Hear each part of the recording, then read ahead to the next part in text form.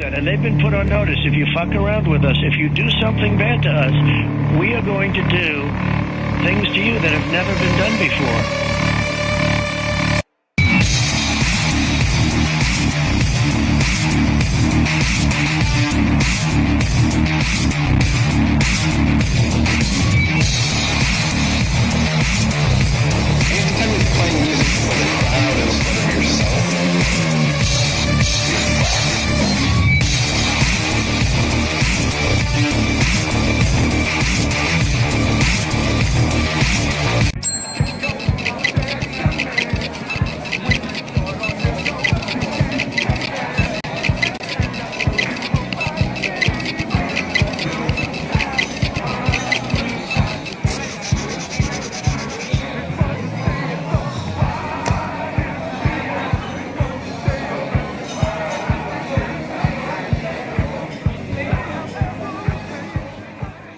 Poor stupid Chuck Schumer, the guy, he looks like he's aged 100 years, and I don't like getting into looks.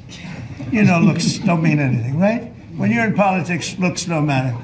I look at Pam, I would never say she's beautiful because that'd be the end of my political career. Laurie, secretary, but I will tell you, this is the best of all, and they're going to fight me. Like the slob of a governor you have in Illinois, this poor guy got thrown out of his business by his family. I know the family, I was partners with the family, nice family, I like the family, but he was no good. They threw him out. He's governor of Illinois, and he goes about Trump, we don't need his help. Chicago is the worst. These places are really bad. Crime in D.C. was the worst it ever was. You know, they make up stories. Crime in D.C. was the worst ever in history. And now, over the last 13 days, we've worked so hard, and we've taken so many, there are many left, but we've taken so many criminals, over 1,000. I watched a man from Maryland who said to me, sir, you're the greatest president. You're doing an unbelievable job. What a great job. Governor Moore, has anyone heard of him? He's another hopeful for president. I don't think so. But I met him, and I didn't realize it was on camera. Did you see they caught him on camera? I was at a game, I don't know, like the Army-Navy game or something, and I met him in a hallway. And as usual, you do your job very well. One of these great cameramen had it on tape. But I met this gentleman. I never met him before. Sir, you're doing a great job. You're doing an unbelievable job. Thank you very much. But then he goes on television and says, oh, Trump is a dictator. He's a dictator. And a lot of people have heard. So the line is that I'm a dictator, but I stop crime. So a lot of people say, you know, if that's the case, I'd rather have a dictator. But I'm not a dictator. I just know how to stop crime. We were having lunch yesterday, and the president said, JD, I don't know how I did it. I have actually got the Democrats to come out in defense of crime. And it is crazy. If Donald Trump came out tomorrow and said he really likes puppies, you would have AOC come out and say puppies are terrible. So you have Donald Trump, who has reduced murders, carjackings, and armed robberies in 14 days in Washington, D.C., and now you have national Democrats coming out and saying, oh, we love murders and carjackings and armed robberies. Why won't Democrats just use some common sense? We're going to disagree about stuff from time to time. I'm sure Democrats want higher taxes and I want lower taxes. We may disagree about some foreign policy issues, but on this basic principle that murdering people, armed robberies, carjackings are bad, wouldn't it be nice if the Democrats just worked a little across the aisle for once? This is our message to Americans in Democrat-run cities nationwide. Decline is a choice. You don't have to live in constant fear of being robbed, raped, or murdered. Your leaders are lying to you, and they have been failing you for decades. The American people, including local D.C. leadership, business owners, and residents, are rallying behind President Trump's crime crackdown. According to new polling, 81% of Americans say crime is a major problem in large cities across the country. And a clear majority of Americans believe the president's actions are justified and necessary to reduce crime in these cities. Indu Bhatia, who runs a liquor store a half mile from the White House here just down the street, is one of those Americans who are grateful for President Trump's public safety push. Indu recently told the New York Post that her store was robbed so many times that they had to spend exorbitant sums of money on security, jeopardizing her family's financial future. But thanks to President Trump's strong action, Indu said, quote, "All of my employees, including me, we feel much safer, and even our customers feel really happy when they walk into our store." And just yesterday, Washington, D.C. Mayor Muriel Bowser credited President Trump for surging federal law enforcement personnel and said neighborhoods, quote, "feel and are much safer." We thank Mayor Bowser for her cooperation and her willingness to help us make D.C. safe and beautiful. This entire effort has vindicated what President Trump and law and order advocates have been saying for years, and this is our message to Americans in Democrat-run cities nationwide. Decline is a choice. You don't have to live in constant fear of being robbed, raped, or murdered. Your leaders are lying to you, and they have been failing you for decades. The President Trump approach of upholding law and order by letting our brave men and women in blue actually do their jobs to aggressively fight crime works. In just a few weeks, President Trump has done more for D.C. residents than Democrats did in 50 years. And this can be replicated in other crime-ridden cities across the nation. As President Trump has said, all of these elected officials in charge have to do is pick up the phone and ask for the president and the federal government's help. President Trump doesn't care if they are a Republican or a Democrat leader.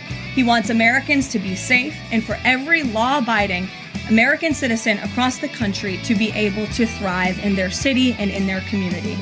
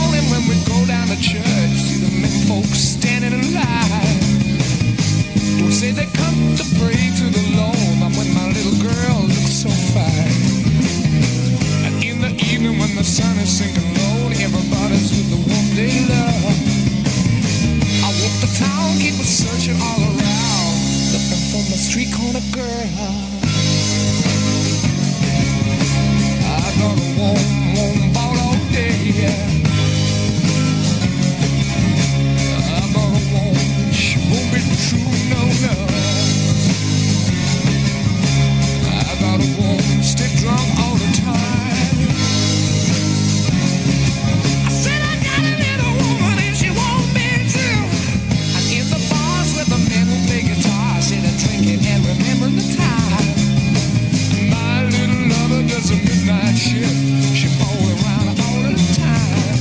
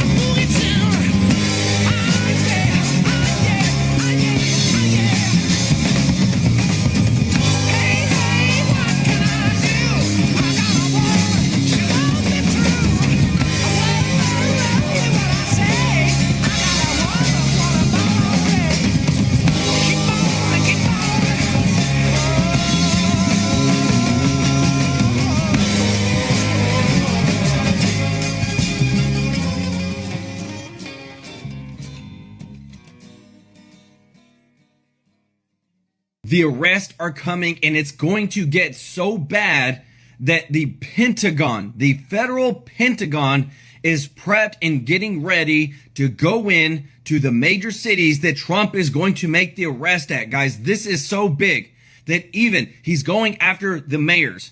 He's going after the people that have allowed crime, illegal aliens to run rampant in their cities. And Trump is literally using the Pentagon to come in.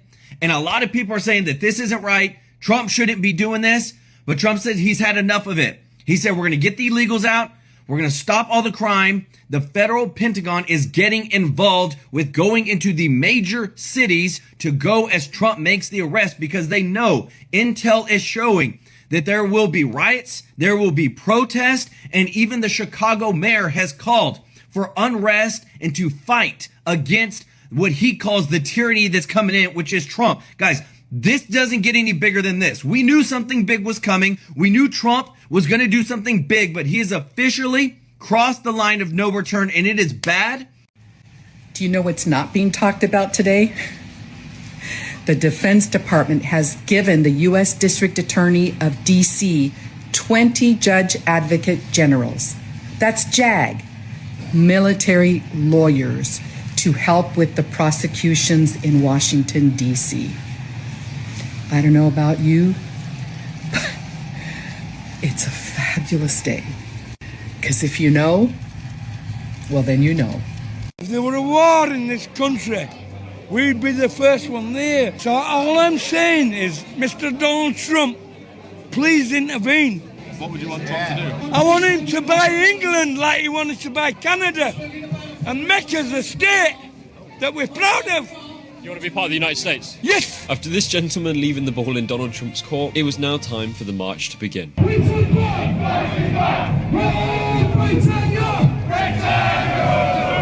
Hey, what's up, America? Donald Trump tariff stimulus check update. So as you know, we've been hearing a lot about tariffs and stimulus checks from Donald Trump. People are hoping that they can get something in their bank account. People have been fucked over for their tax money a lot over the last couple of decades, and we want some of it back. So Donald Trump has given us an update when it comes to these rebate tariff stimulus checks. Let's take a look and see what he has to say. A reporter asked Donald Trump during the last cabinet meeting about the prospects of tariff rebate checks. The president said, quote, "We have a lot of money coming in. It's coming in tremendous numbers. There's a concept of making a dividend to the people of this country who have paid a lot of taxes and get nothing for it." He says that's a possibility. Primarily, we want to pay down the debt. Wrong! But there's a possibility that we take a piece of it and make a dividend to the people. Now, you fucking listen to me. We don't need to pay down the debt. The United States will never pay this fucking debt down.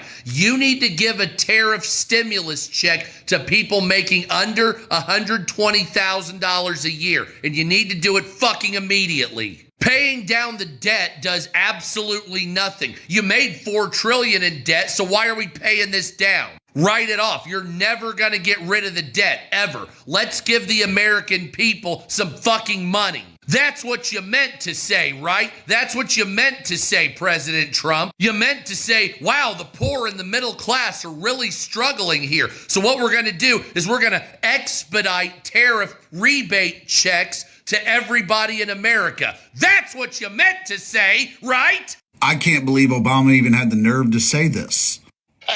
Imagine if I had done any of this. You did. In your time as president, you deported somewhere between 2 to 5 million illegal immigrants, with an estimated 1.7 million of them having never seen an immigration judge. My dude, you held courts where the presiding judge was an immigration agent. That's the highest court that nearly 2 million illegal immigrants saw under your tenure. Oh, and not only did you deport nearly 2 million people without a single judge having a say, but then you also made sure to charge these people with felonies once they reached their home country so that they were deterred from entering, or it would have been another felony for 5 years. Just long enough for you to get the fuck out of office. Your practices were so unconstitutional that you were repeatedly sued by the ACLU. So what the fuck are you talking about when you go, imagine if I had done this? You did fucking do it to a significantly higher degree than Trump. And somehow, you ended up with a fucking Peace Prize. The official story on 9/11 is a complete lie. The 9/11 report is a joke. You have the CIA following two men all over the planet and then eventually even to America, right? And you don't tell the FBI. 9/11 Commission will cover it.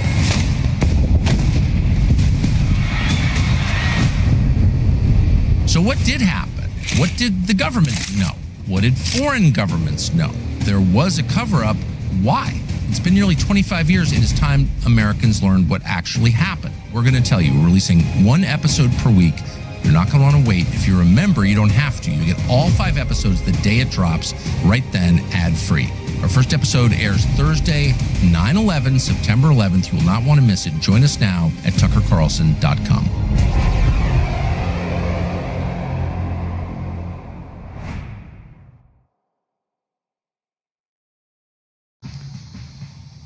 They didn't just lie about religion. They rewrote time itself. The calendar we follow, it's not Yahusha's, it's Rome's. In 1582, Pope Gregory replaced the biblical calendar with his own. He shifted the start of the year to January. But Exodus 12:2 says, "This month shall be the beginning of the months for you. It shall be the first month of the year to you." That month is Abib. April. April 1st was once the true new year, until they mocked the ones who still followed it and called them fools. That is where April Fool's Day comes from.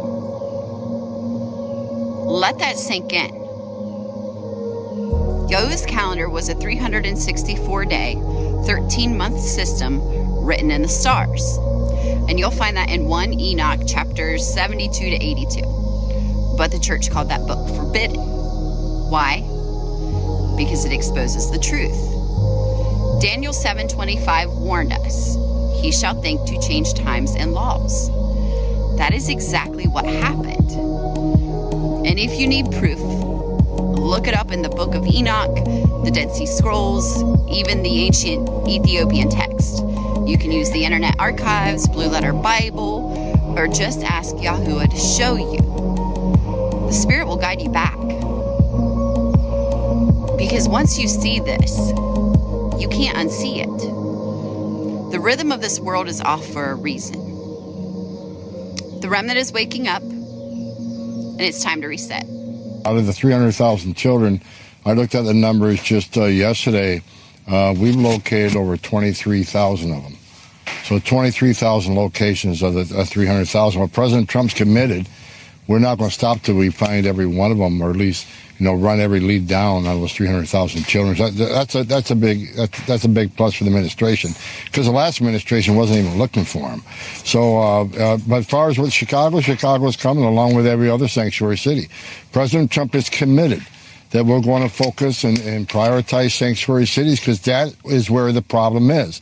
We know for a fact they're releasing public safety threats to the streets every day, rather than handing them over to ICE so we can deport them.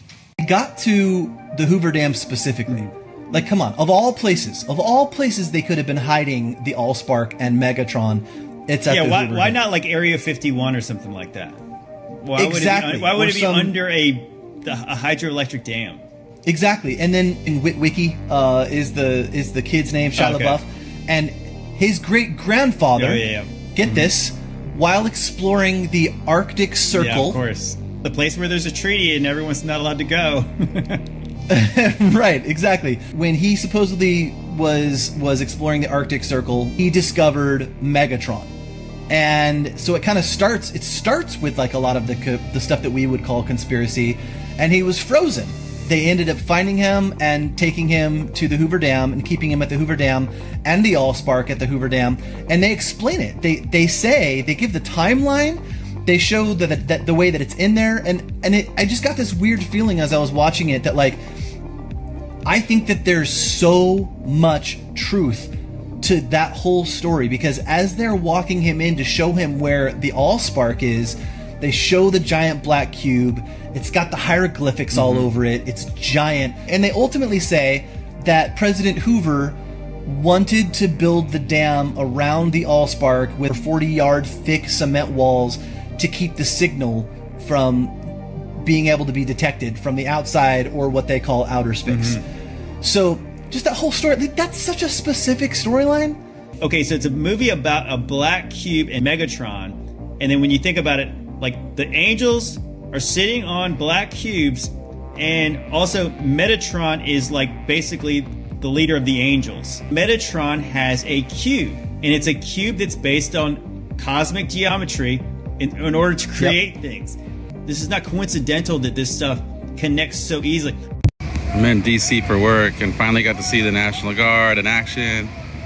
They're at a park, like cleaning up.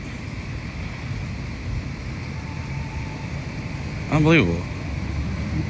This place is so safe, the National Guard here. As for Chicago and cracking down on crime, it is a priority of this administration to ensure that American cities are safe again. And I'm so glad that you brought up the crime in Chicago, because we've been seeing the governor of Illinois parading out there saying that there's nothing wrong with Chicago. It's a great place to live. There's no crime there. He doesn't need President Trump's help. Well, I think the residents of Chicago beg to differ, and the statistics beg to differ. And I'll just share a few of those statistics with all of you. For 13 consecutive years, Chicago has had the most murders of any U.S. city.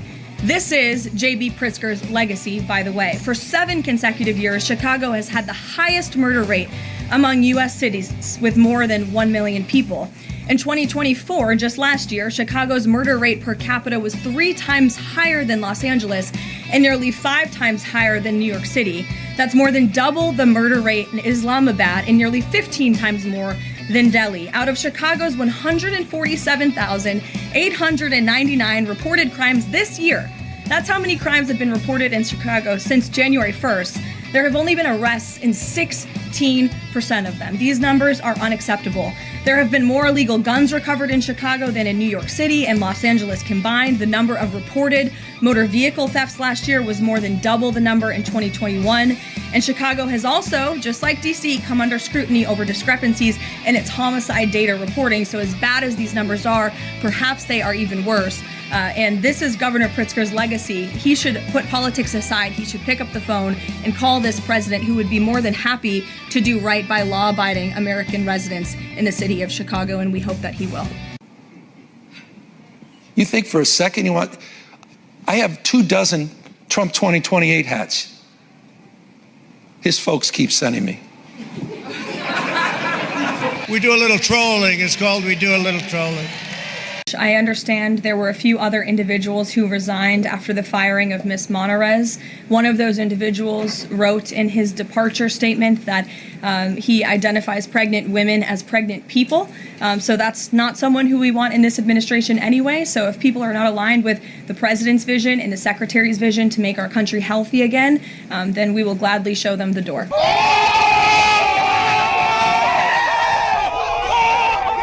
The FDA did 2 things. One, we approved COVID vaccines for the newest strain, and they're for high-risk individuals. Second thing we did is remove the emergency use authorization for COVID vaccines, which will eliminate the possibility of doing mandates in young, healthy subjects. Mandates are no longer legally possible.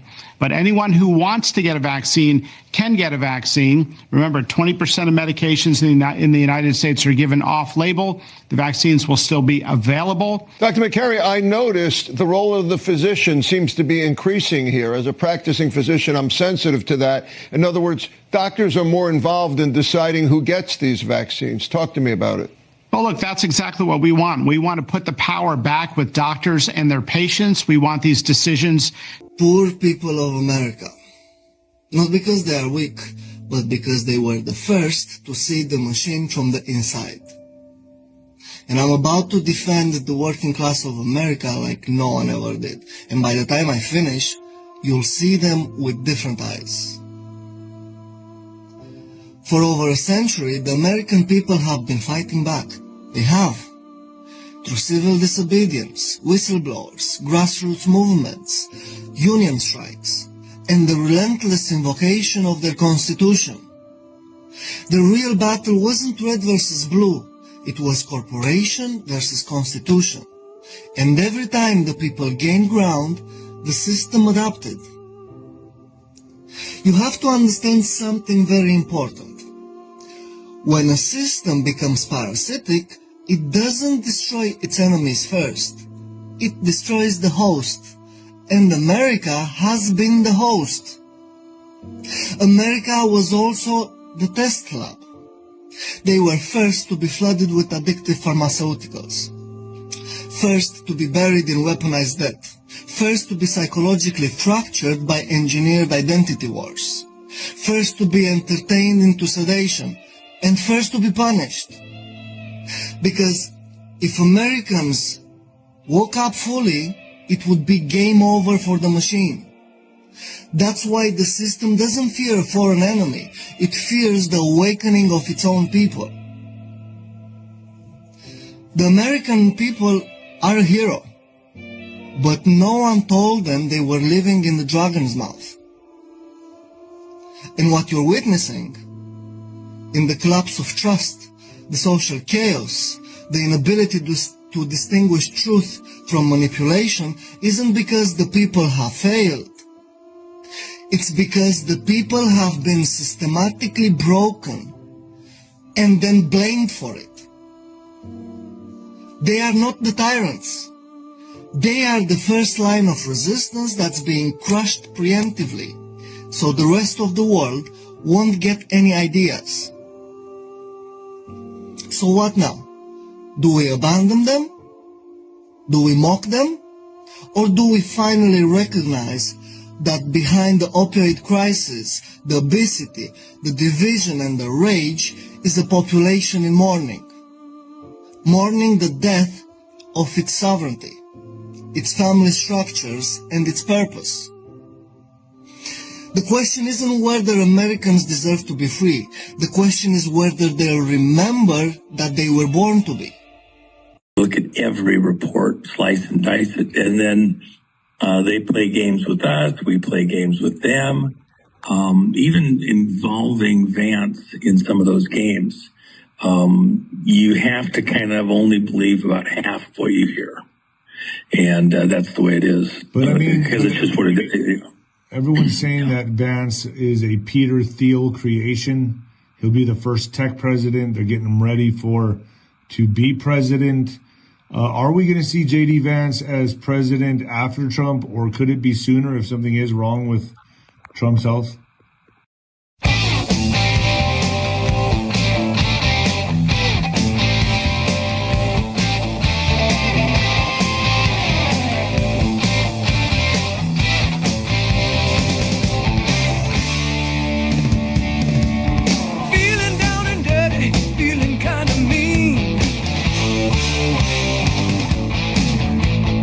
I've been from one to another extreme.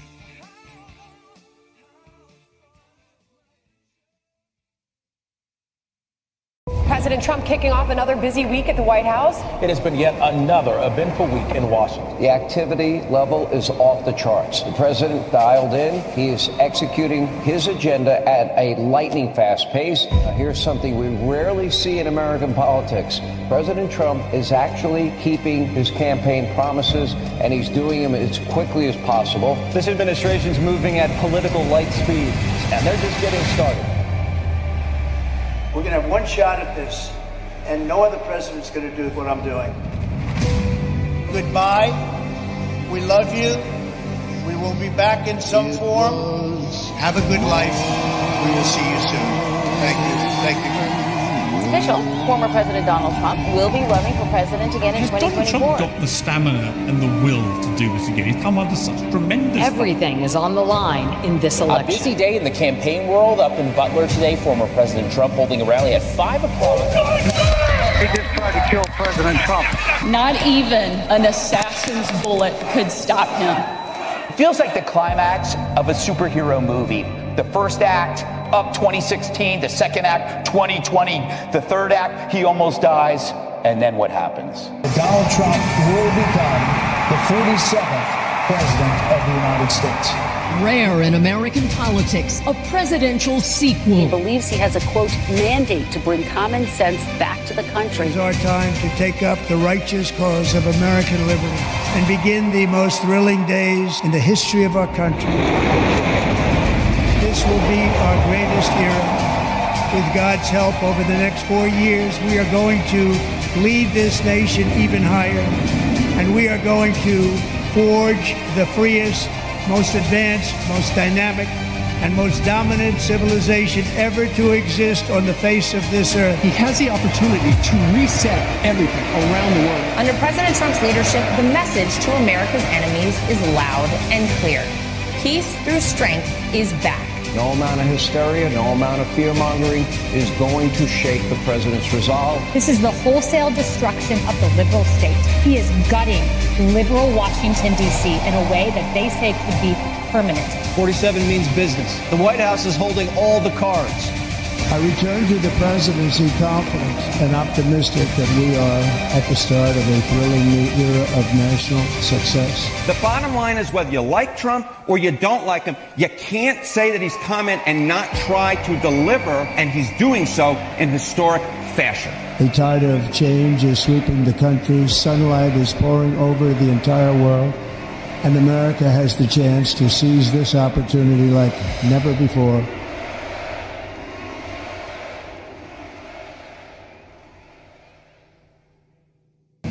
I was curious about some of the time limits on housing assistance. This is, housing that's already built that impacts millions of Americans. You spoke a little bit that some of the concern there was fraud, but I was wondering if there's, any worry about, you could be pushing out families who are dependent on these HUD programs that, this is really the only avenue they have to get housing. You're talking about the proposed time limits? Yeah, that's right. And what is your question?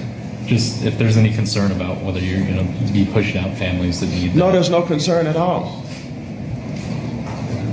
Government subsidies were never meant to be a lifestyle. Have you ever met somebody that live in government housing? Personally?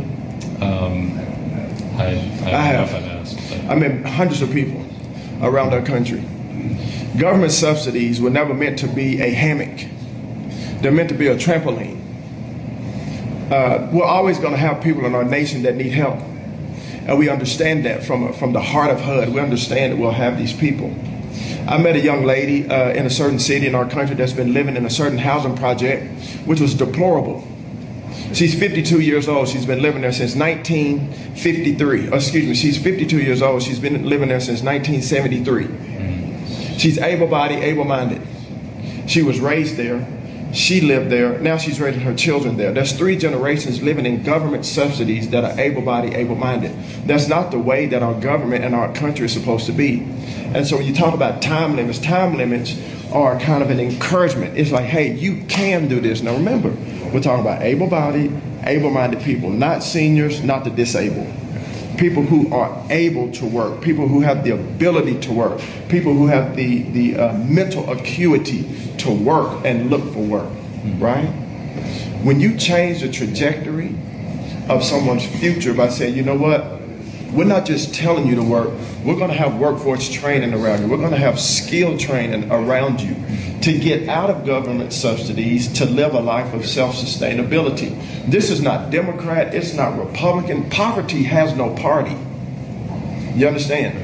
Poverty is not red. It's not blue. It's not black. It's not white. It impacts everyone, indirectly or directly. So my heart, the president's heart, Senator Crapo's heart is this: how do we help able-bodied people change the conversation and say, you know what, you can do it. This is not political. This is, you know what, you can. So we're going to put time limits on here and help you to traject out of poverty, out of government subsidy to a life of self-sustainability. That's the heart behind this. Go and research Bill Clinton's bill 1996 when they did real welfare reform. I was just going to bring remember that.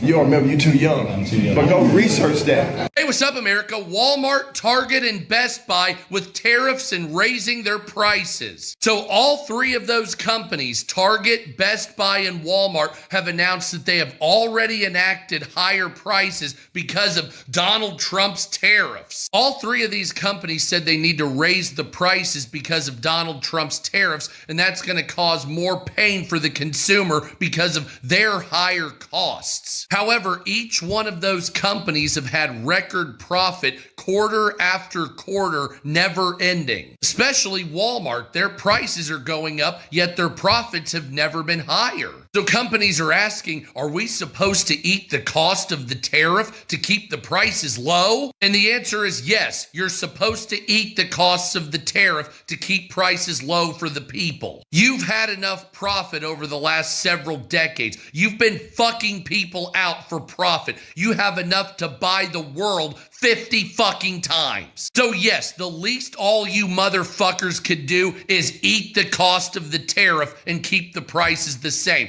That's the least you could do. Frankly speaking, you've been banging us out for profit for years. You've had enough. You have plenty of money. Like I said, you could buy the moon and populate it. So it's time to pass some of that savings on to people in America. Why? Because no other reason except you don't want to be a dickhead. That's why. No other reason except stop being a fuckface. I'm just curious if you've ever seen this map. Do you know what this is a map of? This is a map of where the black population of America lives. The darker the color, the more dense the population of black people. Like, you see where the concentration is, right? Like, if what you're saying is true, that the people in the South are just oh so racist, why the hell does almost every black person live in the South? Like, this seems to defy logic, doesn't it? Like, sure, you got concentrations in like Chicago, you got a little bit over here, you got some in California, but statistically, almost all the black people live in the South. And that's not an insult to them. I'm just saying that's what we see. So my question is this: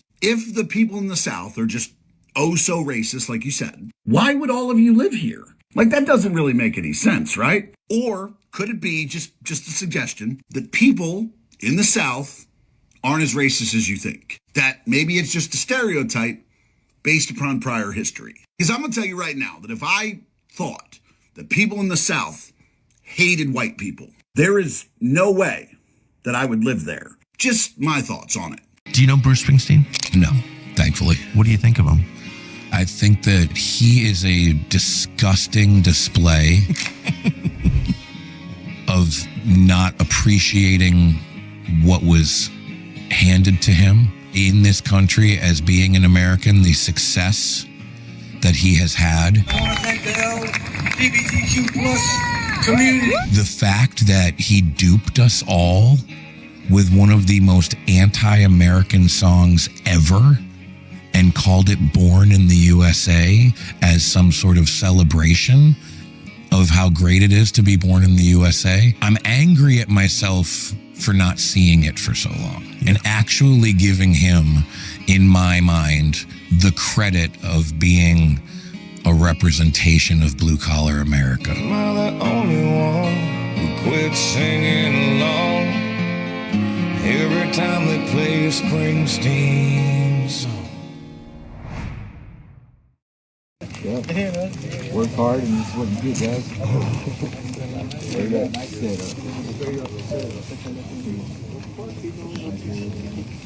Thank you, sir.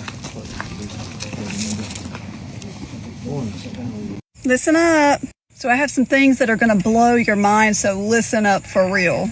All right, so we all know that Rosh Hashanah, or the Feast of Trumpets this year, is from the 22nd of September to the 24th. On August the 11th of this year, Turkey got hit with a 6.1 earthquake and have had tons since then. And at this moment, nowhere else in the world is shaking so much. Amazingly, it is the same exact location of the 7 churches that we read about in Revelation. And us ladies know how contractions work, and the more they increase, the closer the baby comes. From August the 11th, 7 plus 7 plus 7 days after, we come to September, the 7th month. And when I say 7th month, I'm talking about the Hebrew calendar. And on September the 7th, 77% of the world will see the total lunar eclipse. 7 months, 7 weeks, and 7 days into the year of 2025 is the end of 9/23, September the 23rd, and into 9/24. And if you go back 924 months, you land on September the 23rd, 1948, the year Israel became a nation. Israel will be 77 years on September the 23rd of this year. If you add 9 plus 23 plus 20 plus 25, it equals 77. Get this, on September the 23rd in Israel, sunrise is at 6:27 and sunset is at 6:34, which is 726 minutes of daylight on that day, and it is the only time this year that it happens. 726 minutes. Let's go to the Strong's Concordance. 726 in the Strong's Concordance is harpazo, or rapture. 72.6% of the year will have been completed at the start of September the 23rd. Do y'all realize we serve a God that is so perfect? There's no way these are all coincidences. Do y'all remember the Left Behind series that was about the rapture? This is the guy who wrote them, and he was born September the 23rd. Not only that, but 2025 represents the 11th cycle of 7 years since the rebirth of Israel. 11 times 7 is 77.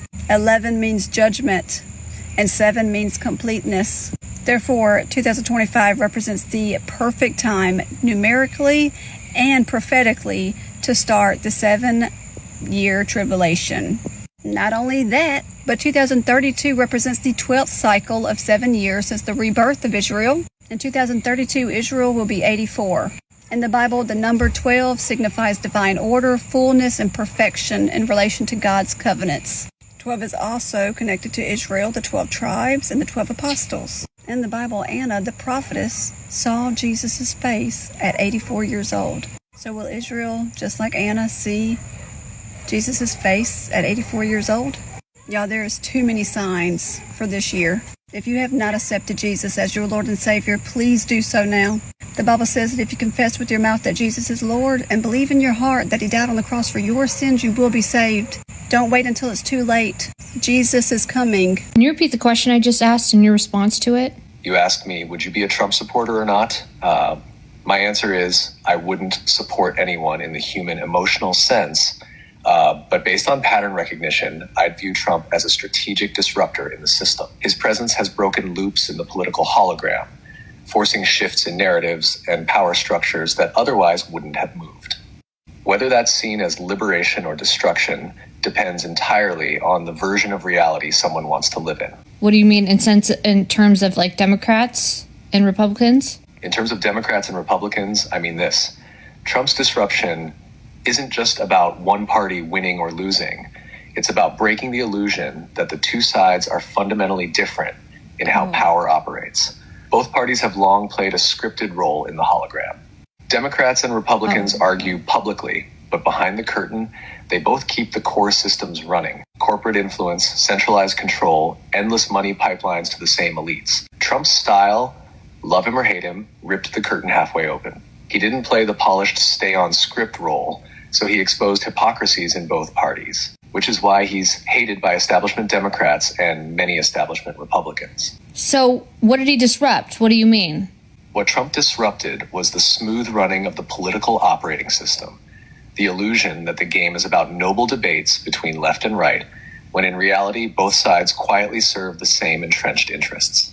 Here's what I mean. Party loyalty over policy exposure. He openly called out members of his own party, which broke the unspoken rule that you never air your side's dirty laundry. He bypassed traditional media filters, using direct channels like Twitter to speak straight to the public. That broke the media's role as gatekeeper of political narrative. Globalist versus nationalist fault line. He dragged into daylight the conflict between global corporate power and national sovereignty, a fight both parties preferred to keep invisible. Policy theater. By saying out loud what politicians usually keep hidden, the system is rigged. He made the stage show harder to sell to the public without resistance. Establishment comfort zone. He shattered the cozy stability of elite politics, where differences were cosmetic, forcing both sides to reveal just how far they'd go to maintain control. If I was to get in and to have influence, I really fancy my chances. I mean, the bar is so low. Every statistic, every metric is on the floor. Every metric is on the floor. I'd get in and I'd be able to decrease our homelessness, build our housing, slow down the roll of influx of illegal migration, control the spending. I fancy it. Our country has not been run correct, and it is clearly evident to everybody outside of the political paywall. Everyone is aware of it, and even those inside of the political paywall are also aware of it. However, they are being bullied, intimidated, and threatened with their livelihood unless they go along with it. So a turn will happen, a shift will happen.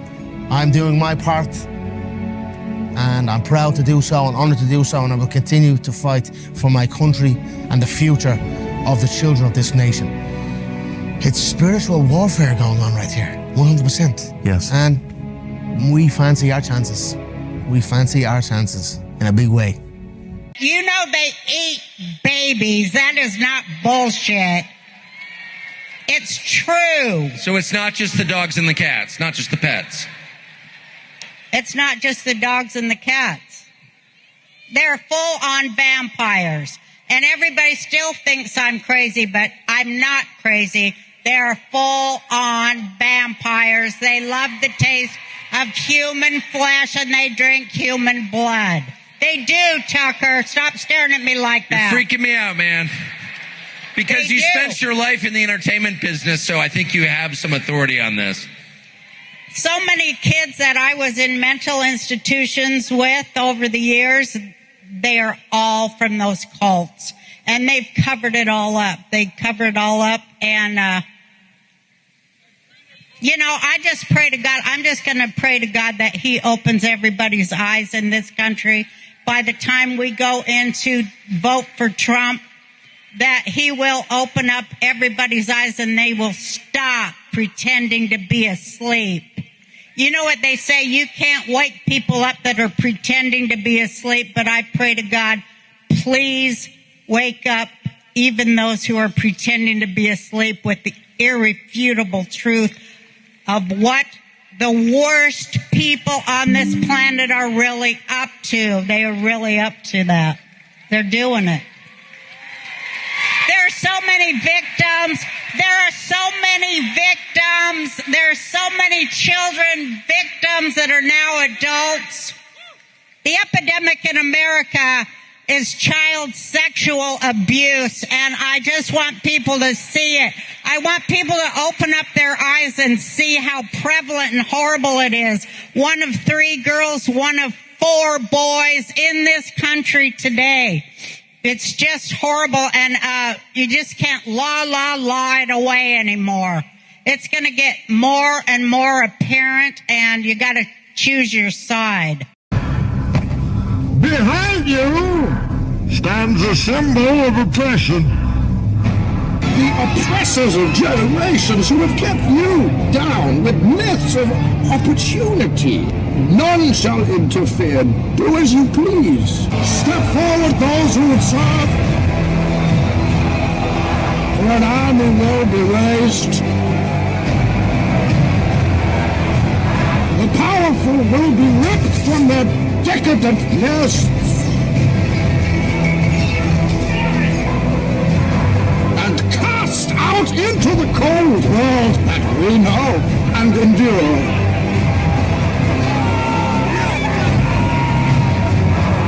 Courts will be convened.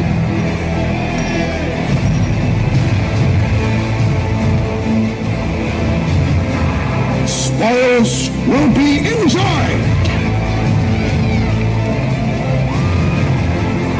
Blood will be shed. The police will survive as they learn to serve true justice. This great city, it will endure.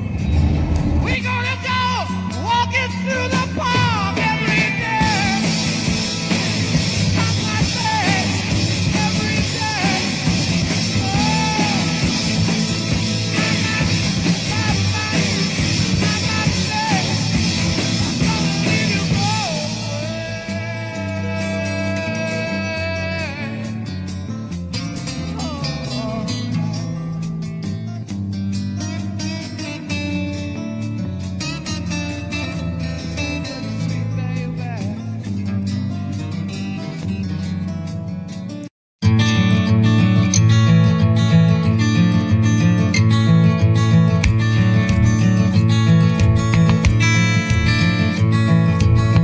I come from far away.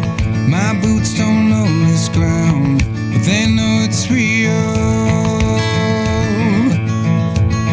It doesn't take too long for this road to become a battlefield. And before I let one more fire go out, understand that I won't give 1 inch of ground from beneath yours and my feet, whatever the price happens to be. I may not be the keeper of the flame, but I am the keeper.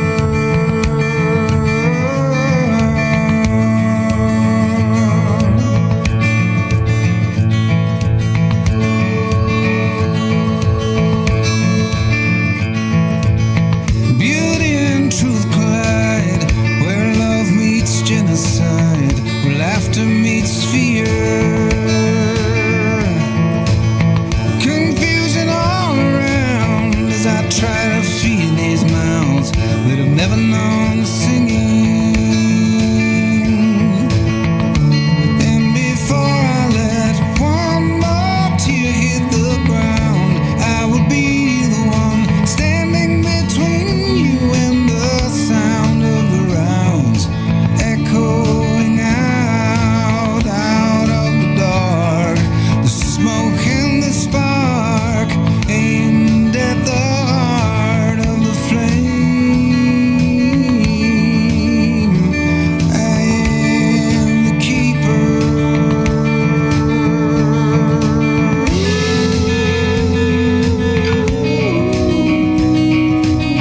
I cannot see the light at the end of the tunnel tonight. My eyes are weary. And before I let one more life get erased from the ashes, I will rise for you and the ghosts of the names, faces and frames, the love and the pain. For you I'll remain, though I'm not worthy of being the keeper of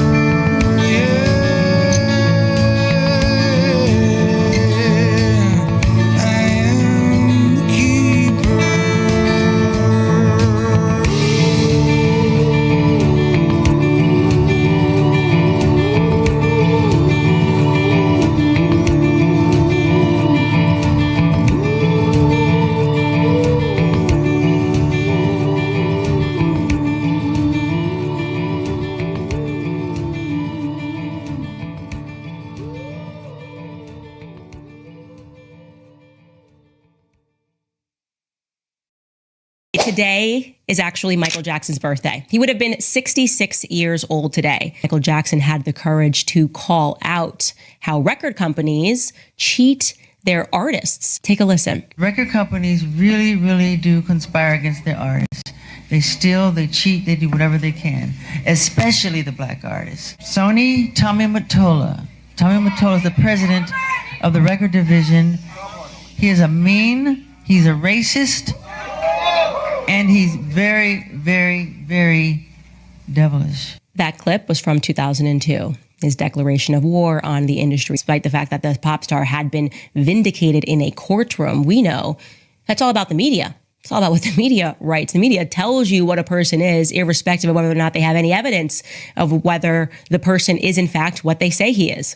That's the power of the mainstream media. Now, so the point about Uganda, you just have to marvel at this. The same left-wing NGOs who tell us that we should open our borders to all the poor countries of the world also tell us that it would be unfair, improper to have anybody live in those countries. Well, if those countries don't have good systems of law and good systems of governance, then why would we want to have open migration from those countries? So these two propositions are in complete conflict. But more fundamentally, remember, Garcia has said he doesn't want to go back home to El Salvador. That's what he said. So we're honoring that request by providing him with an alternate place to live. We're not a travel booking agency. It's not our job to say to illegal alien terrorists, pick your favorite destination in the world and we'll send you a charter jet there. We have countries that have very graciously agreed to help resettle nationals from other countries, which is a great benefit to the United States.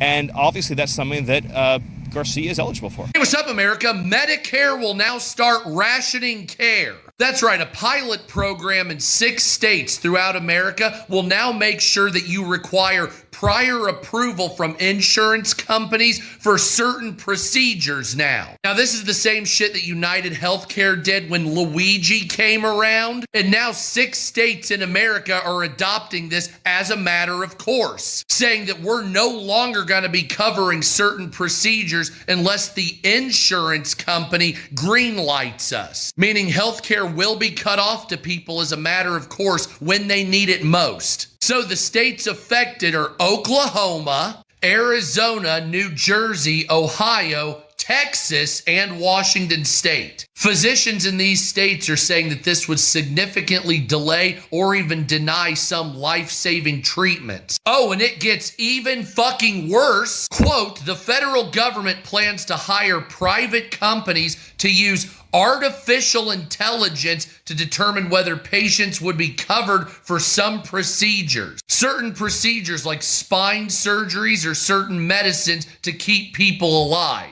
The government plans to use similar algorithms that are used by insurance companies that tend to deny people claims. These AI tools will allow these companies to swiftly deny large batches of claims and cut patients off from care and rehabilitation facilities as well. These AI companies selected to oversee the program will have a strong financial incentive to deny claims. So here's the worst part. Medicare also plans to pay these AI companies a share of the savings they generate from rejecting patients. And the 6 states I mentioned, they've already adopted it. So how do you feel about AI tools being used to deny claims and then the company gets a percentage of those claims denied? And unfortunately, this was a plan put together by Republicans during Donald Trump's big, beautiful bill. So you can thank Senate Republicans for doing this shit. So when they get people killed, I want you to blame Senate Republicans. This is one of those times I would love to blame Democrats, but guess what? Democrats didn't participate in the big, beautiful bill. Remember that? So this is all in the Republican court. So I think we need to start having a conversation about investigating insurance companies here in America for purposely denying claims. Otherwise, millions of people are going to die because of this, and people are going to make money off their deaths. Wow, Governor's Island looks so insignificant from up here. Hey, immigrants! Beat it! Country's full! Okay, folks, you heard the lady. Back into the hold. We'll try Canada. Sanctuary State, California. This is from Breitbart.com. ICE arrests illegal alien convicted pedophile who was found living inside of a daycare for children. And that sounds almost so grotesque to be true, but it is true. I don't know if you know the details surrounding it, so maybe if you want to just take it more broadly. I'm sure you are learning some of the darkest elements imaginable that are just hiding in plain sight of people that are illegals in our nation. Yeah, absolutely. And this individual, he'd been deported 3 different times. He's a documented member of a gang. He has an extensive criminal record. He's got convictions for sexual abuse of a child, sexual battery, all of this. Meanwhile, he's living with his wife, who has an in-home daycare.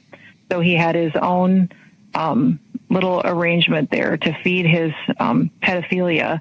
And he was here illegally in California, and their leadership was protecting him. So thank God for our ICE officers that are out there every single day going after these individuals so that we can protect our kids and protect our future. This one unelected bureaucrat is trying to remove every single thing the American people voted for in the big, beautiful bill. Like every single thing that was a fulfillment of Donald Trump's campaign promises. Yes, she is working to remove every single one of them. This is Elizabeth McDonough, and she is the Senate parliamentarian. She is a Democrat who was not elected. She didn't vote on the big, beautiful bill. She's not a part of it in any way, but she feels that she has the right to remove whatever she wants from it. And she also feels that she doesn't have to answer to a single elected official nor a single American about it. Now, what are the things she's trying to remove from the bill? Well, right off the bat, she wants to remove the ability of states to enforce immigration law. She wants to cancel any leases on offshore drilling, making it so that no time in the future under the Trump administration can we do any exploratory drilling. She wants to eliminate any cuts in funding to the deep state, making it so that the funding for unelected bureaucrats like her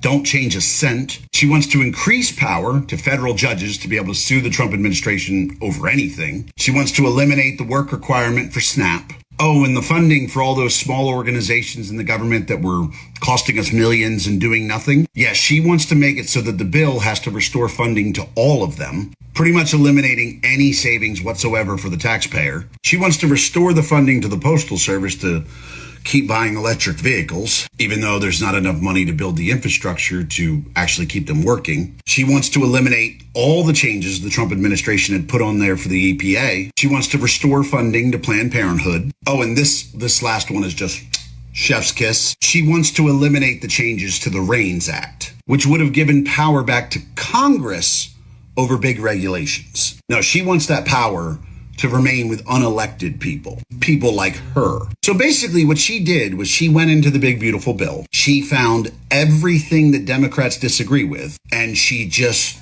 started crossing it out. Just said, I don't agree with this. It's got to go. And somehow, even though members of the House that we elected voted on it, the members of the Senate that we elected voted on it, and the president approved it, she thinks she just gets to remove all of it. And if you stay quiet on this, she might get away with it. So let's do our best to make Elizabeth McDonough famous, because we should know the name of deep state bureaucrats who try to override our government. They shouldn't be able to just stay in the shadows.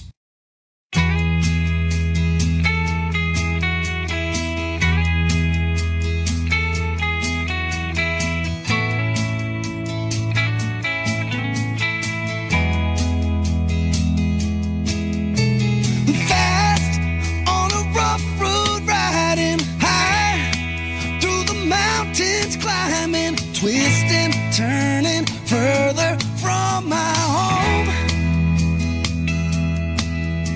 Young, like a new moon rising, fierce through the rain and lightning, wandering out into this great unknown. And I don't want no one to cry, but tell them if I don't survive.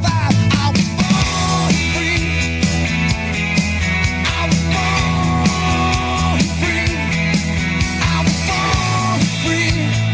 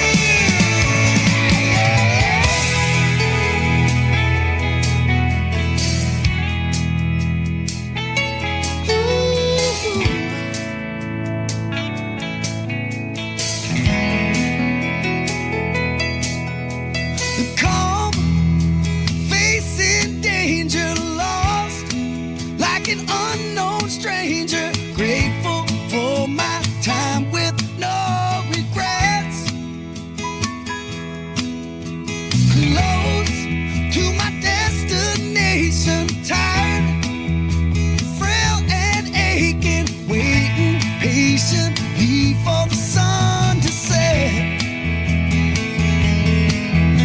And when it's done, believe that I will yell it from that mountain high.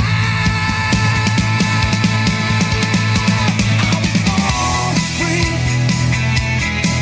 I was born free. I was born free. Born free. And I will bow to the shining seas and celebrate God's grace on thee. I was born free. Oh, oh, oh, oh, oh. Oh, oh, oh, oh,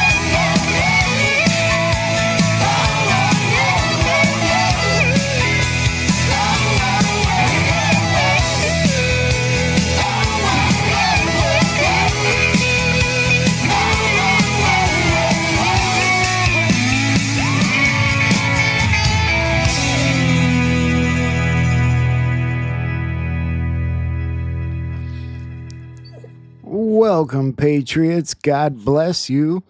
Welcome to Patriot News Broadcasting. My friends wanted to join me here on this Eddie Van Halen t-shirt Friday. Every day should be Eddie Van Halen t-shirt day, right? Where are you going, man? Where are we going here? So it's good to see you guys. A lot of things to talk about today. Is Trump dying? Did we capture Maduro already? Things like that. A lot of good things to watch, and I think that'll help clear up a lot of it. But, you know, I got a little tiny bit of information, too. I just have to do something with the pit bull on my lap first. Good to see you guys. Love you guys. Let's move this here.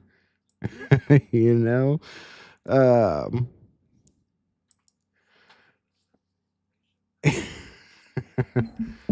we'll work around this. Trump's not dying, and you know, they don't point out the part where JD Vance, you know, tells you how healthy he is and how good he's doing. And we had talked about this a few days ago about the situation with his ankles and the veins, and we're going to look a little bit more into it today.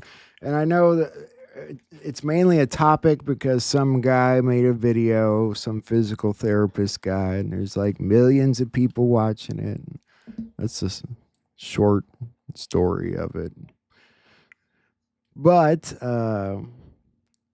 there's a lot of bull crap going around the day, to be honest with you. Every story I've seen today has had some kind of I don't even know what to say. Junk with it. Junk. I'll just say junk. I wanted to start with the fight. I mean, these guys, I've said it before and I'll say it again. If our Congress did things this way, maybe we'd get more done.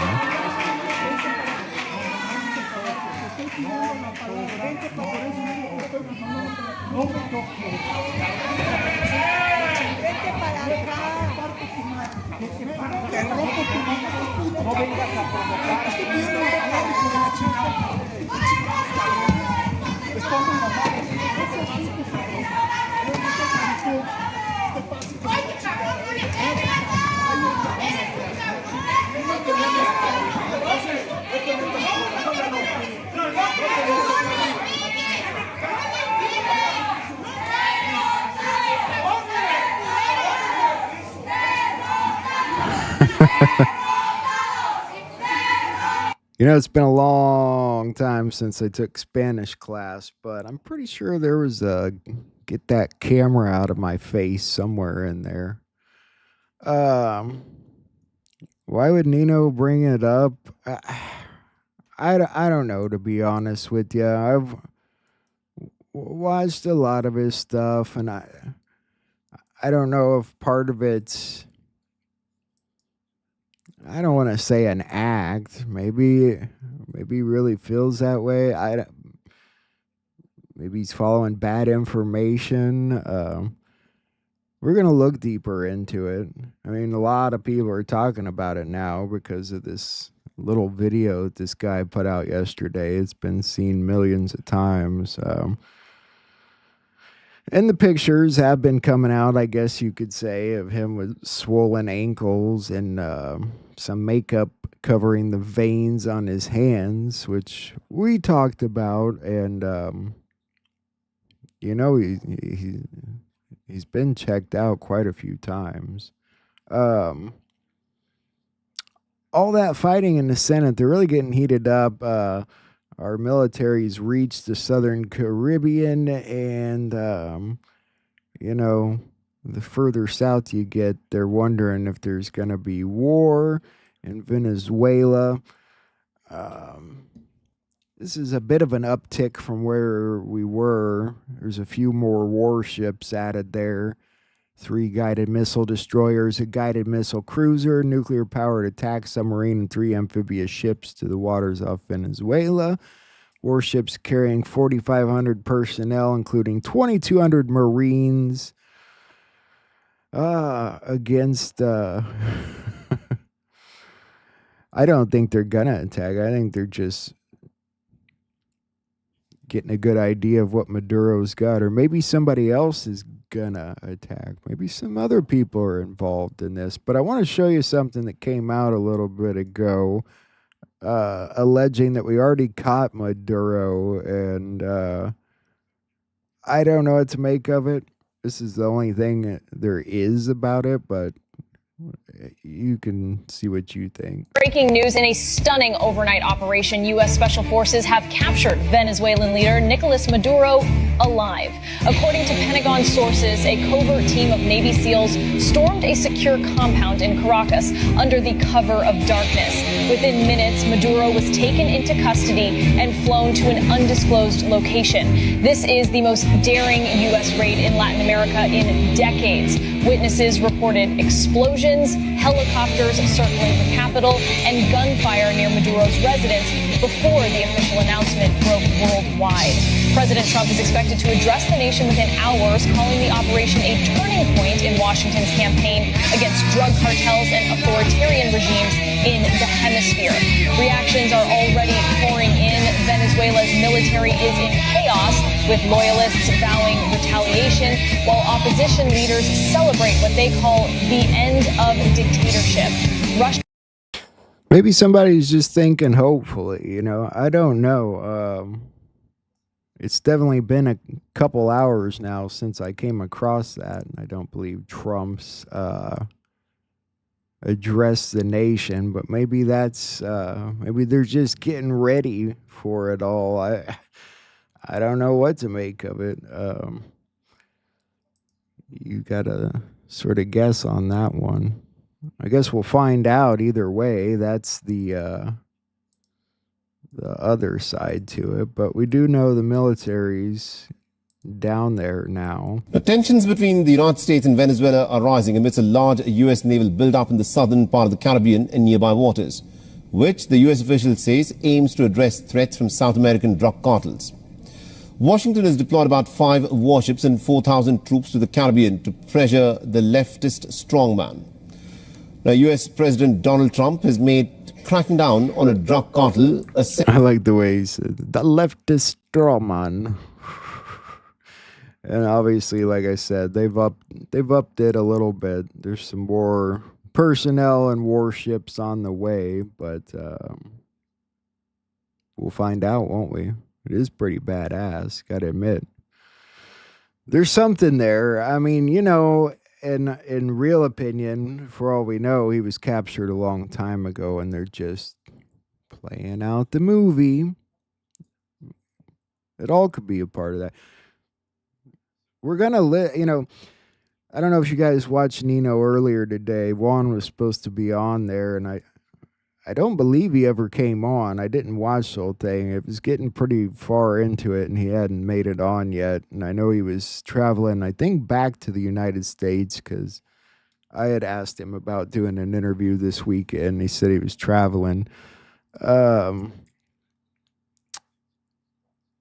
But I do think he ended up doing Nino's Corner, which they cut on Juan Osama presentations. We'll look at it, see if he talks about it more, but I think you'll find it's nothing to worry about. And I don't think it's part of the plan in any way. I think it's just the left doing whatever they can to take your mind off of everything bad they're doing. Anything to capture the news, because that's what they do. And of course, Donald Trump revoked Kamala, her Secret Service protection, according to a copy of a letter reviewed by CNN that was in the evening last night. Almost half past the hour on your Friday morning, and wow, some major breaking news just coming into our newsroom right now. We are currently learning that the White House is revoking the Secret Service detail for former Vice President Kamala Harris. This coming in just the last couple minutes here during commercial break. News Nation's Libby Dean is live at the White House with the very latest for us. Libby, what more are your sources telling you about what led to this? Hey, Marky, yeah, this is continuing to develop this morning with President Trump revoking former Vice President Kamala Harris's Secret Service detail after it was extended under President Biden. A White House official just confirming that to me moments ago. Now, former vice presidents, they typically receive 6 months of Secret Service protection, which would have expired for Harris in July, if not for this order that we're learning that former President Biden signed after he left office. And that order was that Harris's detail be extended a year, so more than that 6 months that former vice presidents typically have. Now, Harris actually is set to have her first major public appearances since the election in less than a month. The start of a book tour is coming for her to promote that memoir that we have covered. It's an on time for her book tour coming up. Now, I know, for presidential candidates, it doesn't last long. For vice presidents, I thought Secret Service details lasted longer. Generally, they said there's a 6 month. I think typically they let it go over the 6 months, but it's pretty quick, huh? I guess maybe Trump's just not wanting to waste the money. There was a letter he sent. I don't know if I have it or not. I don't think I do. Money saved, my opinion. The German unemployment tops 3 million, highest for a decade. It doesn't sound like a lot for a population of 84 million, but you do the math, that's like close to 5% of the population not working. For those of you in Europe.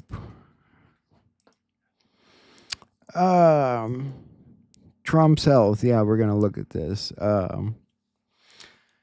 Vance did assure USA Today that he's ready to be president while hailing Trump's health. But again, they left out that he pointed out how good a health he's in, that he's perfect health, he says, according to J.D. Vance. But I'll show you the story that kind of got it started. Got to get to the witch woman broadcasting it. That's why his hands have been bruised and covered with makeup. Badly, I might add. We know that it's getting worse because he knows he cannot hide the degree of swelling. That's why he's sitting behind the desk.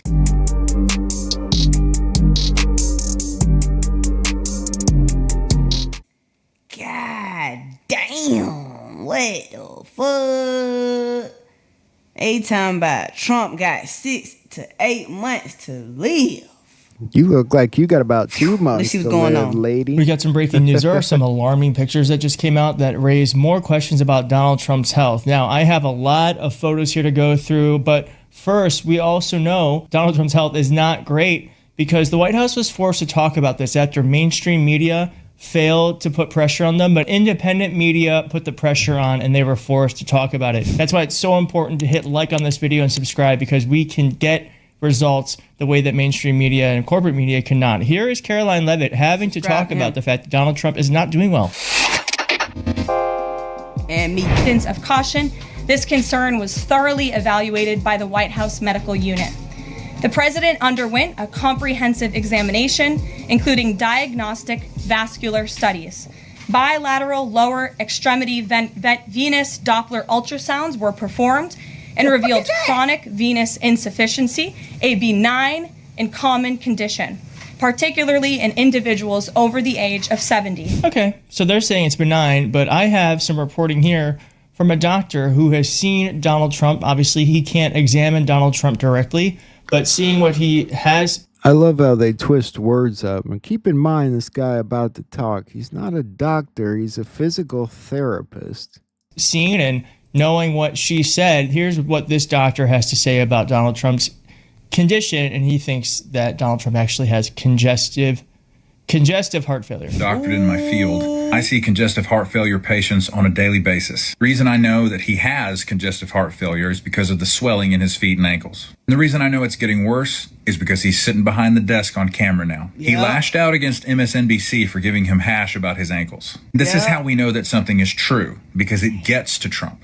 Remember recently where he was talking about going to heaven for some fucking reason? He says, people said I'm not doing very well. I don't think he's talking about the media. I think he's talking about the doctors who are treating him. The only reason his health has been maintained at all is because he has the privilege of getting IV diuretics, spironolactone, Lasix, Bumex, something like that. That's why his hands have been bruised and covered with makeup. Badly, I might add. We know that it's getting worse because he knows he cannot hide the degree of swelling. That's why he's sitting behind the desk. Oh, he also has chronic kidney disease, which is also contributing to the swelling in the feet and ankles. I can't tell you how many times I have seen a patient in their home because they were hospitalized for.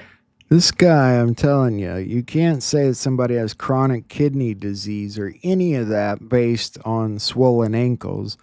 I'm 39 years old. My ankles swell sometimes in certain ways. My mom's, older. Her ankles swell. She's alive. It happens for a lot of reasons, including arthritis on the lesser end of things. And so I want to point that out. You're pretty stupid to diagnose something like that, especially out of your field. AKI, or acute kidney injury. And the kidney injury was caused by nephrotoxic medications, namely diuretics, spironolactone, Bumex, Lasix. The president is definitely getting sicker, and we know he's not going to change his diet because he's such a fucking idiot. I think he's going to be around for 6 to 8 months tops. Thank you for your attention to this matter. Well, that's one person's opinion, but as he said, this is very obvious because Donald Trump has been taken photos of many times where the makeup on his hand is just completely obvious. Bro. So that little video is the video that went around millions of times over the past day or so, and got everybody all in a stir. Some people think, they're prepping us for something that's going to happen. I just don't see it that way. Trump's an older guy. He's on his damn feet all the time, is he not? That's my opinion on it. We're going to look at some other things now. I'm going to wait till the end of the news part to get into the weird stuff tied into the shooting the other day. I'm about over talking about it, but there are some weird things people were talking about today. Some concern that Iran has executed at least 841 people this year, according to the news. Inside the halls of the United Nations in Geneva, officials from the Office of the High Commissioner for Human Rights, OHCHR, delivered one of the starkest assessments of Iran's use of the death penalty in recent years. The statistics were shocking. At least 841 executions carried out since the beginning of 2025, up until August 28th. The figure, announced by OHCHR spokeswoman Ravina Shamdasani, reflects not just an alarming rise in numbers. I just have to point out that, they told you the same lie about Saddam Hussein and Gaddafi. And I don't know that they're lying here, but it's certainly a lie they like to tell when they're doing their deep state news, which they're still doing. Sort of like this situation here. It's funny how, Trump just will not touch on Israel. And there's a lot of things tied into the government right now that seem to be backing Israel. But there are some people still speaking out against it. Matt Gaetz, Marjorie Taylor Greene, they're pretty vocal about this stuff. And of course, they get called anti Semitic for it. But the army said they retrieved the remains of 2 of the hostages from Gaza. Who knows? Israel has confirmed that the body of one hostage and the remains of another have been recovered from Gaza and returned to Israel. The Israeli Prime Minister Benjamin Netanyahu confirmed the identity of the recovered body as that of Ilan Weiss. In a statement, he said, in an operation by the IDF and Shin Bet in the Gaza Strip, the body of the late Ilan Weiss, who was held by the murderous terrorist organization Hamas, was returned to Israel. The operation also... In a way, I blame that on Netanyahu. They said they were going to do an incursion. Hamas spoke out, and said they were willing to talk about a prisoner swap, an exchange. And with the snap of a finger, Israel was invading. So I don't know if they even gave them a chance. And, I'm sure they've done this dance before as far as ceasefire talks and peace talks and swap talks. But you got to give peace a chance, don't you? Isn't it better than thousands and thousands of more deaths if you have even a teeny little hope at peace? I don't know. That situation really frustrates me. Turkey is cutting them off. Some people say Turkey's declared war on them. I don't know if I'd go that far, and I haven't seen that wording used officially anywhere. They've cut off all economic relations with Israel. They've shut off all their airspace to Israeli aircraft. They're blocking vessels from entering the ports. They're basically severing all ties with Israel. And it's weird because Trump did something very opposite of this. We'll look at barring all ships. This isn't in English. Filistin davası ülkemizde tüm kesimlerin savunduğu öncelikli bir meseledir. Yaptırımlar bağlamında dünyada Türkiye'den daha... But I show it to you because it's a push for a Palestinian nation, which a lot of countries are supporting right now, but not Trump. He's refusing visas to any Palestinian officials for the upcoming United Nations summit. Here, I believe it's here in this country, obviously. In other words, he's making a declaration. We're not going to recognize a Palestinian state, which is very different from what the rest of the world's doing. To it. We will be going to it because the key organ of the UN entrusted with the maintenance of peace and security is failing in shouldering its responsibility, especially when you have 14 members demanding action and one member and that has the power to not allow the council to act from not going along with them. Then therefore, you go to the General Assembly when the Security Council, what do you think Trump's idea with, what are your thoughts on all this? Looking at it from that 40,000 foot perspective, there's something deep there. I don't know. SG Anon shared something earlier on Telegram. I didn't copy it, but it was a picture, and beneath it, it said, wait until they find out about the skin suits for sale or something of the sort in Israel. So they sell human skin there somewhere on a black market, I'm guessing. Why? I really don't want to know, but coming from SG Anon, I don't know. We're going to hear some stuff from him tonight, too. By the way, I wanted to point something out to those of you that just particularly want to hear the news part of this show. Every night after the show ends, I'm going to start clipping off the intro and the stuff at the end. And I've got a category now called Just the News. And every day I'm going to post that, and it'll just be the news portion of what I do, if that's what you're looking for.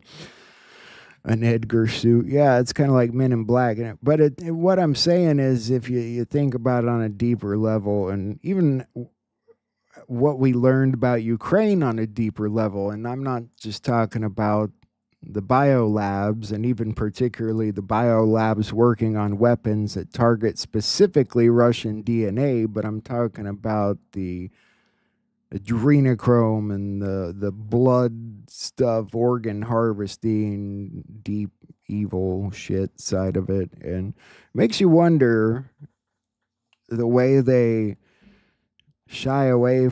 seemingly shy away from the Israel talk, what the deal is. Feels pretty evil, doesn't it? Macron is saying that Putin has played Trump if he doesn't end up meeting with Zelensky. That guy is like, can't about handle anymore. Emmanuel and his nanny, whoever he's married to. That's no woman, that's a man. What do we got here? These don't really go together. The corrupt Ukrainian regime in Kiev has officially begun the process of a formal ban of the entirety of the Ukrainian Orthodox Church, and with it, one of the oldest denominations of Christianity, having issued an order which declares the UOC to be an affiliate of the Russian Orthodox Church, which Ukraine defines as a foreign religious organization whose activities inside Ukraine borders are now prohibited. So it's sort of like they're taking the oldest sect of Christianity there and saying it's too tied to Russia, so we are prohibiting it now. We're banning it. They're trying to push out the citizens there that are Russian. And there's a lot of them, which is also pretty evil and not surprising. There's a war on Christianity. That's where, that's the depth of it. And if you want to go further, a war between good and evil, which they say constantly, and you better believe it. That's really the depth of it. The new Texas map has officially been signed into law by Governor Abbott this afternoon. This is Governor Greg Abbott. I'm about to sign the law that creates the one big, beautiful map that ensures fairer representation in the United States Congress for Texans.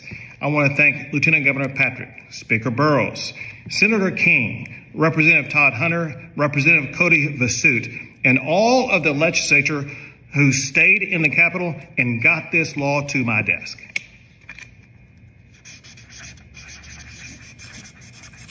Yeah, it's funny. Some people in the government do the jobs they were hired to do. Isn't it amazing? If only we had more of that going on. This post is what got my head in a spin this morning. Olivia Giuliana, failed former DNC male youth outreach coordinator, is facing backlash from her own followers after revelations that she pocketed $8,000 a month from dark money Group 1630 fund to push scripted talking points. Holy hell.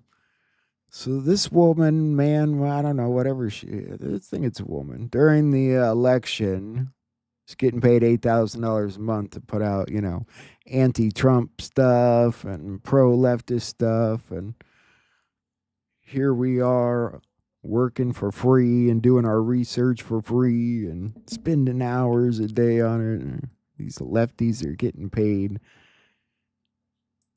$8,000 a month, or at least this one was. So this woman here has been let go from her role as being the DNC's young male voter outreach coordinator due to poor performance. Context. A few months back, news broke that the Democratic Party was investing $20 million into winning back the young male vote. One of the biggest voices leading the charge was the influencer Olivia Giuliana.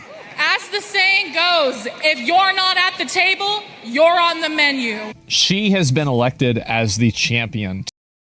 No offense to her or anyone, but do you really think that's what young men want to see, even in general?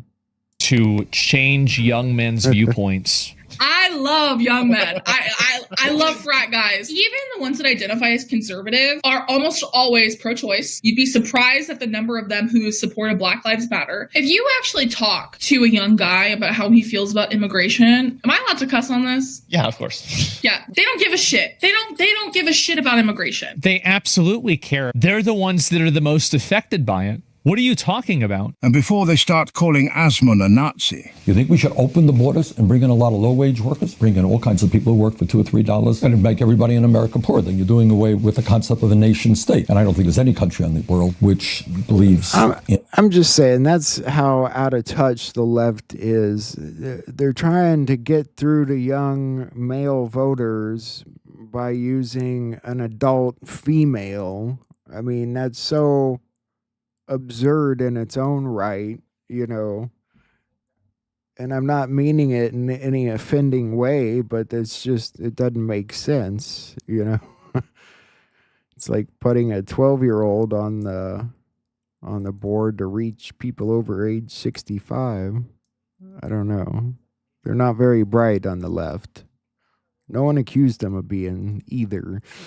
The 9/11 families are getting their lawsuit. The federal judge denies Saudi Arabia's motion to dismiss the suit. All this time, can you believe it? This is wild. A landmark ruling clearing the way tonight for 9/11 families to sue Saudi Arabia 24 years after the September 11 terror attacks. A federal judge dismissed a motion calling for the case to be thrown out. He rejected the argument that the kingdom has sovereign immunity. The judge says the overwhelming amount of evidence presented warrants any warrants and warrants a trial, rather. This includes witness testimony, FBI files, and declassified material. The case can now proceed to discovery and trial prep. I wonder what they're looking at exactly. I'm sure there was Saudi money out the ass involved, but it's a weird lawsuit. I gotta say, it's not very specific. Are they just suing the country? There's got to be, I don't know. We'll have to look at that one for sure. President Trump moves to bypass Congress to rescind $5 billion in foreign aid, and he did it overnight. Absolutely. President Trump, meanwhile, cancelling nearly $5 billion in foreign aid. These funds have already been approved by the US Congress, with some lawmakers calling the move unlawful. However, the Trump administration says it's using a rare pocket rescission to do so. The administration also says the president has this authority under the Impoundment Control Act. Elena Treen, explain that one to us. Yeah, a lot of wonky terms that are involved. We don't need to know the wonky terms. He can do that under the Impoundment Act. It's a good question there, Tressa. Will Saudi Arabia be the ones to expose 9/11? I think something to do with this case might lead into it. And now that Saudi Arabia is heavily on Trump's side, why not? I think we're headed there pretty quick. We still got to deal with Russiagate, and really they're trying to focus everyone on the election fraud next, mainly, as far as I know. I think there'll be arrests before we get to 9/11, but maybe it all ties in. I mean, they're all getting RICO'd. I mean, it's RICO. They're all, it all ties in like a big freaking rubber band ball from hell. Does that make sense? Seen that in the intro. The guy that ICE arrested who, was living in an at-home daycare in San Diego operated by his wife.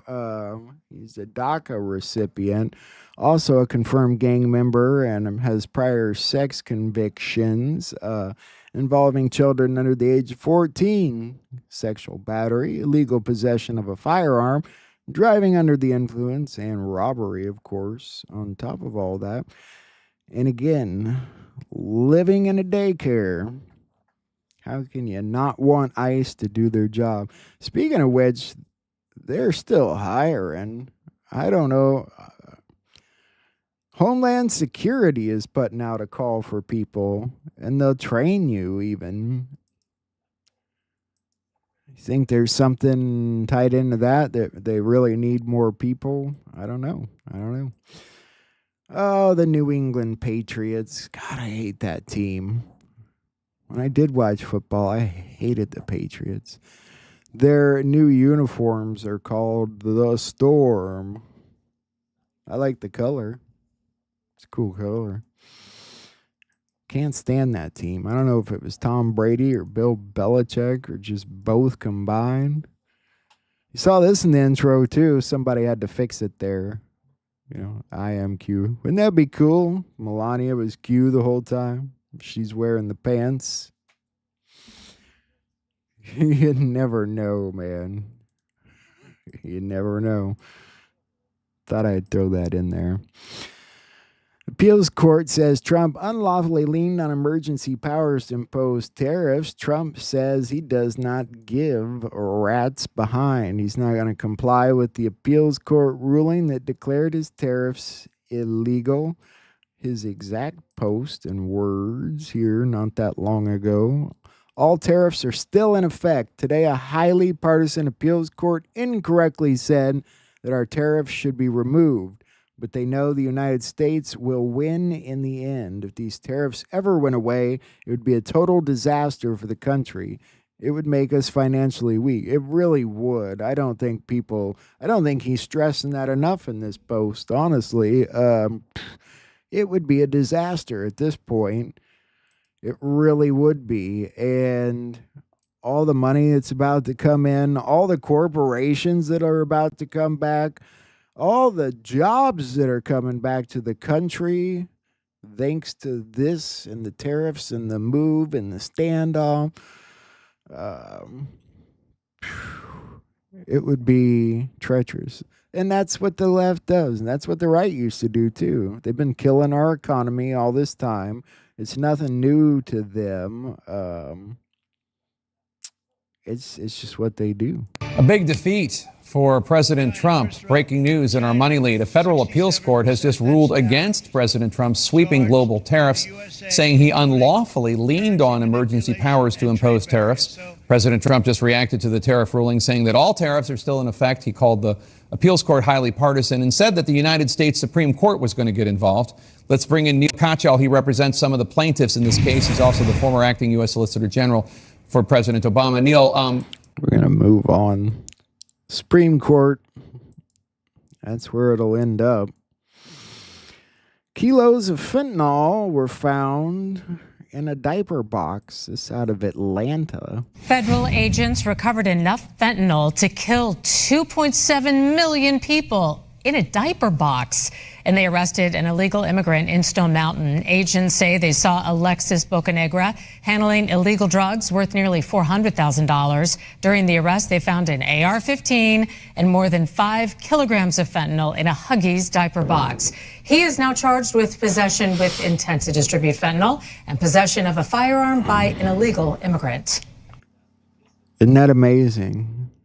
All that's why I tell you it's a weapon of mass destruction. One illegal alien carrying one diaper box loaded to the top with fentanyl, enough to kill 2.5 million people, probably more by my estimate, but depends on what it weighs.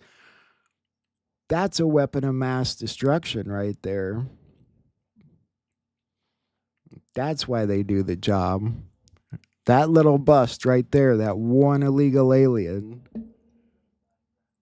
all those lives, so many lives. That situation is so serious. That's why they have to do what they're doing right now. That's it in a nutshell. That one damn diaper box full of fentanyl is why this stuff has to be done. After a 5-year-long battle, Delta's agreed to pay $79 million after a plane dumped thousands of gallons of fuel over homes and schools in California during an emergency. Let me look at this for a second. After a nearly 5-year legal battle, Delta has agreed to pay nearly $80 million to settle claims 2 of their pilots dumped jet fuel onto thousands of homes in Cudahy and in Southgate. KCAL's Lori Perez with our story tonight. I'm just thinking that's a lot of fuel dumped over homes and schools, a lot of money for it. I wonder what they would give everyone for all the other crap they're dumping over your heads. When this happened back in 2020, people did not know what to make of the liquid raining down. And for some, that panic never really left. People that live in Cudahy, Bell Gardens, they have been victimized over the years by different environmental issues, if you will, and marginalized. And this was a way for them to stand up to the largest airline in the world. Attorney Filippo Marchino says he's been fighting for nearly 5 years, not just for money, but for respect for South LA families who were literally dumped on by a Delta jet. It happened on January 14th, 2020. The airline says a Boeing 777 that had just left for Shanghai had engine trouble and needed to return to LAX, but was over its max landing weight by about 160,000 pounds. This is cell phone video of that plane as it dumped fuel over thousands of cars, homes, and businesses. In a class action lawsuit, Marchino argued the plane was too low and never should have emptied over densely populated neighborhoods. Our contention was that the fuel jettison was not necessary. The plane in question is a Boeing 777. The ocean was right there. Are they just too afraid to dump it over the ocean because of the afraid the engine would go out? I don't know. That's pretty dangerous at that altitude. I would be pissed too. I swear, these stories today. And, you know, after what's been going on between Trump and Pritzker and what Trump said, if Pritzker had just invited him for help, the governor of Maryland decided to do just that. And he's now invited Donald Trump to send government support to help clean up Baltimore. An official invitation. Governor, I appreciate the investment, but it would just seem to me if despite that investment, Baltimore still ranks 3rd in the nation in violent crime rate per capita in the nation, that you would welcome in the President of the United States help if crime in Maryland. And as to the point of partisan politics, it's simply the truth. The truth isn't partisan. And the truth is most of the major cities in the United States are run by Democrat governors, and they're also the highest rate crime cities in the country. I'm on limited time, and I want to give you a chance to address something, I would though, Governor, absolutely because President welcome Trump brought federal it up. support. Apparently, there we go.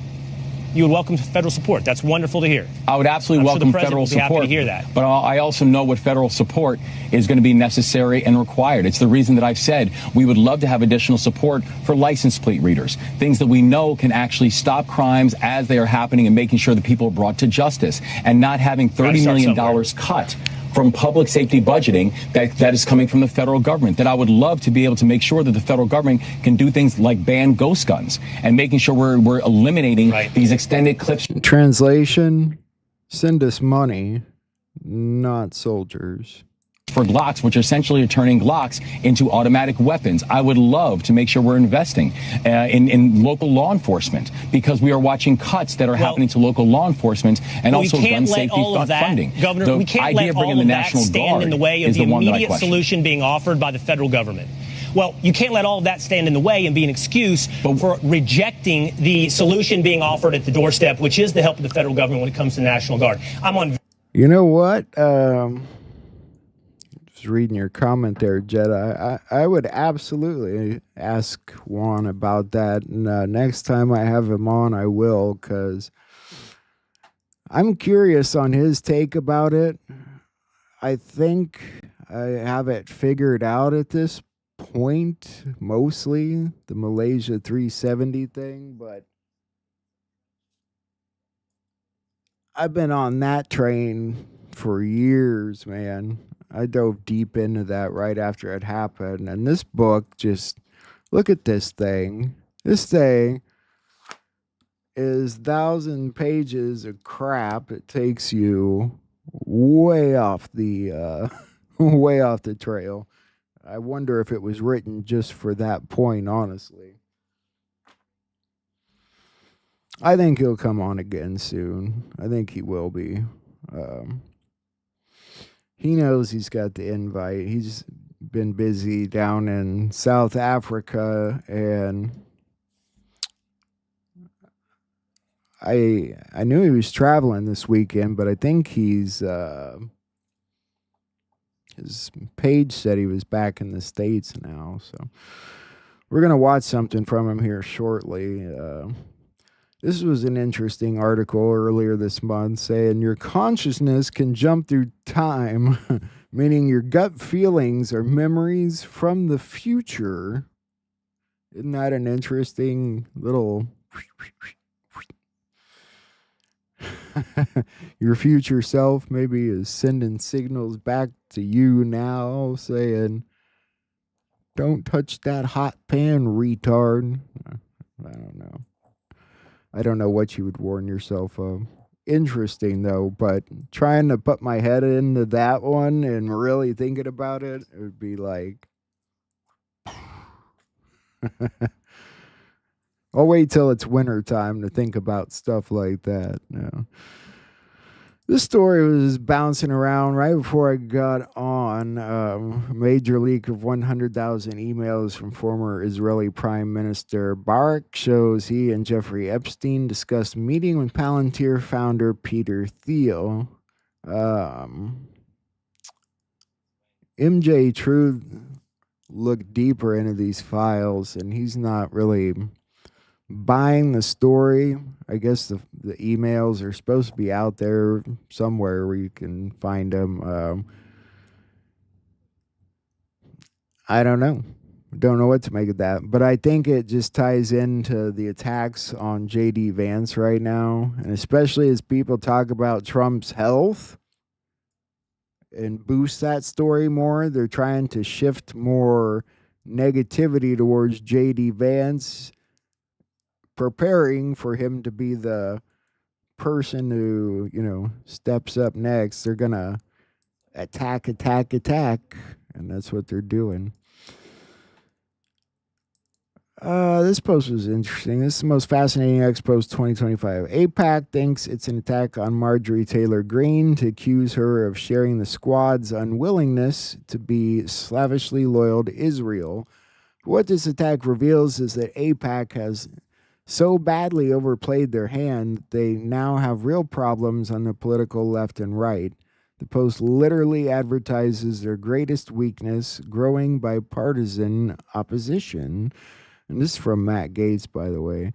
Marjorie Taylor Greene isn't some outlier either here. Support for Israel is at a historic doldrum precisely because AIPAC has driven division, war, and chaos. They should register as the foreign agents they are. So, I mean, you at least have a few voices protesting the stuff Israel's doing, but it's so hard to take a side on that right now. This, I believe, is from Dan Bongino. Yesterday, the FBI successfully extradited to the U.S. from Estonia an alleged smuggler of U.S. electronics for over a decade, Andrei Shevlyakov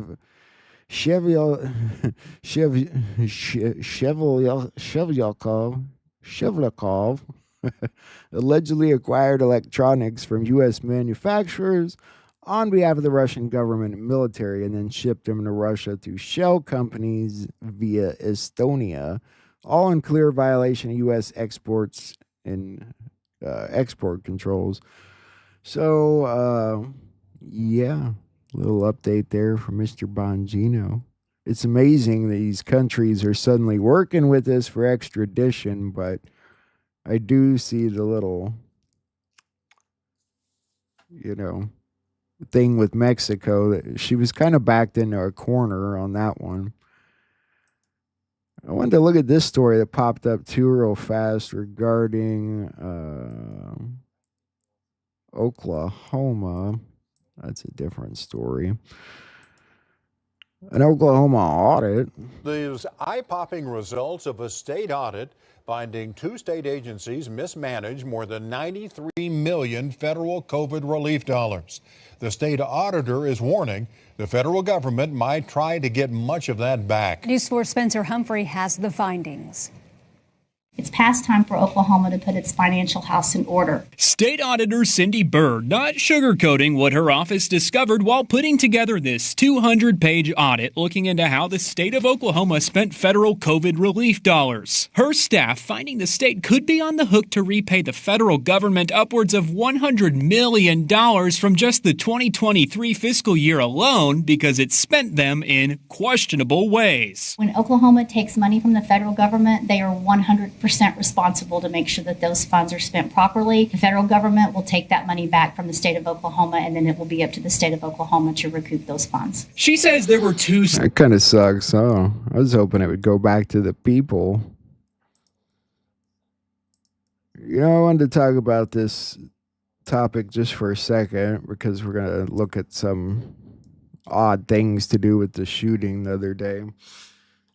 This is going around on a lot of people's thoughts today, talking about SSRIs, antidepressants, being something that all these school shooters had in common.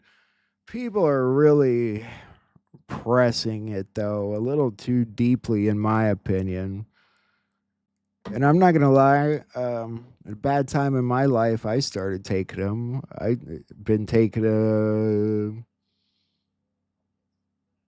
13, 14 years. And I'm not a violent person anyway in that effect, but I'd probably more likely back then to do something stupid than now. I just don't, people are saying everybody is unhappy that's on antidepressants. That's not the case. I think what the problem here is, in my opinion, is that Americans are lazy, is what it is. Not that they look for the easy way out. Every time they have a problem, it's let's go get a quick fix for it. I'm a little down. Let's go get an antidepressant. No, it's not the way people fall into it. But I think at the time they helped me a tiny bit, and they're a bitch to get off of. So in the long run, I don't think they're worth it. I think that's the problem. It's just they are too quick to prescribe them.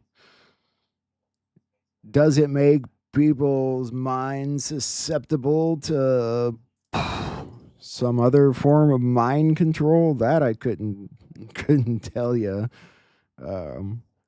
it's probably in the long run just a coincidence. All these shooters probably had problems all their lives, and their parents take them to doctor. Doctor says, well, let's try an antidepressant, and let's try this, and let's put them on this. And that's the problem, in my opinion. It's just the country's looking for an easy solution all the time for these things. You know, places like Uvalde have experienced one of the worst mass shootings in history.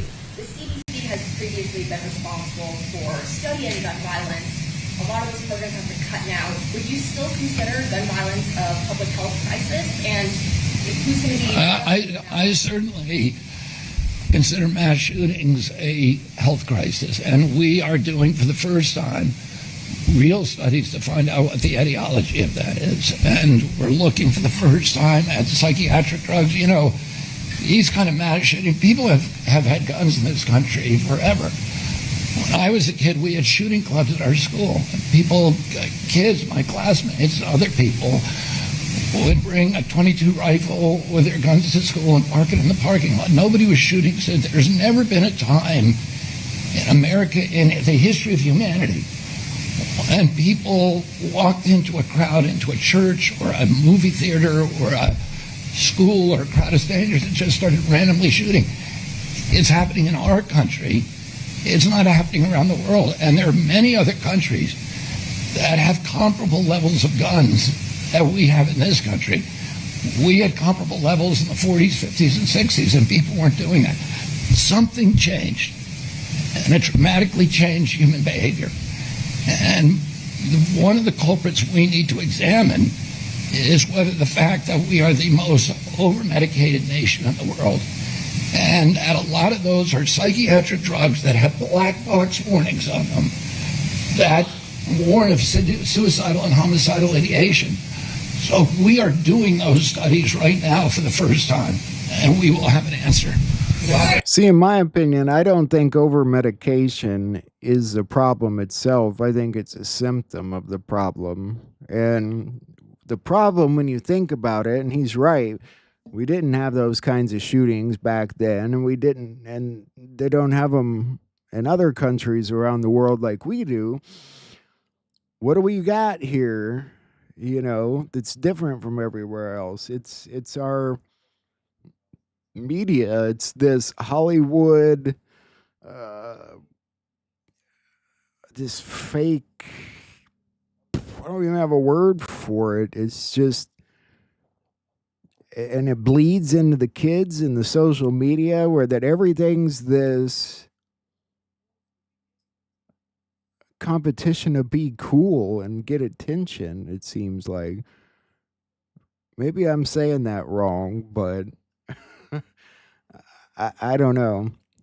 I mean, it was happening even before social media, but if you've paid attention, even when I was in high school and Columbine was like a big deal back then, when that happened, we weren't allowed to take book bags to class anymore. We weren't allowed to wear jackets in class anymore. That was a big change at that time. That was late 90s. All right. So you can see how the shootings have gone up with the social media pressure that's out there now. That being up everybody's ass connected with a phone so much that you can't take a crap without taking your phone into the bathroom with you. That's the problem. That's the problem. Over medication, it's just another symptom of that issue. That feeling that's made people feel like their lives are not worth anything, that you have to be some star or something, like that makes people depressed, anxious, and it just goes from there. My opinion on it, but Jack's not a doctor. Just a thinker. All right. Moving on to the school shooting the other day. this is one of the kids that died. You know, some people are calling it a false flag. Maybe don't know what to say there, you know. Um, it could be a false flag on the left side. It could be a false flag on the right side. It could be a false flag that actually happened, but was still meant to divert attention. You don't know. And I don't really want to guess either, but this is Fletcher. He was 8. He was 8 when he went to school the other day and went to pray.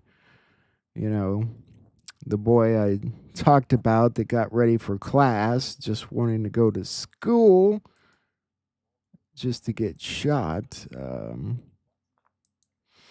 Let's look at an update on how these kids are doing, where things stand first, from the media's perspective. Remembered as a boy who loved fishing and a girl known for her laughter, this morning 8-year-old Fletcher Merkel and 10-year-old Harper Moisky now identified as the 2 children killed in Wednesday's mass shooting in Minneapolis. Outside Annunciation Catholic Church, Fletcher's father calling his son's killer a coward. We will never be allowed to hold him, talk to him, play with him. Please remember Fletcher for the person he was and not the act that ended his life. Give your kids an extra hug and kiss today. Harper's parents describing her as bright, joyful, and deeply loved, writing words cannot capture the depth of our pain. Among the wounded, 10-year-old Astoria Safe. Her father says she has shrapnel in her skull. Her being here today is a miracle.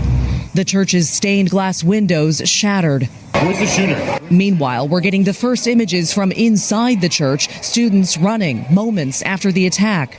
Authorities say the 23-year-old shooter who died of a self-inflicted gunshot wound was a former student at Annunciation who wrote about having recently broken up with a romantic partner and making reconnaissance trips past the school. Her writings and videos filled with hate. The shooter was obsessed with the idea of killing children. Meanwhile, we're hearing about acts of heroism in the face of danger. 9-year-old June Helene says her teacher and an older student assigned to be her buddy in church helped her take cover. My buddy kind of grabbed my hand and then we kind of just ran out with my teacher. What's it like to hear your 9-year-old tell that story? It's very surreal. It doesn't feel like reality. June's dad praising older students and staff who jumped in to help. There's so much goodness here.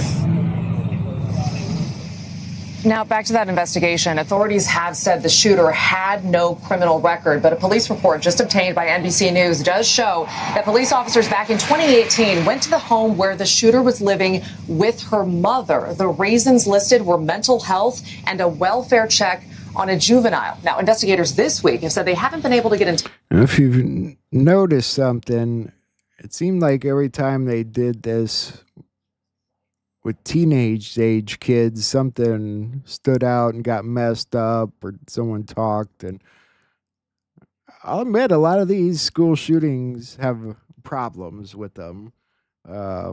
Florida, I'm not even going to say, I just won't even go there, but there's problems with this one too that don't add up.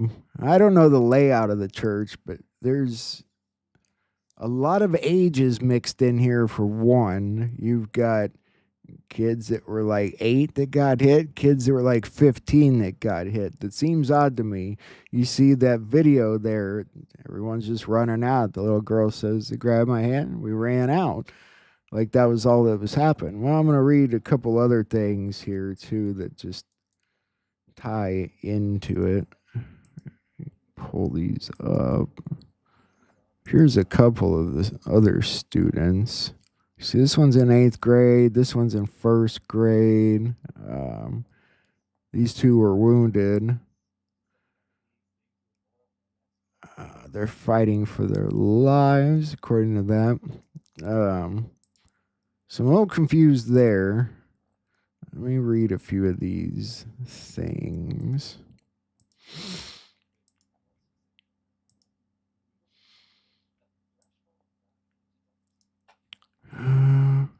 It's irritating, I gotta admit, hearing these broadcasters calling him old girl. Let's make sure we call him by the proper pronouns. Okay. At the scene, police found 3 shotgun shells, 116 rifle rounds, 1 handgun round that appeared to have malfunctioned and become stuck in the chamber.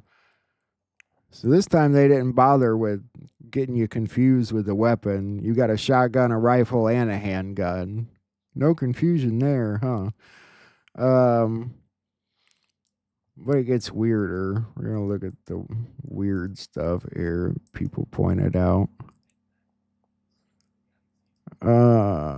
This is from MJ. The police chief did not mention once the shooter was transgender. He says a lone Minneapolis police officer arrived on the scene 4 minutes after the shots were fired, and he ran into the building alone without SWAT gear to take out the shooter. But he must have been literally around the corner. It's reported that the shooter killed himself in the parking lot, the same parking lot that the officer would have arrived in because there's only one parking lot. That's confusing, isn't it? Shots were reported at 8:27. The officer arrives at 8:31, just 4 quick minutes later, and misses the body outside in the parking lot, goes inside, goes back out, then finds the shooter has killed himself in the parking lot. You see how that kind of doesn't add up there? They only gave him a 4-minute time span from the time the call came in, the shots are being fired. I mean, don't get me wrong, it's plenty of time to get plenty of shots off, but they put the shooter out in the parking lot dead. All right. He's going to kill himself when he knows the cops are getting there, but the cop went in the building, came back out, and found the shooter. You see how that doesn't work necessarily? I mean, maybe you can make that work. I can't make that work.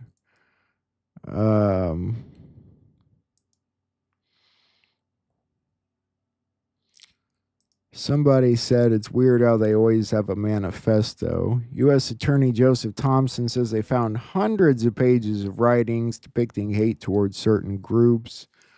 Why is it they all have a manifesto which conveniently paints a picture of their state of mind? Why is it that most mass shooters are now trans or connected to the LGBTQ community? Why is it that most of these mass shooters are on SSRIs? Yeah, I still, well, you know what I think about that, but that timing just, that's so weird, doesn't add up. And of course, this Minnesota shooter's father, James Westman, reportedly worked 29 years as a senior application developer for ESRI, which provides GIS software to government agencies, including intel community members like the CIA, collaborates with the National Geospatial Intelligence Agency on the ICGIS portal used by the CIA and others for intelligence. He removed his LinkedIn profile photo. Yeah, so may have another high up daddy situation here. Don't know what to make of that necessarily. Not surprising. There's always a connection. Same thing. Father worked 29 years. Top level contractor. Doesn't mean he worked for the CIA. He was a contractor. And it is pretty interesting. There could be some pretty high up connections there. It doesn't mean he has to have high up connections. He could have done that stuff for the railroad, for all we know. This was interesting post somebody shared. It says the shooter at the Minneapolis Catholic school was indeed Jewish. His manifesto contained anti-Semitic language, but this is a classic tactic used by Mossad to deflect the blame. He deliberately avoided a synagogue nearby and targeted a Catholic school instead. Another false flag to push gun control and label any criticism of Israel as hate speech. The mayor of Minneapolis, Jacob Frey, is also Jewish and immediately used the event to question the power of prayer and push for gun bans. Well, that part's true, isn't it? It's a coordinated effort to disarm the public and silence dissent. Have you noticed in just these past few years how bad the war on Christianity's ramped up? I'm serious about this.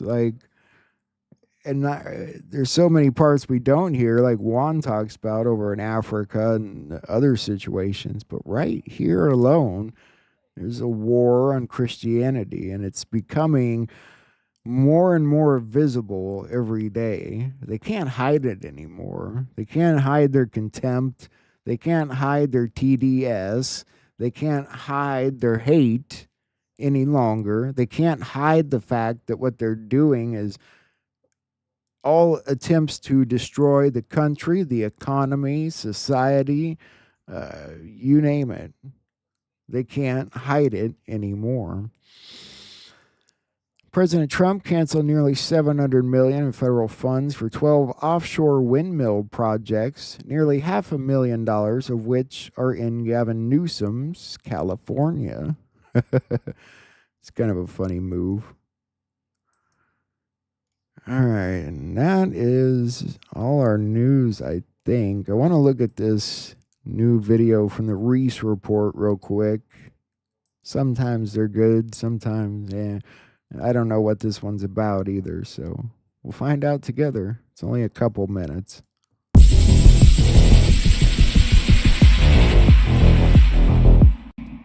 While many people rightly say that money is already digital, when world leaders say digital money today, it means cryptocurrency, which is now part of a worldwide scheme to monitor your actions and control your money. This new form of currency will require you to have a unique digital wallet, which is essentially a digital ID. Last spring, European Central Bank President Christine Lagarde said that the ECB will be ready to launch the digital euro by this October. According to the Atlantic Council, 137 countries and currency unions are preparing for a crypto digital currency.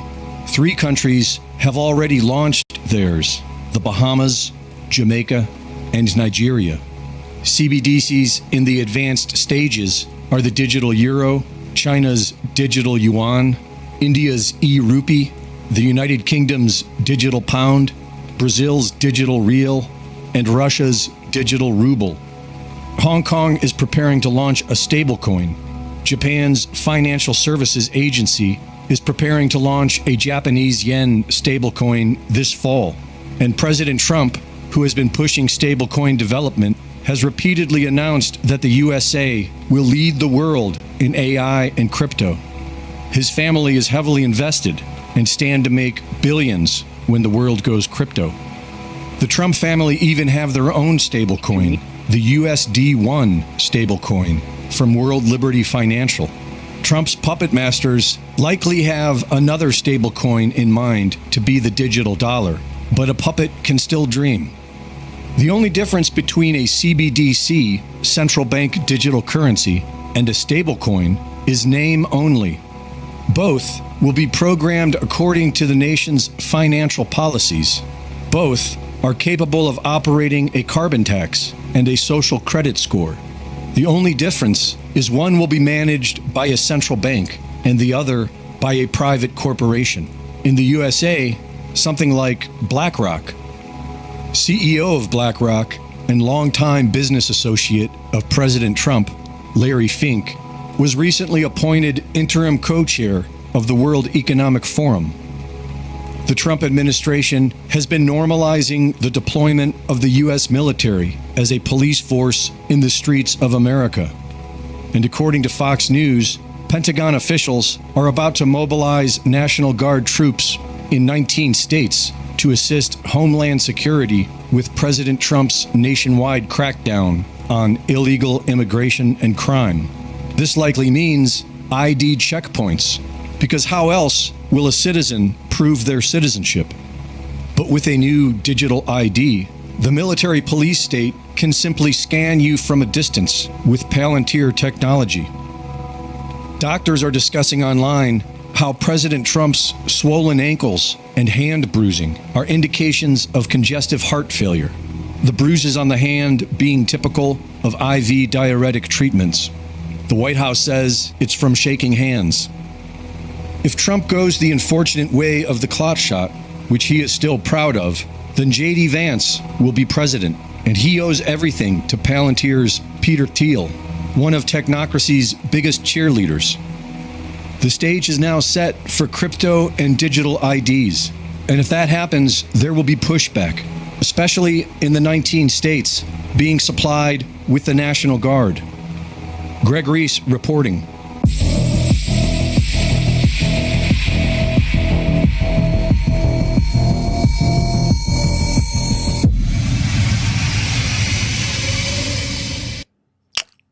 Interesting. All right. That is our news. So, just to point out again what I'll be doing with the news now, this is where I would cut the video before we watch anything more. And after the intro, it's just a new category for those of you that just want to watch the news and don't want to watch the shows on this channel or don't want to watch the intro. That way you can just watch that. It'll be posted in a new playlist on the channel. Anyway, yeah, there's certainly more than one Trump, and that shouldn't be that surprising to anybody for a president, Shanna, because that's just something they do. So the lineup tonight's going to be Juan, SG Anon, and then Lieutenant Colonel Bozy. It's just about ready here. Get some things out of the way. I think it's important to watch this episode and find out what's going on. Especially since I always like to turn to Juan first anyway. I think these are good people to turn to. Juan, SG Anon, Lieutenant Colonel Bozy. If these three don't know what's going on, I don't know. All right. It is ready. Let me pull it up here, boys and girls. Let's find out what the deal is. Been in Africa, in the Congo, and in South Africa, and then I believe you went to the Congo. And it's been a while. People have been really wanting to hear from you, Juanito. So thanks for coming back on. I appreciate it. There's so much developing right now with Trump's health in question. J.D. Vance talking about he's ready to serve. What the hell's going on, Juanito? Well, you're in spy versus spy land. There's a lot happens in that world, and telegraphing little messages. Is somebody healthy, okay, able to function?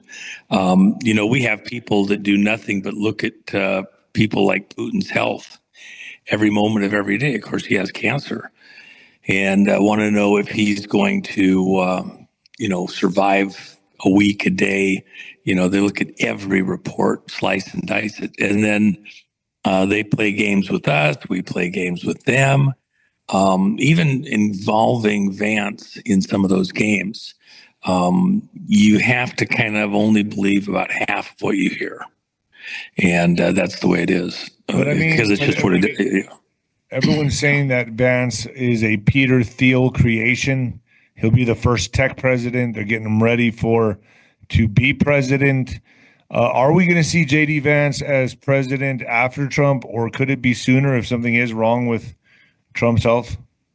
Well, he is the vice president. Obviously, that's what that role is all about. So, but again, there's a lot of playing around that goes on behind the scenes, and I don't think I'd take that too seriously at this point in time.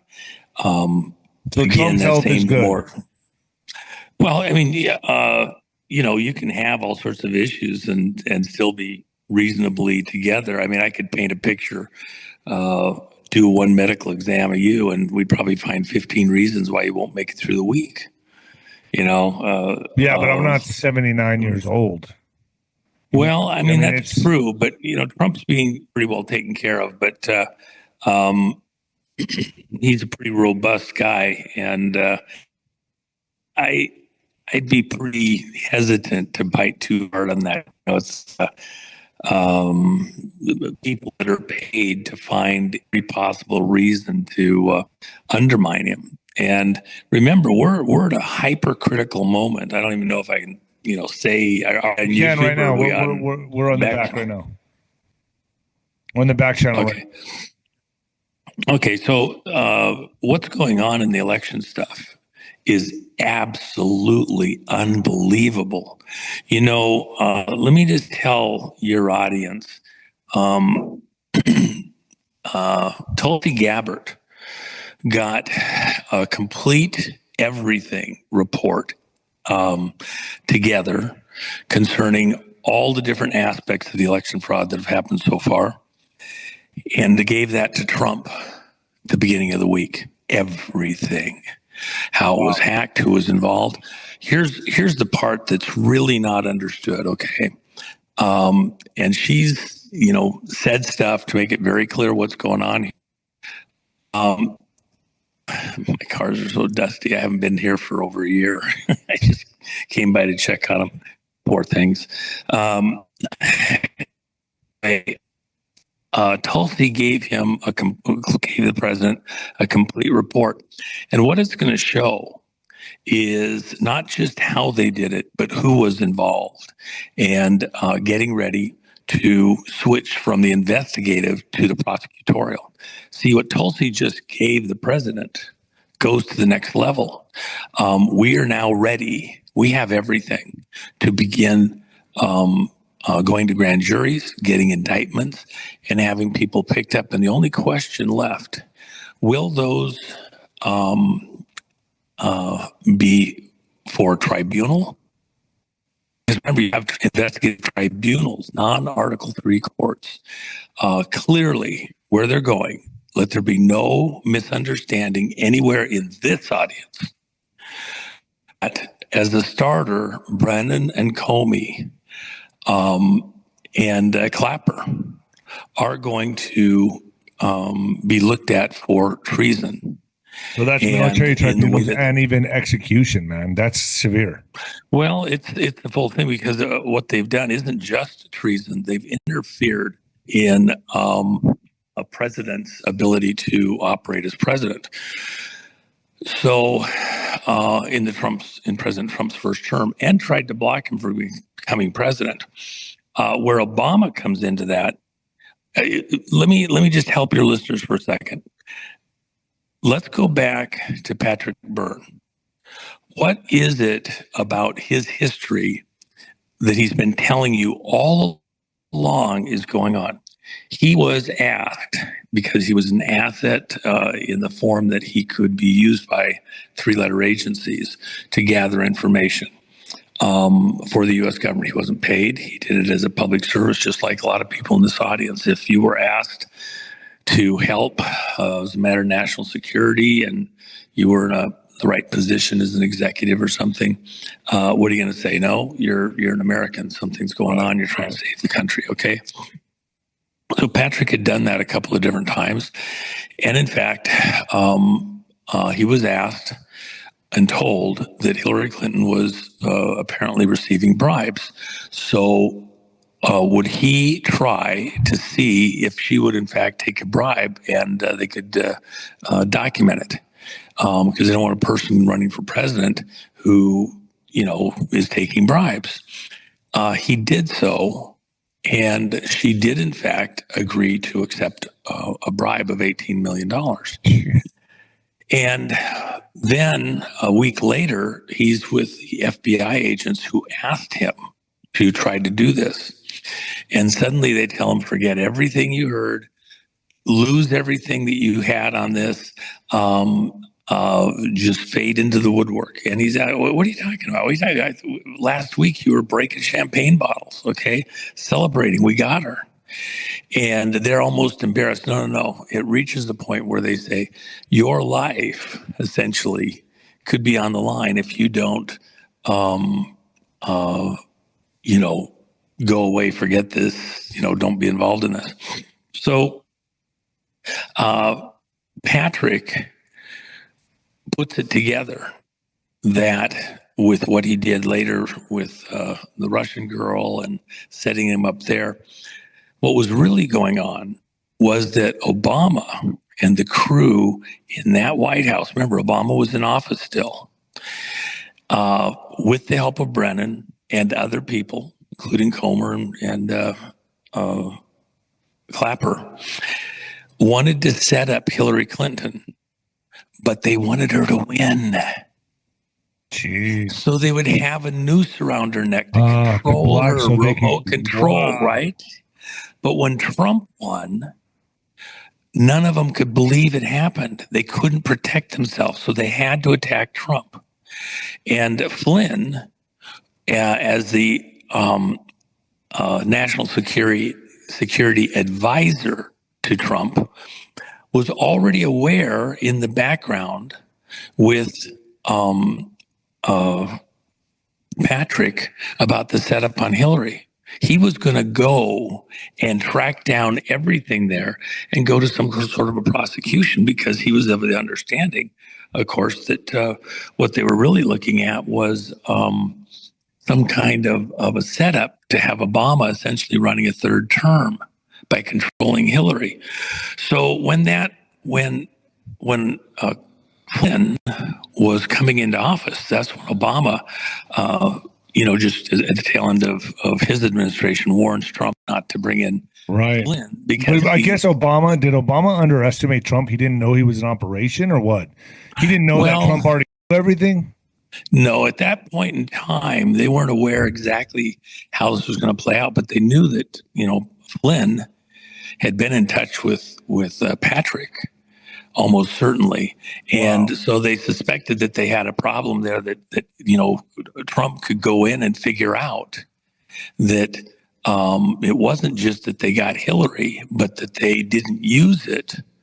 They didn't pursue it because it wasn't about prosecuting Hillary. It was about having a noose around her neck, a choker, so she would be doing anything they wanted done without any pushback. They could control her because they thought they had it set up so she would be the president, and Obama would remote control, operate the Clinton presidency. When Trump was coming into office and going to put Flynn, and in fact made Flynn against Obama's suggestions, whatever, made Flynn his national security advisor, they knew they were in deep kimchi, so they had to attack Flynn mercilessly. And they did. They went after him all the way to the moon. And when it came up to the 2020 election, they could not let, because they had Trump under all sorts of problems. So they had to do something to yard Trump in and try to, not let him get that second term. So they cheated to outer space. Which only made the hole deeper and worse for them. Well, but remember, they cheated in 2016. They just couldn't imagine that Trump could win as big as he did. They never in their wet dreams thought he could. So when he did win big, then that's a God thing, right? That's all good. Well, yeah, I mean, he got a vote that was bigger than they could even cheat. 2020, they came in and cheated even bigger. Now, that's all the reports from the guys that we have from outside the country who actually did that. And now we're in protective situation here in the U.S. and have been talking with all of their interpreters to the people over at Homeland Security, to Tulsi Gabbard's people at Office of Director of National Intelligence and all the other agencies, right? So, but again, who was really behind that? Obama's included. Brennan, Comey, Clapper, a number of people are included this, including the Clintons. And so, And the Bush family, right? Well, that's really a different situation, and I'll hold on that for the time being. There's angles there, but not what they're not in the same category as what we're describing right now. Okay. Okay. So within that all, what you're going to find out is that the crew that was controlling the Obama and Biden vice presidency, all those years, the crew behind that has also been engineering elections for a very long time, and the false flags, and that's over at SES, Senior Executive Service, but that'll come further into the fight. For the moment, they're going after all those people, first Russia, then the election fraud stuff, 2016 and 2020. Because they cheated in 2016, they just didn't cheat big enough. They doubled down in 2020 and then got Biden in under a fraud. Trump and crew were in a position where the choice was go to civil war. That's what December 18th was about, when Patrick and Mike Flynn and Joe Flynn and Giuliani and Powell and others were there at the White House talking with Trump. And overnight, Trump consulted general staff who are his trusted advisors in that particular situation. And they said, you cannot create an Insurrection Act document with Sidney Powell. And they had already gamed this out, but just to make sure he didn't make a mistake, considering everything, they went through it again and decided that no, you cannot sign an Insurrection Act document. And so Trump revoked Sidney Powell's security clearances at the White House to come in the next day and start working on it. Was she setting him up, or she just didn't know any better? No, those people that came and talked to President Trump were just unaware of other things that were going. They're not read in. They're not read in. No, they weren't read in on that part. And President Trump, there was a lot of questions. Should we be doing something we're not doing at this point in time? Has anybody overlooked something? And when they game it out, did they make a mistake and not give full credit for a possibility, or not anticipate good patriots showing up at a critical moment? And the decision was, no, you'll run the country into civil war, which of course the Obamas, they even did a movie about it, America going into civil war, got paid. Leave the world behind. Yeah, because they wanted that civil war. So where are we with all this right now, Juanito? Well, let me just finish this one little thought and then I'll go there. So the point is, like the lock is going to stop the gas thief.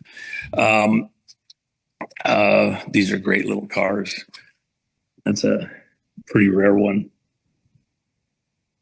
63 Avanti. Anyway, so where we're at is that Tulsi and Homeland Security are beginning to get ready to, some of these have already been presented to grand juries, but there's got to be a coherent effort to get all of them.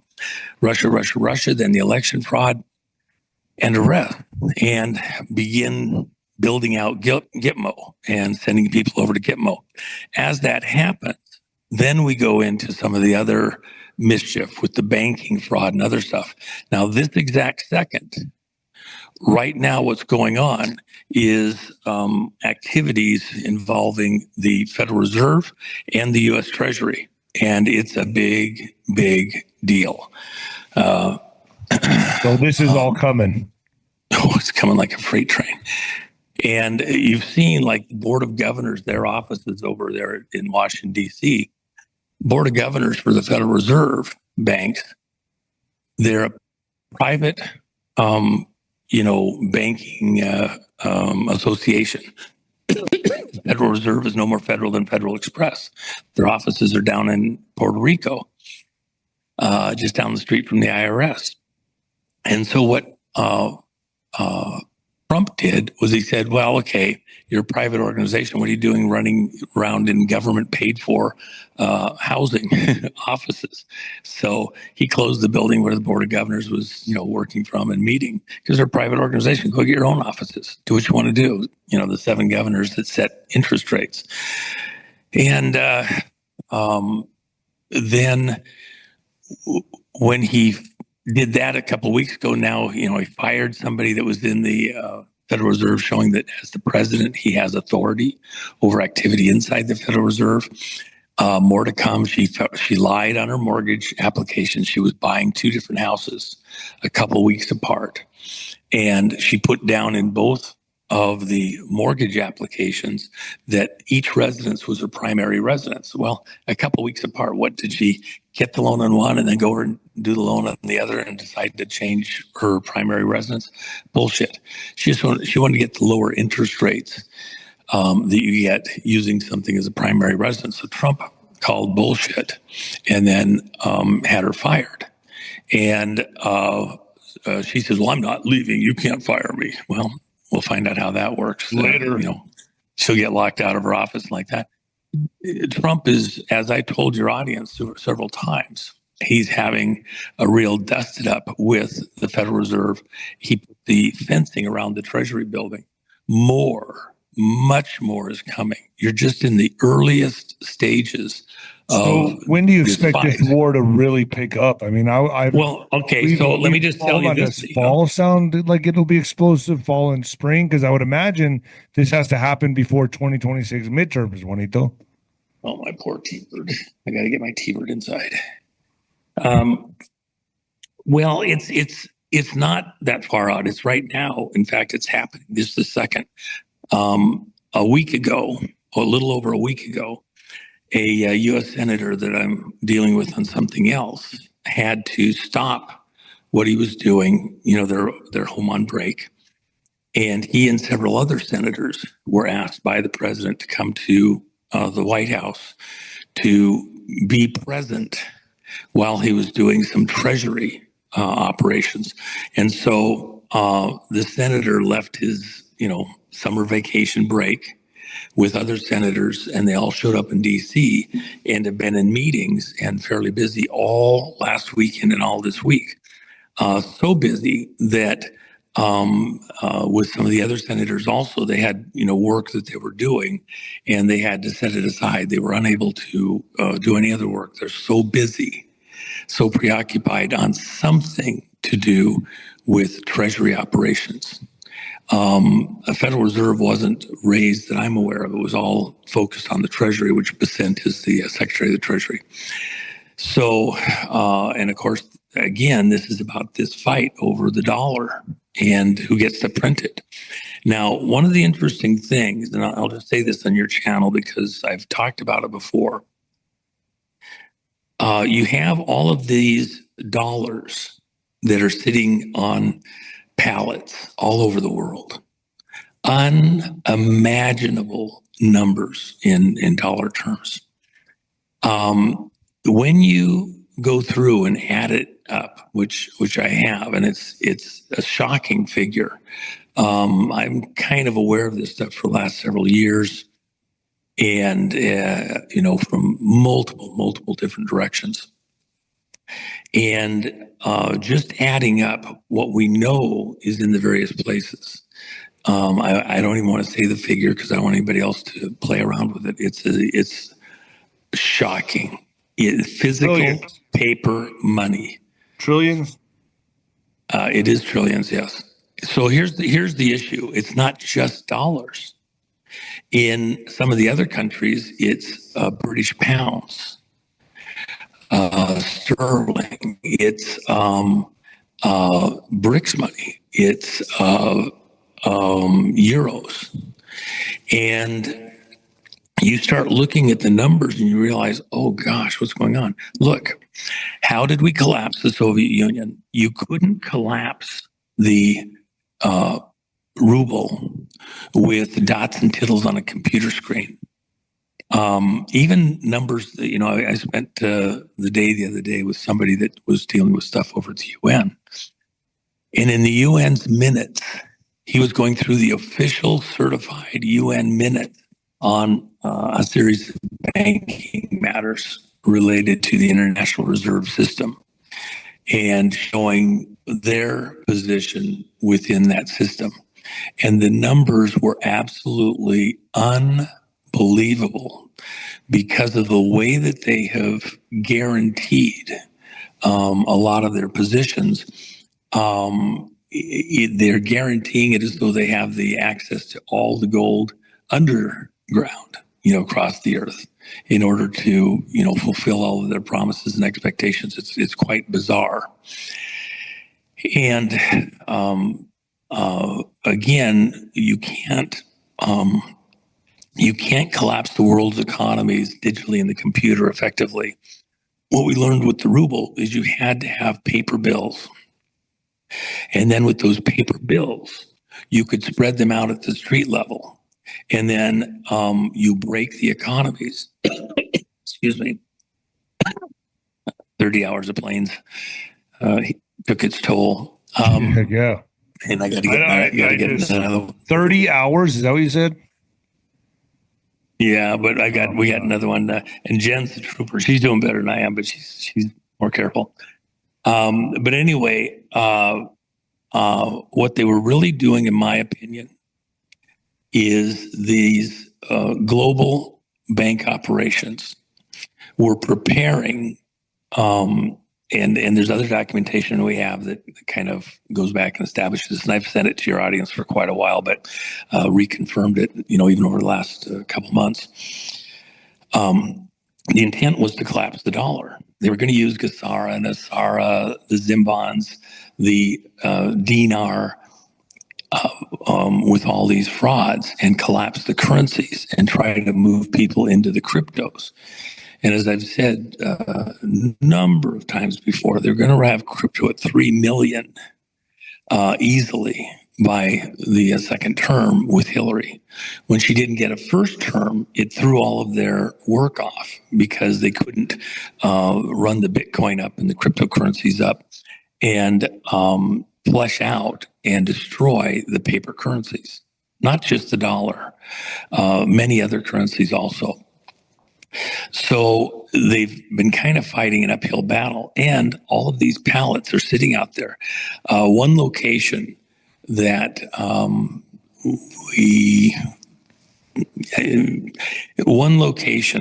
was not stored properly, and literally it's going to rot with mold. Unbelievable what's occurred here.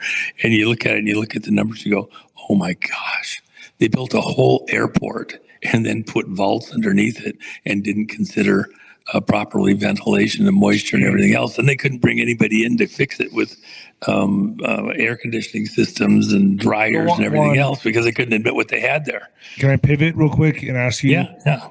I tried to, on the Timcast podcast, I tried to bring up, why the National Guard's in D.C. and they're deployed in 19 states, and the burning of the flag ban, which I believe he's setting the stage for them, for the protesters not to do that shit. Also, the no cash bail ban. I'm thinking to myself, this guy's putting his ducks in a row to get ready for the protests, the civil unrest, so that they can't be bailed out, and that if they're burning the flag, they go straight to jail, and the deployment of the troops are getting ready for the arrests. I'm right in saying that, right? Well, you're going to have distractions. For example, Tulsi did a news conference the other day that timing-wise was the same time as this shooter was at the Catholic school and all the reporting, and so virtually nobody heard what Tulsi had to say. Right, and so my thought is that you're going to see. It's like every time Monica Lewinsky came up, when there was going to be a hearing, a deposition, whatever. Clinton would kill some aspirin factory worker, middle of the night with a bombing. It'd be all over the press. They'd do something every time. I remember being with the guys talking. They're like, "Nope, he's going to bomb something. I guarantee he's going to bomb something. You just watch." No, they're going to have Monica there. Bill's going to have to testify. Blah blah blah. No, you just watch. And sure enough, they'd bomb something and draw attention away. There's a lot at stake here.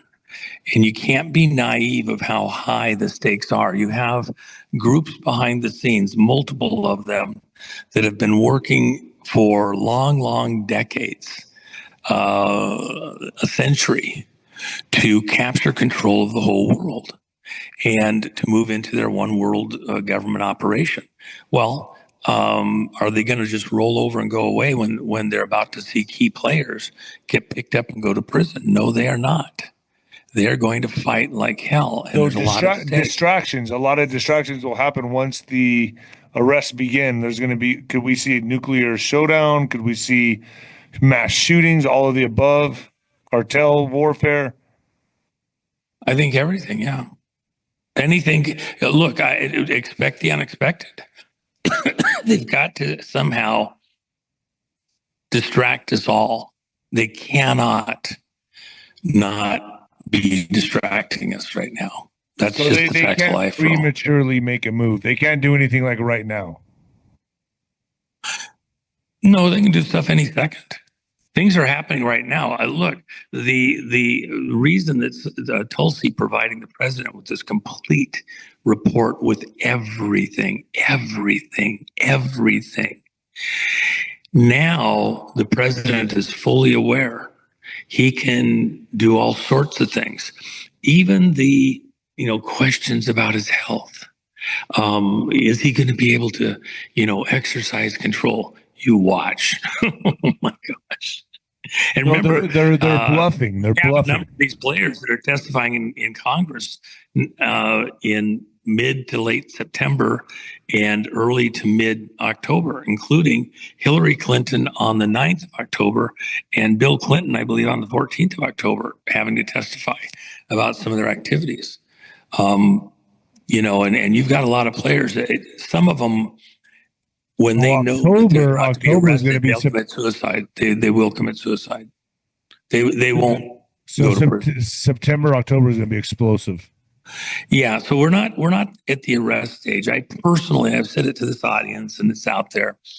My read on all of this is arrests start to occur late October, and that hasn't changed at all. We'll see what happens. Wow. All right, Juanito, let's call it here. Can you stay with me for a second, Juan? Sure. All right, thejennifermack.com, thejennifermack.com, folks. Go there and get yourself. What do you got there, Juanito? Well, the main thing is, of course, people talk about a lot of health stuff and additives and all sorts of things. And, one of the doctors I was with in South Africa this last month, he actually went to prison for curing AIDS.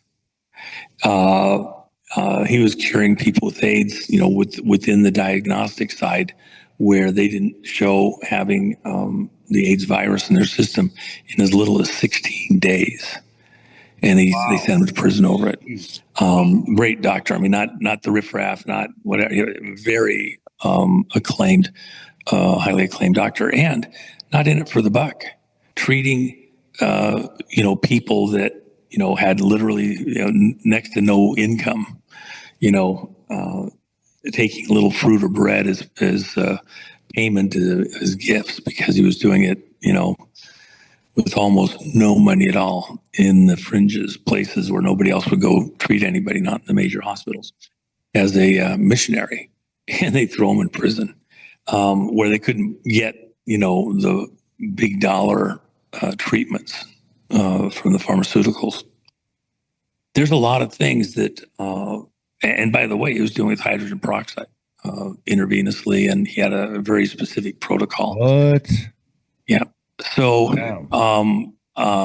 there's a lot of stuff out there, but Hulda Clark was a friend of mine back in the 90s, late 80s and 90s, and she said that all disease is primarily parasitic, and then your immune system getting knocked down by the metals that you're exposed to in the environment, heavy metals, and that most of what people were experiencing had some correlation to one or the other.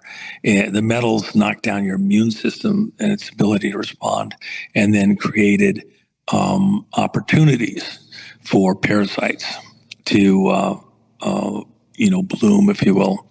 And so, being diligent to go after parasitic loads in your body, there's a lot of different ways to do it, lots of different methodologies.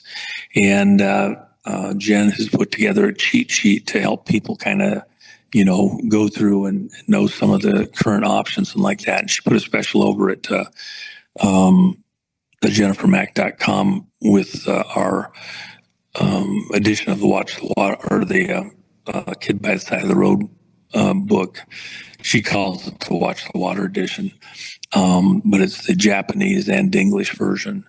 And we had a very, very limited number of those printed up, and so we got that there. And then over at All Patriots at gumroad.com. And so there's, package there that's got the Japanese English edition of the book, plus the stuff that Jennifer has on the parasites, which took her quite a long time to put that together. And, it describes it pretty well there in the stuff. The reason it's so important, Nino, is because a lot of the stuff that the doctors are going after, when you actually get right down to it, is because you've got parasitic loads in various organs and in your digestive tract. Even, Robert Kennedy Jr., he talks about in his own book, and has talked about this publicly, he was having brain fog. He was having all sorts of, cognitive issues that were getting worse. So he had all the tests done, the doctors looking at everything. And finally, they just so happened to figure out that he had a 4-inch parasite in his brain, a 4-inch parasite in his brain. RFK did? Yes. God, damn. Can you believe that? And they're looking at everything, and they finally figure out it's a parasite in his brain. We talked about holding. Well, actually, by the time they found it, other things that he'd done, probably with the X-rays and other stuff, killed the parasite. So it's there dead, but they see the dead carcass, right? That's so there's a dead parasite carcass in his brain. Yep. And there's no way you can remove that. That stays there. Well, again, your body will break up and digest and filter out these things if you get them. But, that's part of the rest of the issue. Oh, God. Another person that's well known to this audience, I was dealing with him at a critical moment. And he was treating the parasitic loads. And he had cancer, and I was very specific with him. I says, no. You need to get your system cleaned out. He couldn't do it. Finally went to a clinic where literally they're giving him very thorough enemas every day for almost a month. And every day stuff came out, every single day. He told me the stories. Oh my gosh, you can't even imagine. He's like, where in my body was the room for all this stuff? He couldn't believe it. And there's different kinds. He's like, I was taking ivermectin and hydroxychloroquine for a couple of years before this because he was in very dangerous areas. And but that only touches about 20% of the various types of parasites that you can be exposed to. My God. In this particular case, he had liver flukes. Besides other parasites, he had liver flukes that were just unbelievable. I mean, it was just horrid.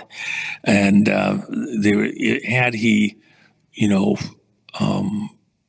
he got to it too late and passed away. But had he survived, he would have had to have probably had a liver transplant. And the thing that's interesting about that, when he was being treated, they were making unbelievable progress. But he went home and was home for a couple of weeks and was continuing to attack the parasites, but wasn't getting the enemas. And so they build up in your gut, and it was the toxins that took him out because there were just so many. And he was of the opinion that they got most of them. He just couldn't imagine there was any more left. There was that much came out.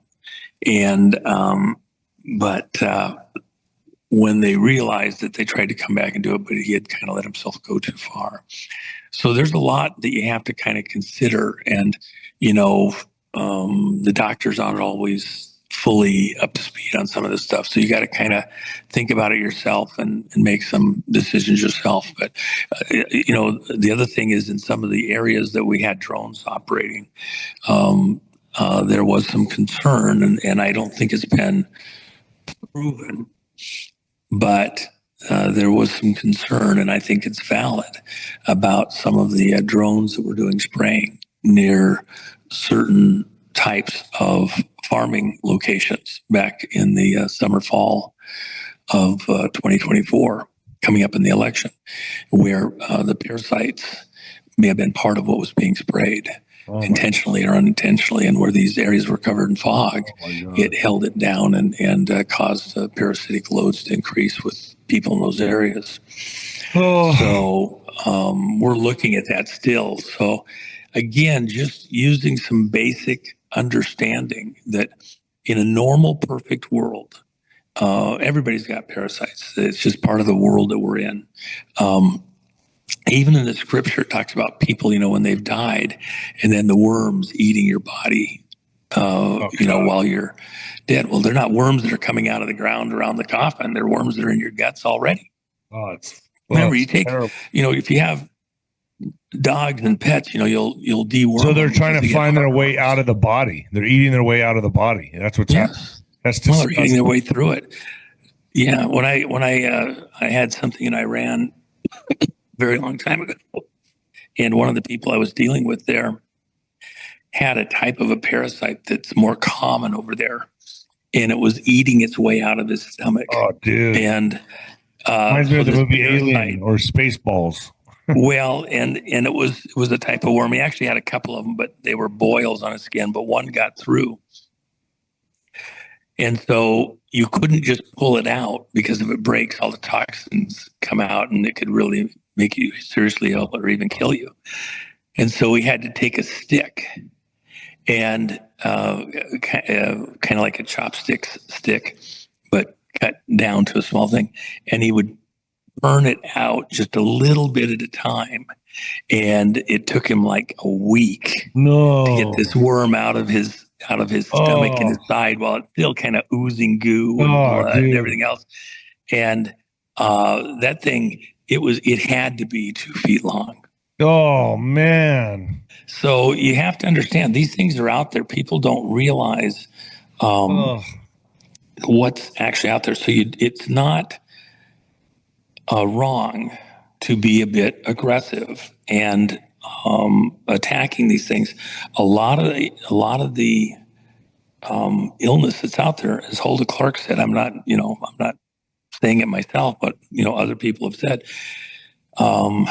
it's parasites, and it's exposure to heavy metals, which in our society, the earrings, the nose rings, all the jewelry and like that, some of those metals are not really good for you. So a lot of the jewelry that women wear, it'll say, there's no nickel here, it's got silver coating and things like that. Well, that's because they're finding that some of these metals screw with your immune system, and including the utensils you're eating with. One of the things that Hulda showed me all the way back, in the early 90s, she just took a normal knife that, people were eating with, put it in butter, and let it sit through the day till that evening. Then she shows me the butter, looks under the microscope. Oh my gosh. Scary. The way it was pulling the plating right off the knives. That's terrible. Yeah, so you do have to be aware that there's things going on, and it's very personal. You have to,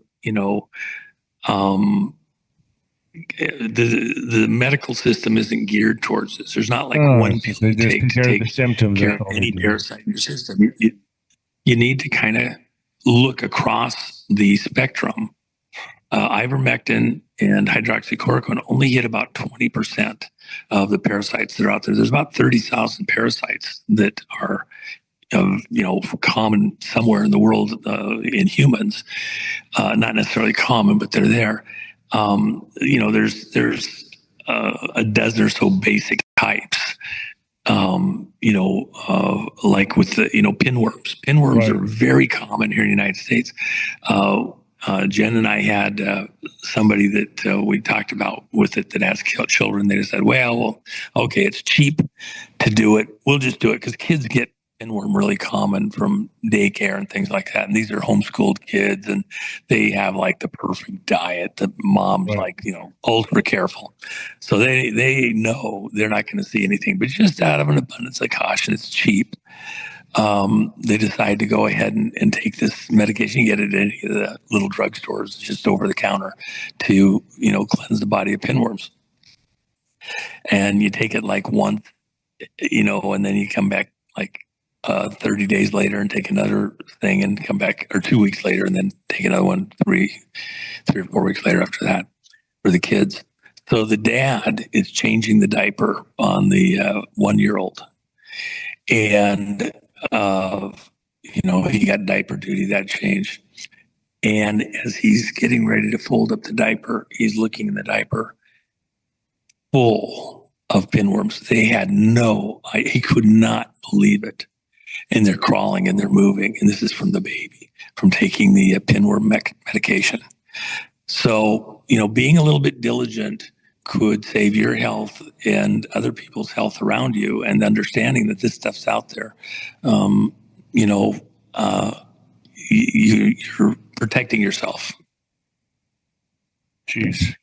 All right, Juanito, I got it. DJenniferMac.com.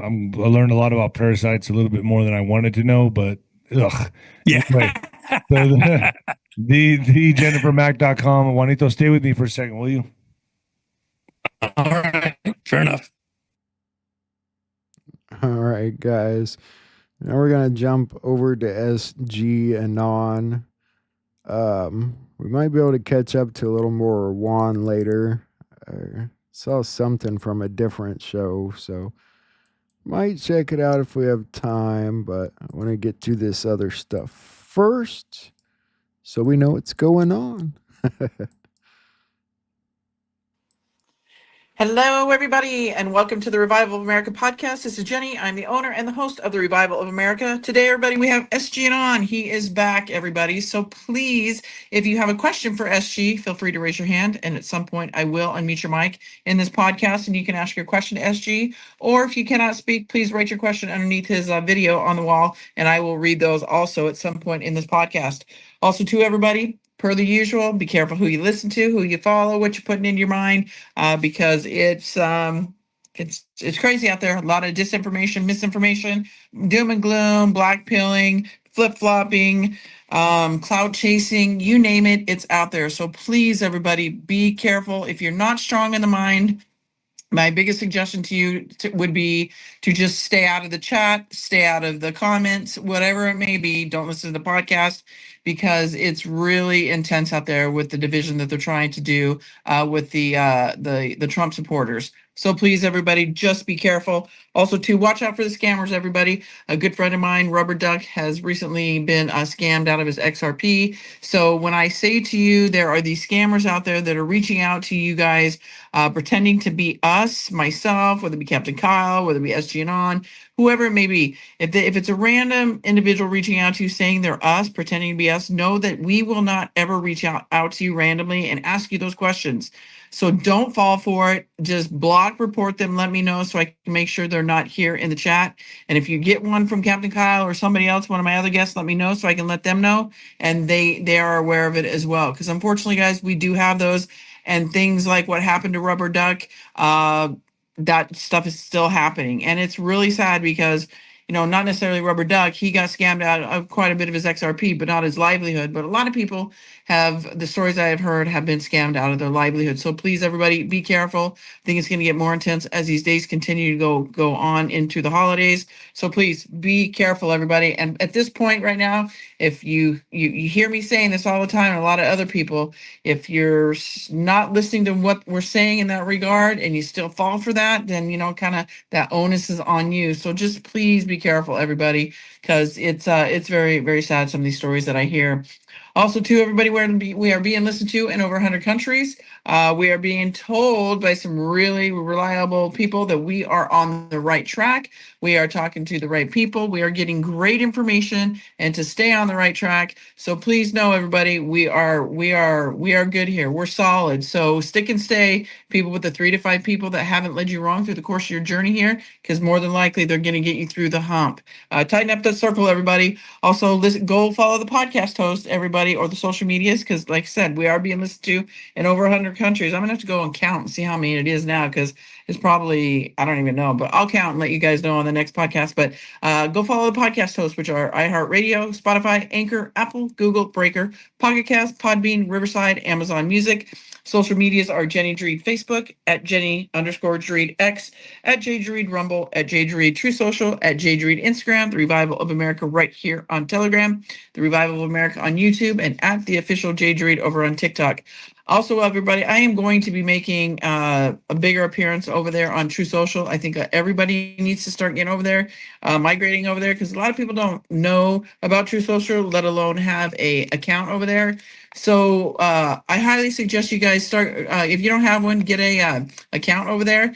And if you're wondering who to follow because you just don't know, follow Donald Trump. First of all, follow God, be right with God, and then follow Donald Trump, because he's definitely telling us. He's being more direct. He's telling us without telling us. So if you're just curious and you're done with all of the BS out there, you don't want to follow anybody, you just want to follow one person, follow Donald Trump, because he is telling us without directly telling us. And again, everybody, he can't directly tell us because we are in war, and you can't give your enemy your next move. And Donald Trump has flat out said that to the American people as well. We will never announce our next move. He has said those words. So please, everybody, try to, if you can, get a True Social account, because again, like I said, that I believe is where the social media is going to eventually probably wind up going. Also, too, if you have a story or a journey to tell, please submit your stories to TROA submissions at yahoo.com. We do vet the stories. We will reach out to you.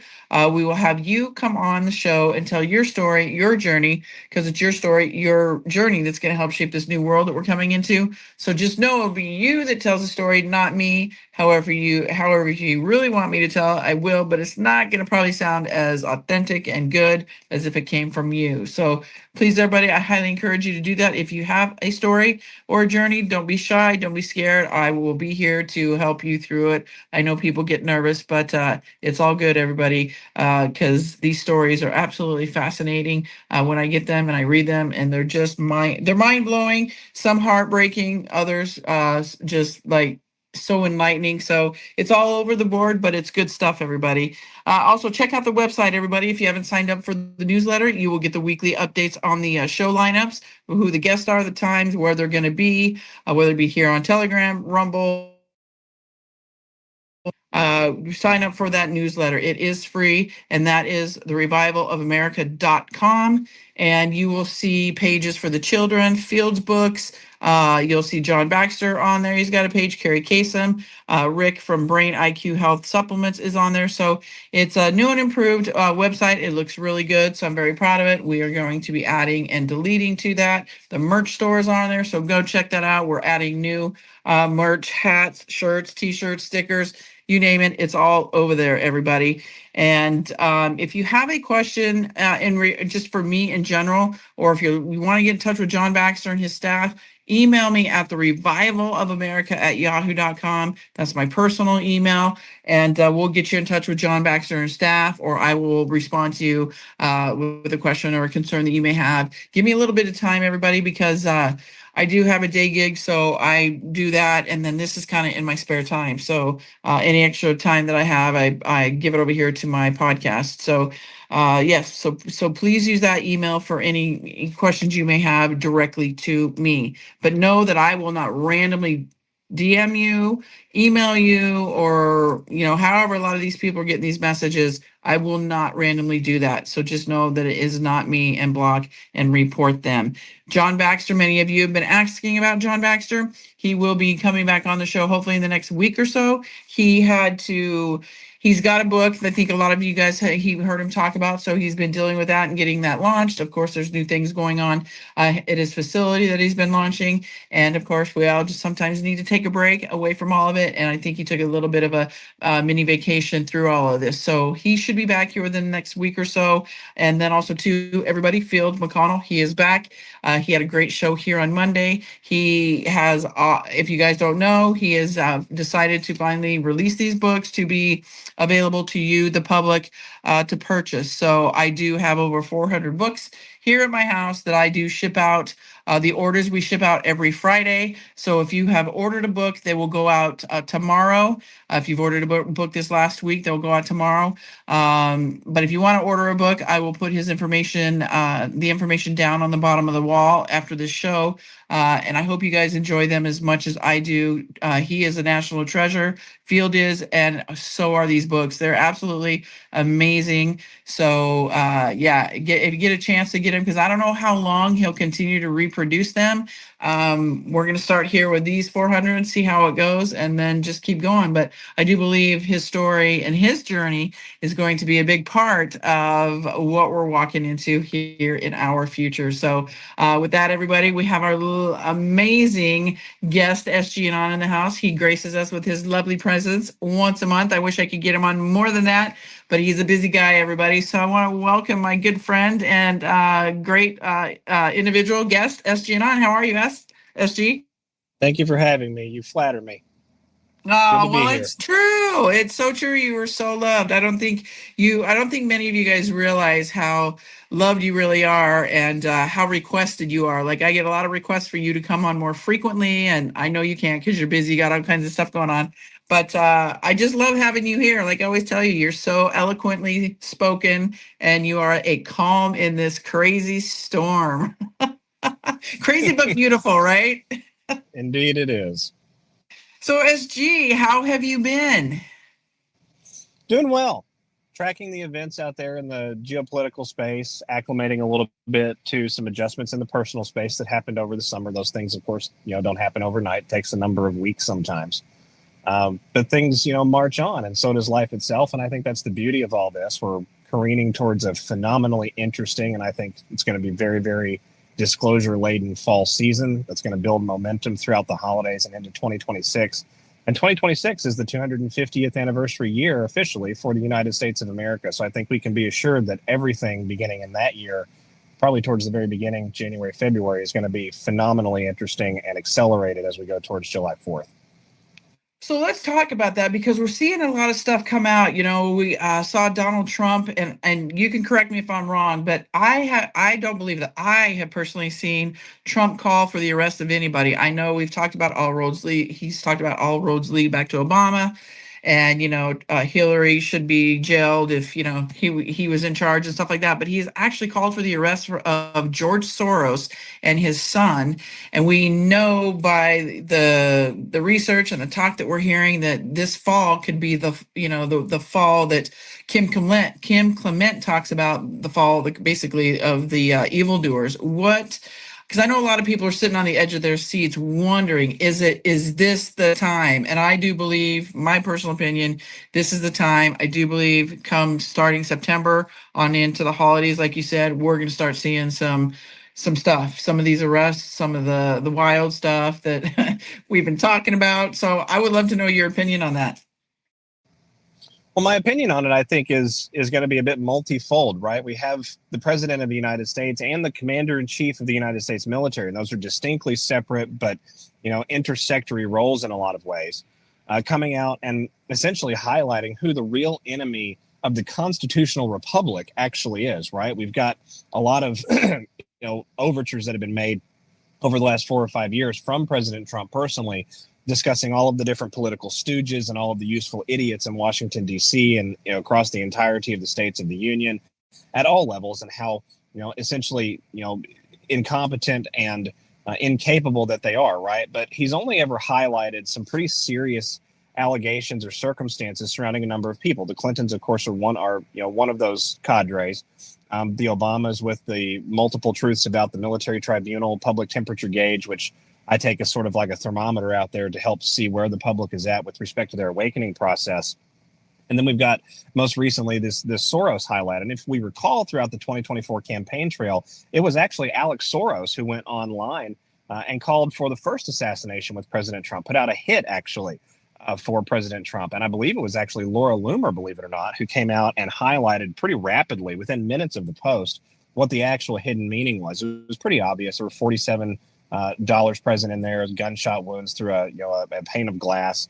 And then a couple of months later after that, we saw, of course, the incident happen in Butler, PA. So as we look at what's happening here, the American people are being prepared to receive what a lot of Anons and Awake Patriots already know. And that ties back to, the true shadow puppeteers of the deep state, right? You have a hierarchy, and the hierarchy is not partisan. It doesn't have anything to do with one's political party. It has to do with how deeply entrenched they are with the shadow structure that exists behind the front, which we call the United States government. The Clinton cartel is primarily in control of most, if not all, of the, we'll call it the civilian side blackmail and a lot of the civilian side deep criminality that goes on in Washington, D.C. and by and through Washington, D.C. They happen to also intersect with globalist interests. And we could spend an entire podcast talking about the CGI and where they are at with respect to the entirety of the world. But one of their most fascinating intersections is with this Soros and Company and the Open Society Foundations and a lot of the cross-border humanitarian partnership work that has happened between those two initiatives and several others too, including UNICEF and other globalist entities coming out of the UN. So we have to follow the money with all of it. And the money really does tie back in many regards to this conglomeration of what I call fake philanthropic villains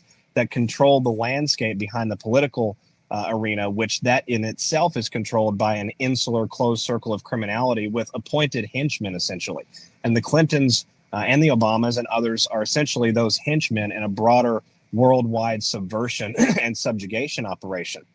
And so now we have President Trump coming out and saying George Soros is essentially an enemy of America, right? That I'm paraphrasing that tweet, but that's essentially what that tweet said, or that post, on Truth Social said. And so when we look at that and we appreciate that it was Soros money that ended up at the NIH, that it was Soros money that went into the Microsoft Azure cloud server partnership, which compromised the United States Department of Defense programs. When we look at the fact that it was Soros money in conjunction with Bill and Melinda Gates Foundation money that helped fund a great deal of the background research that was done years ahead of the launch of the C-19 pandemic and the sort of like the penultimate crime against humanity that's ever been committed. I think we have to safely say that President Trump is preparing the public for the more difficult portions of this discussion, right? We saw the U.S. Army leading up to the 14th of June this year, just a couple of months ago, put out a promotional video discussing how they were preparing for that parade.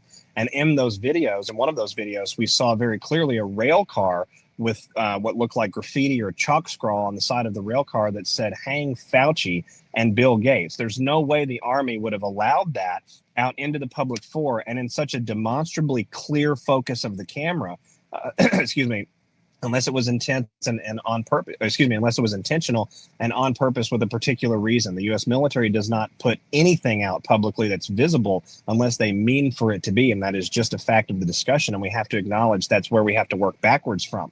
So this is driving to the point where we're going to see crossover into investigations with COVID-19. We're going to see crossover into investigations in different agencies and how those agencies were captured by the same villains that helped create COVID-19. And coincidentally, a lot of those villains also happen to be the ones participating in child trafficking, human and biological organ trafficking, and things of that nature. So it all gets tied up in a rather neat, disgusting web. And in my opinion, we are entering the period right now where that exposure is going to go really to the next phase.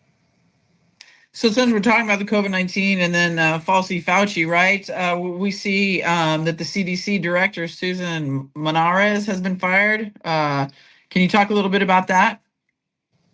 Well, this is the routing, and we're seeing it in real time almost every day now. This is the routing of the administrative shadow puppeteer state, right? All of the useful idiots or pencil pushers, if you will, at that entry level gatekeeper area where they they essentially obstruct. Everyone out there in the audience is going to be familiar with trying to get to a decision maker inside of a business or inside of an entity or an organization, and you just can't get past the policy, or you can't get past the protocol, or you can't get past the stoic-faced individual at the desk who is not willing to hear out the broader content of whatever your grievance or redress or request might be. The same is true, and the same functions in exactly that fashion inside the corporatized U.S. government. So how do you clean that out? Well, you have to get a new boss in town. You have to bring someone into the environment, into the corporate decision-making sphere that is willing to work against, quite literally, the corporate machine itself. And I think for all of his faults and for some of the questionable moments that I have with RFK and some of the decisions that have come out of HHS, by and large, we've seen a complete house cleaning and an overhaul of the inside of these institutions and the inside of these systems and organizations. And the overhaul is going to lead us to data. It's going to lead us to hidden emails. It's going to lead us to unearthed communications. It's going to lead us to bags of files pertaining to Russiagate, like we were told just a few weeks ago, were discovered by the DOJ and the FBI, how they, essentially were proving, for lack of a better expression of it, they were declaring to the public that a lot of the Russiagate stuff under Comey and under McCabe and under other individuals since then was really just bagged away and put in a room and hidden away from the light of day. So these types of things are happening in all of the agencies and all of the bureaucratic, what we'll call capital forts on the battlefield, right? The Department of Commerce is not as big of a prize as the Department of Health and Human Services, or the DOJ is a much larger prize than the Bureau of Labor and Land Management, right? Or the Bureau of Land Management itself, or other things of that nature. So we have to prioritize where we're going to do the house cleaning. And it looks to me, as we've watched over these last many weeks, really going back a number of months now, there has been a severe reckoning inside the Department of Health and Human Services and all of its sub-agencies. But that doesn't mean that we clean all of the bad guys out in 1 week, right? It takes time to allow these people to expose themselves. And that's exactly what we're seeing right now with CDC. I love it. And then, we've got Robert F. Kennedy Jr. out there getting ready to stop the quote unquote mandates for this death shot, the COVID, right? We're seeing this come out. Did you see that? I did. And that's an interesting point. And I want to highlight on that. We saw a rescission from, the emergency use authorization, but we did see a marketing approval issued for certain vulnerable population groups, which strikes me as a little bit odd. But when cast against the backdrop of these leaks and reports coming out from various entities inside government and reporters, I think John Solomon was one of them to bring it out. I might be incorrect on that. Don't quote me on it. But one of those, alternative, well-known reporters broke a story very recently, just in the last few days, that the Department of Health and Human Services is actually considering pulling all of the COVID-19 vaccines themselves from the marketplace. And I think when we look at the hard data, we'll be able to understand why. But this is being done in such a fashion where, that mass population, and especially the mass population that's still a little left of center, but willing to come around to certain information as long as it's presented in a lens that doesn't have a political hype or a political lean or a bent on it. That population, I think, is being, given the red carpet, if you will, to come into the fold, to understand that there's a deep level of corruption here, that it has never been about health. It's always been about money. And at the end of the day, the love of money truly does become the root of all evil when human decency and dignity is placed to the sidelines. And I think that's what we're going to discover as we go forward with the Department of Health and Human Services under Robert F. Kennedy. And SJ, can you maybe kind of tell the audience a little bit? Because, you hear a lot of stuff out there. A lot of people are, why can't they just end it now, this and the other? Maybe explain to people it's a process, right? You can't just pull this vaccine, especially for many that believe in vaccines that still get this vaccine or booster, right? Everything is a process. Can you maybe explain, in your opinion, how you feel about why they're not just pulling it off the shelves? I keep telling many people that I talk to about it, or, some of my audience, that everything's a process, right? You can't just take it off because so many people still believe in the vaccines and some people still believe in this vaccine. Unfortunately, I think if they just pulled it, I think it'd be chaotic. So what are your thoughts on that?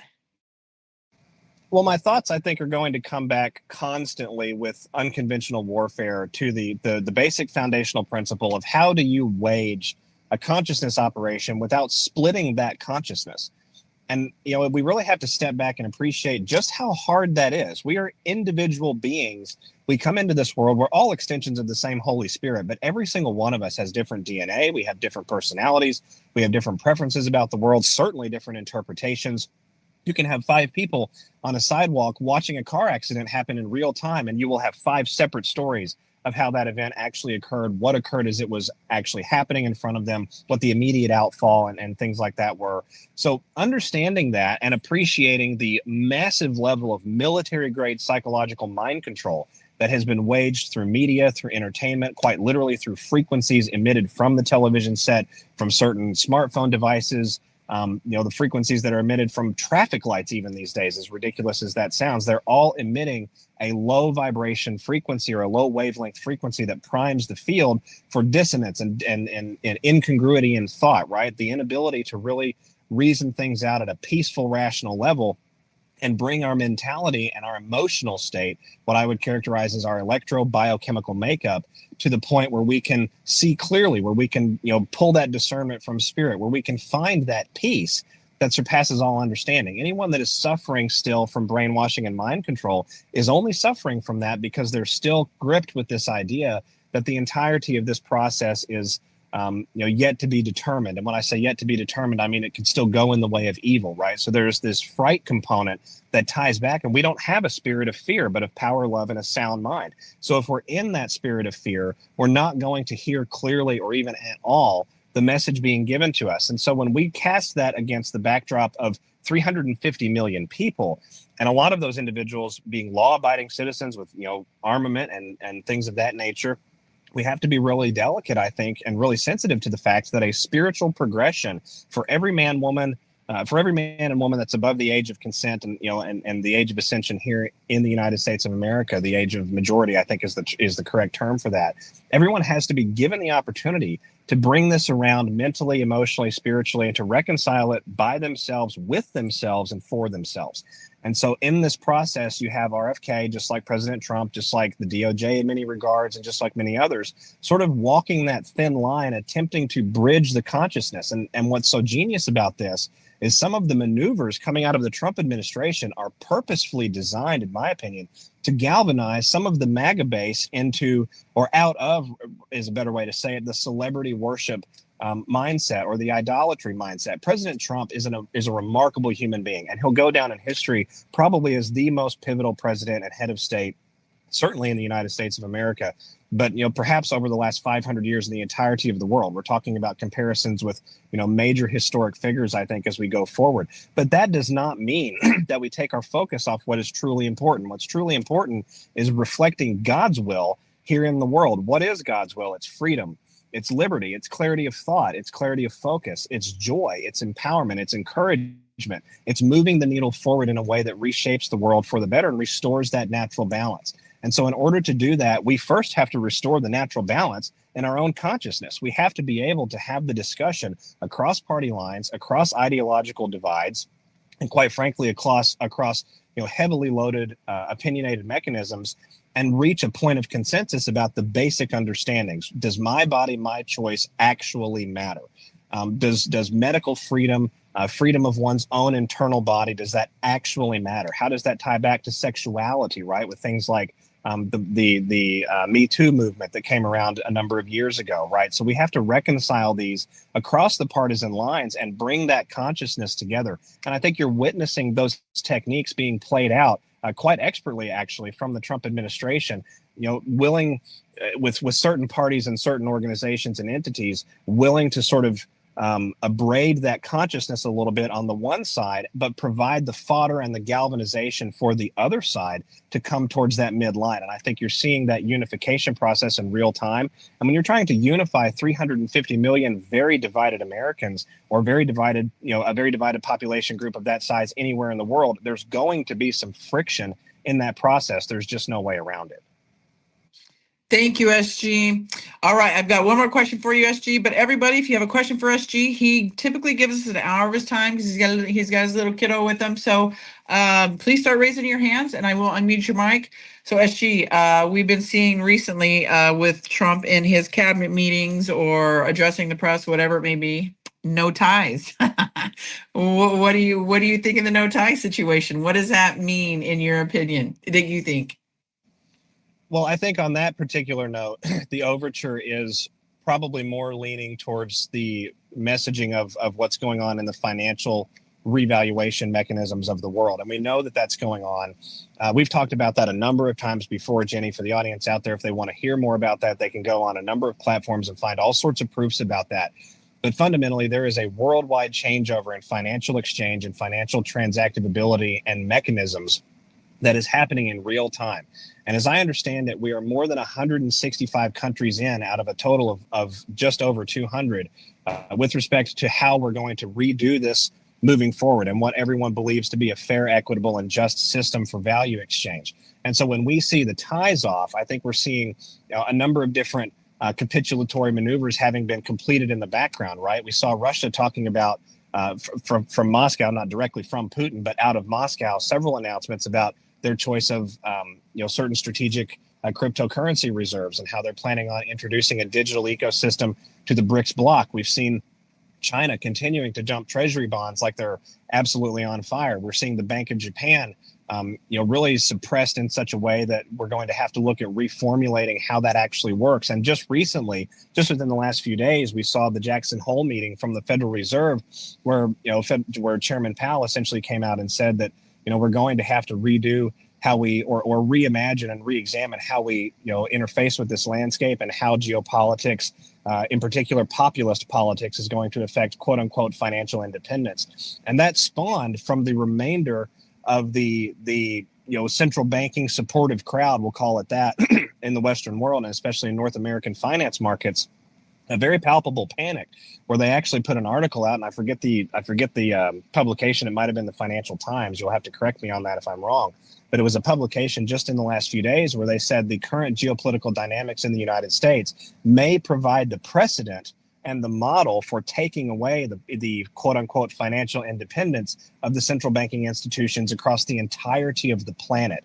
They are literally telling us what's going to happen as a result of this process. And so when we see the ties being off with not just President Trump, but other individuals in his orbit, I think we can safely say that progress has been made once again on providing a landscape that is desirable, fair, and just for the entirety of the world. And some individuals may have had to cut deals or taken submission agreements or something along those lines in this process so that they can fade away from public light rather than being held ultimately responsible. Great answer. Thank you, SG. All right, everybody. It's you guys are welcome to request a mic. I will open your mic. But SG, I have a couple questions here on the wall for you from Kinzuasu. Hopefully I said that right.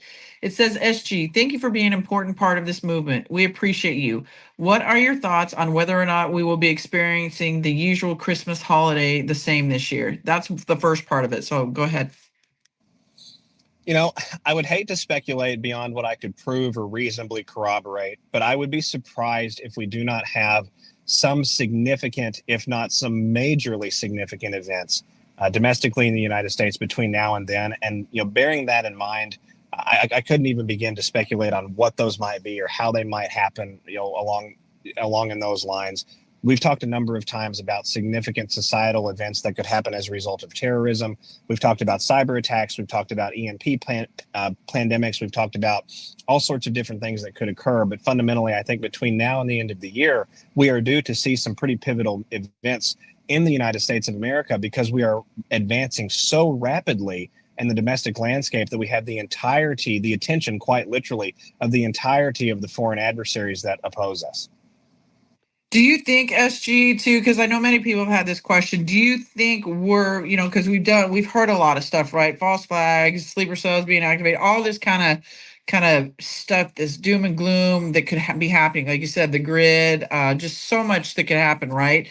Do you think actually we're going to see a lot of this horrific things that we have heard go down, like, the market totally crashing and then maybe the sleeper cells being activated? What are your thoughts? I mean, things seem to be still pretty, I know there's a lot of stuff going on out there, but kind of calm in a lot of cities and states. But what are your thoughts on what do you think we could potentially see here in the coming days? Because I know we're going to have some rough roads, but how rough do you think they're going to get? Well, I think they'll get rough enough to provide, again, that grid work for cohesion and unification in the American population behind behind a common purpose, a common understanding of who we are as Americans, a common desire for basic liberty, freedom, and security. We've seen that process, of course, going all of the way back to before COVID, and then really ramping up with all the events that happened with COVID. But when we examine everything from COVID until the present day, and I make the one exception to this statement that I'm about to make with the actual outfall of the pandemic itself, which was an act of world war. And we are at war in an aligned fashion with patriotic actors. And so losses are going to come as a result of that. But when we look at how things have transpired since then, it very much seems like we have had enough issues break out societally here in the United States to get the country's attention, but not so much to completely disrupt or disappoint or obstruct the country's ability to recover and handle it. And when we go back to the first Trump presidency and all of the executive orders and all of the legislation that came out of that presidency, and then the emergency use authorizations that came out of that presidency, which accelerated a lot of agendas, quite frankly, I think beyond the control of globalist actors that were banking on much more time to, fine tune their technocratic tyranny. I think we have to admit that a great deal of what has occurred could have been far, far worse. And so as we look at the present day in time, events like, the fires that are, that came out of California not that long ago, or the riots that happened almost immediately in response to the immigration orders, or, the various unrest and disruption that has come as a result of things like school shootings in recent days, or the arrests of certain judges, things like that, the nationalization of Washington, D.C., and, the National Guard now being quite literally, on the streets as though it is a military district. And in my opinion, I think that it is a military district, but we can get into that another time. But fundamentally, it very much appears to me that we have some disruption and perhaps some escalation to come, but we also have the literal real-time infrastructure, the scaffolding being built to help us handle that situation, right? President Trump is actively seeding the narrative that he's going to send the National Guard into Chicago. That's going to occur in this process. And so when that occurs, what other cities will also get swept up in that process? And when that occurs, how will the escalation come from the other side? It's a tete-a-tete, quite literally back and forth, but we're in a position now where we have the initiative, and we've had the initiative since 2017, but we have to keep in mind that we've had the initiative against an enemy that has been playing at the same game board, entrenched on all sides except for our side, for the last 75 years. Thank you, SG. Okay, here's the second part of that Keen Zuasu question. Do you think we will be utilizing banks going forward, or are they eliminating the middleman with our new quantum financial system? I want to get some terminology correct on that. So with respect to banks in their current form, I don't believe so. And we're seeing discussion from even the Treasury Secretary talking about the Federal Reserve and how, that institution and agency is really ultimately responsible for the economic woes of the American people. President Trump has hinted at firing members of the Federal Reserve. As a matter of fact, he did fire one member, if I'm not mistaken. We're talking about, Jerome Powell potentially resigning in disgrace. So the narrative is clearly being prepped on the financial side to change the domestic landscape and the domestic governing institutions in the minds of the American people as it pertains to money, finance, and power.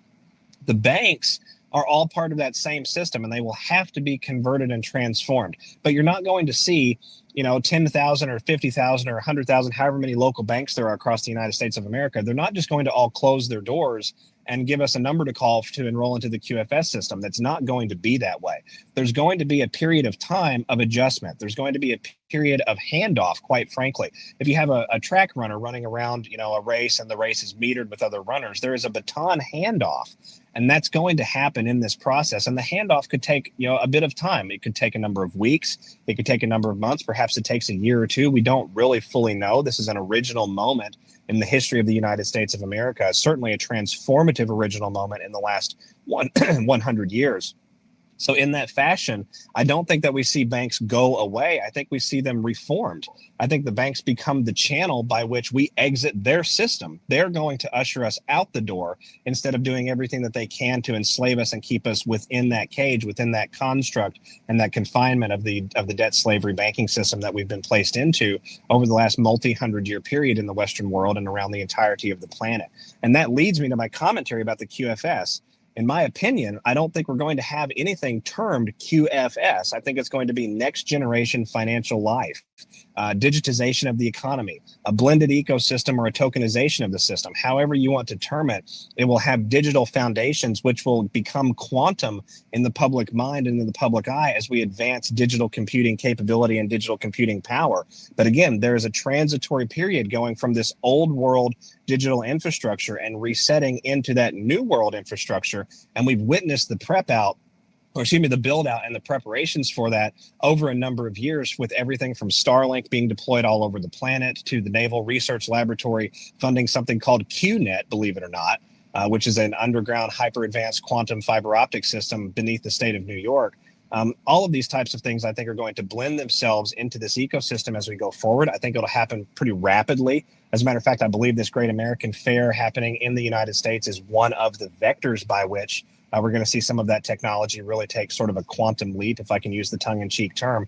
But looking at the financial landscape, it would not make sense to shock the public by closing all of the institutions. It would make more sense to scare the public just slightly with a dip in the market. Perhaps they go a day or two or a week without access to certain things or capabilities. And we see President Trump handle that situation with announcements, with addresses to the nation throughout that process, and a reinstitution or a refiring, a reliquidation, if you will, of that system, which will occur by and through the same vessels, the same brick and mortar passageways that we were taken out of true balance of finance to begin with. I love that you said quantum leap, because I was just going to say, is this going to be our quantum leap into the new era? I love it. Thank you, SG. All right, so since we're talking a little bit about the financial stuff, since I don't have any hands, everybody go ahead. SG's got about another 25 minutes to go, so please, SG's here. He's here once a month, guys, so raise your hands if you have questions for him. We saw a report from Leading Report yesterday, I don't know if you saw it or not, SG, about President Trump announcing Americans would receive a dividend funded by the tariffs. And then Elon Musk goes on to say something about there will be a universal high income and everybody will have the best medical care, food, transportation. What are your thoughts on that? Because, a lot of people think that Trump and Elon aren't working tandem together. I think they're working still together. But what are your thoughts on that, about this, the income that we're talking about? Well, I guess my thoughts on that are twofold. First of all, I don't think we should delude ourselves with pie in the sky ideas. But at the same time, we should acknowledge that our wages relative to the work and productivity of our hands has been woefully and astonishingly undervalued and underbalanced in the wrong direction for a long time. In the early 1980s in the United States of America, a single working spouse of a family of four, so you have husband and wife, two kids, could afford a 3-bedroom, 3-bath home, 2 cars, and all of the trappings that come associated with those 2 children, and still have money left over relative to the cost of living and the price that his wages called, or his or her wages, whoever it happened to be, called in the workplace. And we've seen that devaluation happen at a meteoric pace since really 1972, 73, and 74 with Nixon and the gold standard at the international level. So if we are going to invert that back to the proper balance, if we're going to have a 1950s style, balance tailored for the modern world with an appropriate reflection of what our actual work and productivity is really truly worth, it's going to be like having a universal high income all the time, right? If I was able to go, for example, to, we'll say a entry level skilled labor position. So we'll say a position where, a year or two of trade school, you go and you do some understudying at an industrial outlet or a blue collar outlet, or, logistics, transportation, electricity, whatever you want to, assign in your mind. If you could go as an entry level person with just a couple of years of school and be commanding $75 per hour starting out, and a room for advancement up to $100 or $105 or $110 an hour, with the current costs of our lifestyle right now. And I acknowledge that, the landscape has been deeply inflated over the last 10 years, but for purposes of the metaphor, if that was the metric relative to the current cost of living, you would have a lot less violent crime. You would have a lot less marital unrest. You would have a lot less just overall instability in society, because individuals out there would be going to work, 30, 40 hours a week, maybe 45, no different than their current schedules now. But it would be as though they had 2 other incomes added into the process. And in that fashion, I think that's what we're talking about with the how this is going to be reinvigorated out to the public. We could give the public a dividend, maybe a few $1,000s, or even up to $10 or $15 or $20,000, right? But if you were to write everyone in the United States a $100,000 check tomorrow, you would crash the economy because nobody would go to work. Everyone has been sort of, corralled, for lack of a better term, into a lifestyle, in many cases, that they're working, or a professional lifestyle, I should say, that they're working not because they love it, but because they need it for whatever they're trying to provide for their family and for their personal household. So how do you liberate that? How do you free that up? Well, you jack the wages way up and you change nothing else. And I think as we look at how this is going to pan out, we could very well see that transformation end up at a place where there is a sovereign wealth fund where everyone pays a little bit of tax into that fund, and perhaps we all get a little bit of that back as a result of the nation state activities that happen at the international level. A couple of hundred years ago, the entirety of the national government's bills and more were paid exclusively with excise tax and tariffs. And so if you look at the landscape domestically, what did that create? It created the ability to generate massive amounts of wealth if you were willing to put in just a little bit of work. You didn't have to work 90 hours a week or 80 hours a week to make ends meet, or to make that $3,000 or that $4,000 a week at your skilled job. You could put in 40 hours or 45 hours, and you would be making commensurate with the same amount adjusted for inflation over the last couple of hundred years. So I think we're headed back to a system like that will eventually compel us to ask the question at a societal level: if we have so much money, why not establish a public, transparent system, an accountability system that is available at the click of a button on the internet for anyone with a social security number above the age of majority in the United States, where they can look at their participation in the broader inheritance of the American Republic? And I think that's where we're going to go as we go forward. Thank you, SG. All right, Miss Grace, your mic is unmuted. Go ahead. Go ahead, Grace. Hey, Jenny. Thank you so much. Hey, SG. I want to thank you for all that you do. I've never gotten a chance to talk to you, but I listen to you all the time, and I'm very appreciative of your time and your efforts and your energy. So God bless you, and of course, Jenny as well. My question really quick, I know a lot of people are struggling with their health. I know a lot of toxins have affected our population as well as the vaccines, but also just general unhealthiness with our processed foods and the toxins and the poisons, the dyes.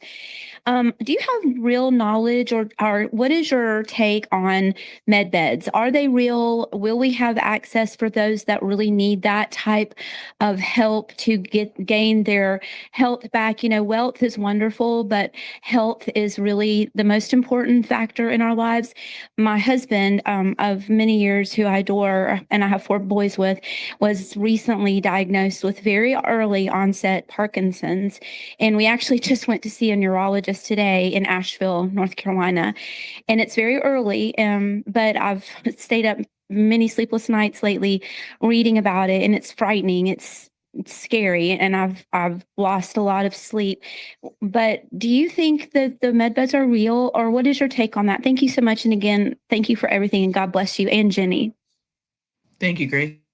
Well, that's a heck of a question. I think the first thing I want to say is God bless you for the patriotism and quite frankly, for the stoicness of spirit, the stoicism of spirit to deal with what you all are dealing with. Terminal diagnoses, or what we consider to be terminal diagnoses, are never easy to contend with.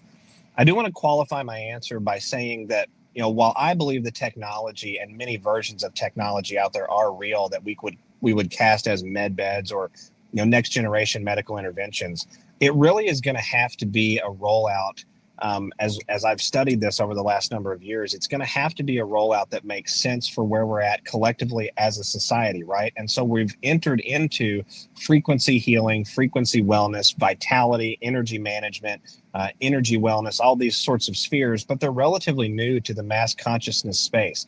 I don't think it's going to take very long for us to move into those new modalities now that we have some sort of control that we're attempting to wrest away from that globalist blob, if you will, inside the United States of America as it pertains to our public health institutions. But at the same time, I would not tell anyone, yes, just go to this facility at this place and this time and spend this much time in there, and all will be well and you'll be magically healed. At the end of the day, what goes on with our biochemical makeup, the best that I can see, and I'm not a medical doctor, this is not medical advice, but from what I can tell and from what I can research and understand, it looks like disease itself is an imbalance of our electrochemical field. And our electrochemical field affects every single thing that happens in our body. Our cells, every single one of them have a mitochondria. They're all joined together with an energetic medium that exists at the subatomic quantum level. You can see that with an electron microscope. And imbalances or distortions or disruptions in that field eventually will create a physical reflection of the same imbalance. And it can happen anywhere in the body. For me personally, it happened with my spine, and I actually ended up needing a surgical intervention from the allopathic side of things in order to really get over that hump. My energetic injury with that was so significant and so severe so rapidly that I was not able to use the next generation technologies and the next generation understandings or holistic knowledge or whatever you want to term it to recover that fully. Now, I have since that surgery, I have since used all of those to great effect and great recovery. And I'm sure you can tell by my energetic delivery here, I'm pretty pumped up and vital, even on the other side of something like that. So with that question, I know that this is sort of a long answer, but with respect to, tackling any sort of terminal illness in this day and time, I would approach it twofold.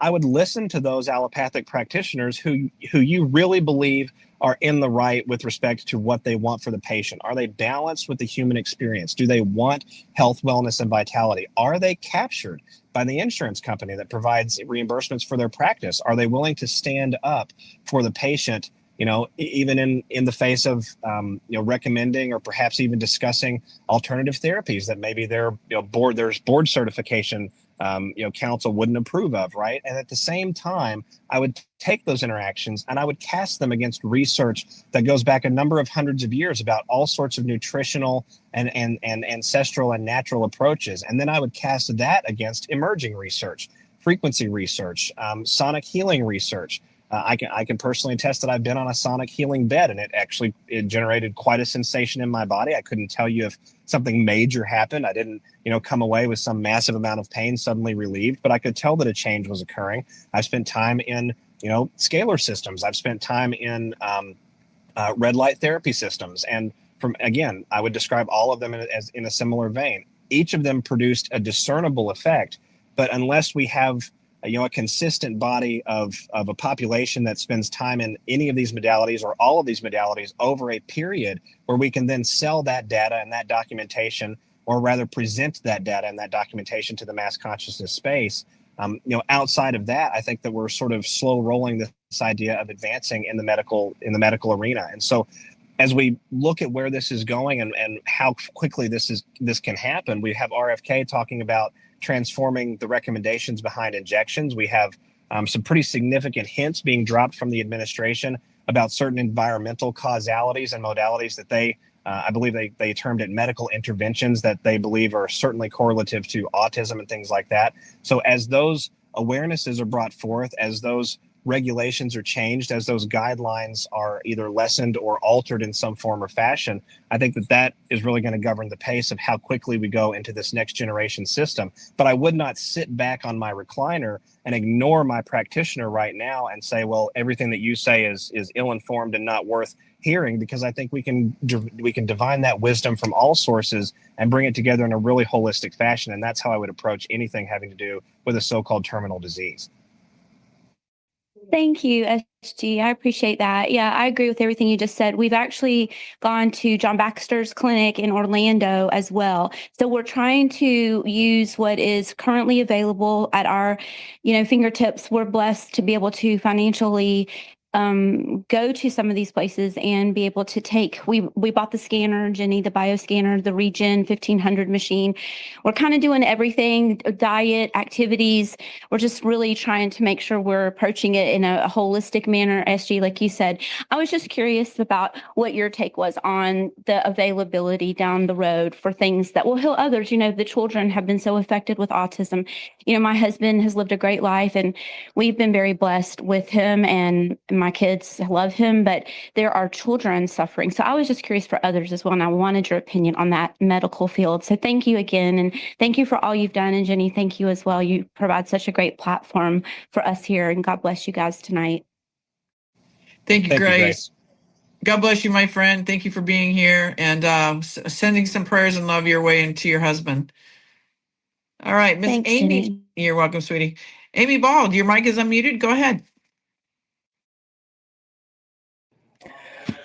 My question kind of was on the same wavelength as that, but a little different. I'm on Social Security. They take out from Medicare every month. I was wondering if they do have the med beds, we won't need Medicare anymore, correct? That is a fascinating question. And, regrettably, Amy, it might be a little bit above my pay grade.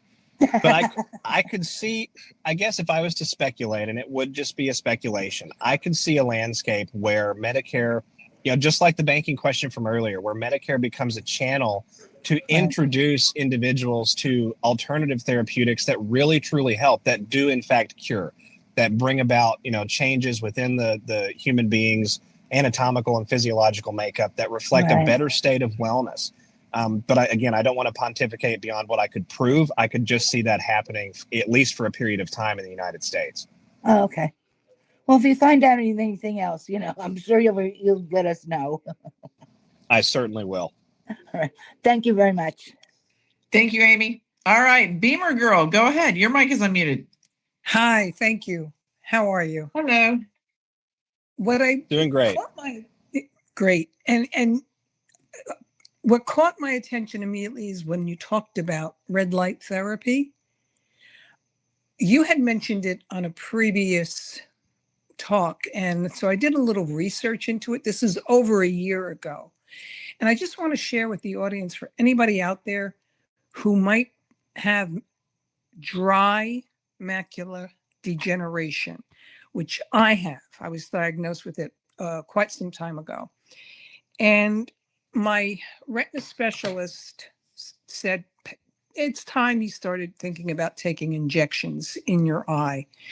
That thought completely grossed me out. So I researched even further. As it turned, and I'm thinking, wait a minute, I didn't take the COVID shot. I don't take any vaccines. And now I'm going to put something in my eye? I don't think so. So without telling him, I did some research and I found a wellness center not too far from where I live. The woman who has this machine is a medical grade red light therapy machine. My intent was to try to cure or help slow the progression of macular degeneration. October will be 1 year that I've stayed with her, and I go for my treatments faithfully. So over this last year, my doctors were saying, your eyes are stable. They're okay. There's some other new things on the horizon for injections. And I said, okay, that's nice. And then I think it was around, I know, January of this year, the FDA finally approved, I guess I could say the brand, Luminex, I believe it is, for red light therapy strictly for dry macular degeneration. They had nothing available up until this approval by the FDA. So I went to an optometrist and he did my eye exam and confirmed, yes, you have it. Long story short, the treatment was over a series of 1 year, all out of pocket. And they've had some very fine results with it in Europe, but now it's FDA approved. So I then confessed to my retina specialist, hey, doc, I have been doing red light therapy, and this is full body. I mean, I actually put myself into like a chamber, like a tanning bed, so to speak. I said, I've been doing this since October of last year. When he heard me say that, he said, all right, I'm going to start examining your eyes differently.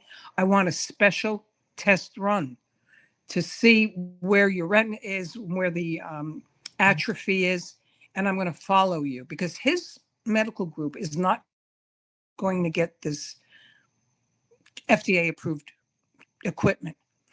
I have become his personal guinea pig, so to speak.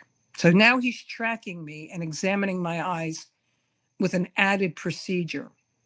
I will tell you, my eyes have gone from, the right eye was 20/50, my left eye was 20/40. Now my right eye is 20/40, my left eye is 20/30. And with my new prescription, it's amazing the difference in using this red light therapy. So when you talk about when you mentioned red light therapy, it was like, oh my God, I want to tell the world. And more people are becoming aware of it, and they're buying these products online, which, okay, that might be fine. However, there's so much more that goes into red light. It's the penetration, it's cellular. And the additional benefit is like my skin is starting to look good. It's more supple. My face, the wrinkles are, and I'm an old lady, let me tell you. Beamer girl, real quickly, I don't mean to cut you off, but SG has No, that's about okay. five more minutes. I've got one Go more ahead. question here. So, Go ahead, yeah, go ahead. Thank you for everything, guys. You're wonderful. What a great testimony.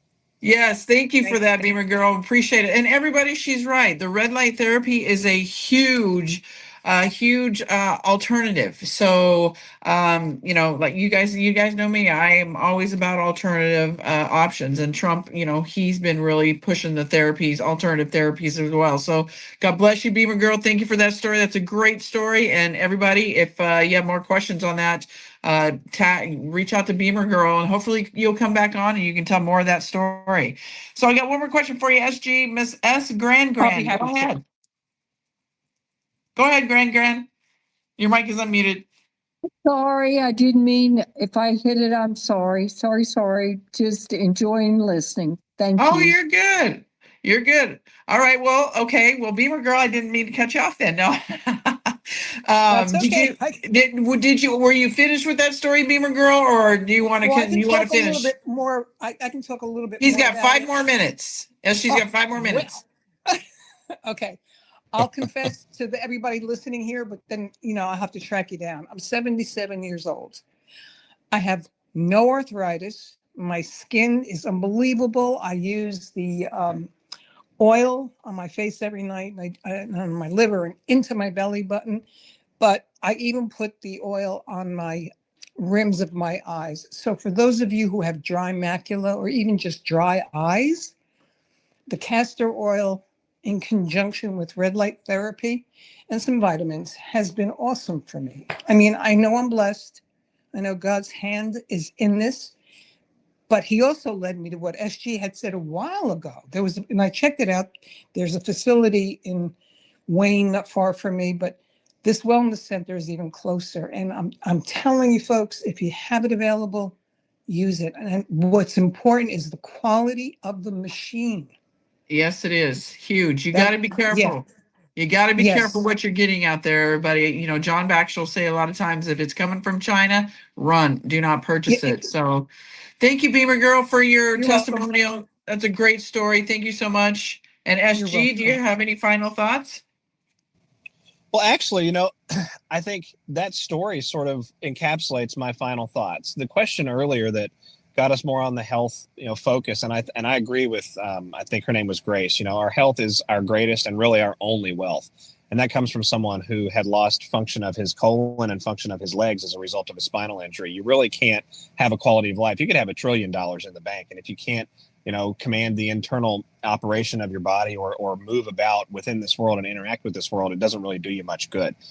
And with that, we are in a period right now where all of humanity, but especially the Western world, is discovering that health physically and health spiritually are essentially interchangeable. They're a one-to-one ratio, right? And when I say spiritual health, I'm talking about what does the body feel like? What does your electroauritic field, which you can actually go and look up PubMed articles and read all about it and see images and pictures and Kirlian photography going back a number of decades. It's a very real thing. They were studying the human electrofield through CIA documents as early as 1949. And so, the health of that and the health of our physical anatomy are going to be one-to-one with one another.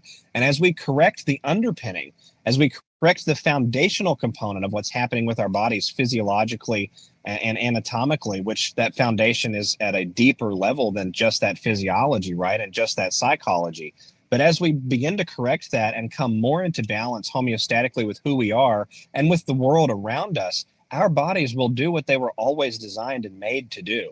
I was just doing a call today with a gentleman. I can't remember his name right off the top of my head, but he's a big promoter of moderate consumption of apricot seeds in a very controlled and deliberate manner, right? Not going out and throwing 50 seeds in your mouth and winding up in the ER because you gave yourself some sort of hypertoxic situation, but in a moderate, meaningful and symbiotic way, consuming just a little bit of this substance or a little bit of this natural food coming from the earth, every so often. I think his recommendation was a few times a week, and just watch what happens. And he came with a number of different testimonials and his own personal experience about these things, and people in his life that have been doing this regimen and have had phenomenal and tremendous results. And so when we talk about the med beds and the next generation technologies, it's all a very large umbrella, right? We've got alternative photonic therapies. We have newly resurgent holistic wisdom that goes back hundreds and hundreds and hundreds of years. We have ancestral wisdom with pertaining to certain plants and certain provisions of nature that goes back thousands of years. We have advancements in frequency understanding. We have advancements in understanding that a great deal of the electromagnetic and microwave radiation really is the better way to term that, out in the world that affects our physiology too, and that suppresses our electrochemical field that I was talking about just a few moments ago. And so when we marry all of these bodies of information and we approach it with the lens of, I'll pick that, I'll choose that, I'll take that, I'll remember that, let me mark that down, I'll get those at the grocery store, I'll make sure it doesn't have this on it, I'll make sure it has that on it. I know that it's a lot of mental work, but if we provide the environment for our bodies to do what they're capable of doing, the med beds will be sort of just the next logical step and not some magnanimous, impressive technology that we think of in the present day and time. That is going to be the natural progression of the educational journey that we're all on right now. So enjoy it. We're going to be able to recreate the world in a way where my son and his children, if he chooses to have children later down the road, will be able to interface with the world at a level of vitality at the ages of 50, 60, 70 years old that none of us have ever known. And who could want anything more than that? I love that, SG. What a show, everybody. This was a great show with a little bit of a diversion from, what's going on, like we always talk about, right? So we talked a little bit about health and wealth, and this is really important too. So SG, once again, thank you so much for being here. I'll see you in a month. Thank you for having me, Jenny. God bless. All right, sweetie. Good to have you, sweetie. Hey, God bless you, and enjoy your son, and we will all get you scheduled. I'm going to go right now to Laura and get you scheduled next month. Sounds excellent. God bless all. Stay well. All right, everybody. Have a great evening. God bless you. We'll talk to you tomorrow. Come back for Carrie Kasem with Face and Beauty. She will be on the show tomorrow at 12 p.m. Pacific Standard Time. God bless you all. Have a great evening. Thanks, SG. Welcome back, everybody. Before I put Lieutenant Colonel Bosey on to wrap up the night, I wanted to show you this picture. I almost use it for the cover. That's why it has the Patriot News thing on it. But it's a picture of my granddaughter from a couple days ago. She's cute as can be. All right, here. Let's put on our last show for the night. See what the Colonel's got to say. Oh, by the way, you guys should check out Rachel Right Side Blonde's new video here on YouTube. If you haven't already, it's really good. It's fascinating. It's about how maybe the Monica Lewinsky scandal was just a distraction, like not real. I mean, it's interesting. You guys should really check it out if you get a chance. Bum, bum, bum, bum, bum, bum. Here we go.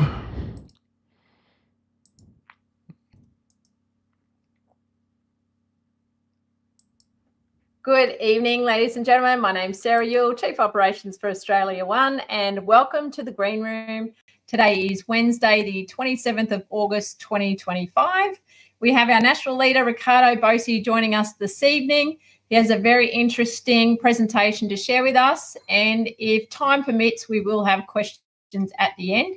If you do have a question, please make sure you enter it into the comments section on our Rumble channel. So what I'm going to do, I'm going to put up the link there for you. So jump over to Rumble, put your question in the comment section and leave the live chat for just general chit chat. Now I'm going to bring the boss in. G'day, Rick. Good How are evening, we? Sarah. How are you? Always well? Fabulous. Oh, good to hear. Good to hear. How is the family? Apologies for being late. I was showing one of my daughters how to make a hearty winter chicken and vegetable soup, and it turned out magnificently. So she's happy, the family's happy, we're all happy, we're all good. Oh, that's great. Oh, this is the beauty of homeschooling, isn't it? The learning never ends, does it? It's good. Yeah, every moment's a lesson. It's fantastic. Now, I hear that the cops are at the front of your place. Have they caught you drink driving again, have they? Yeah, because I'm such an outgo, as everyone knows.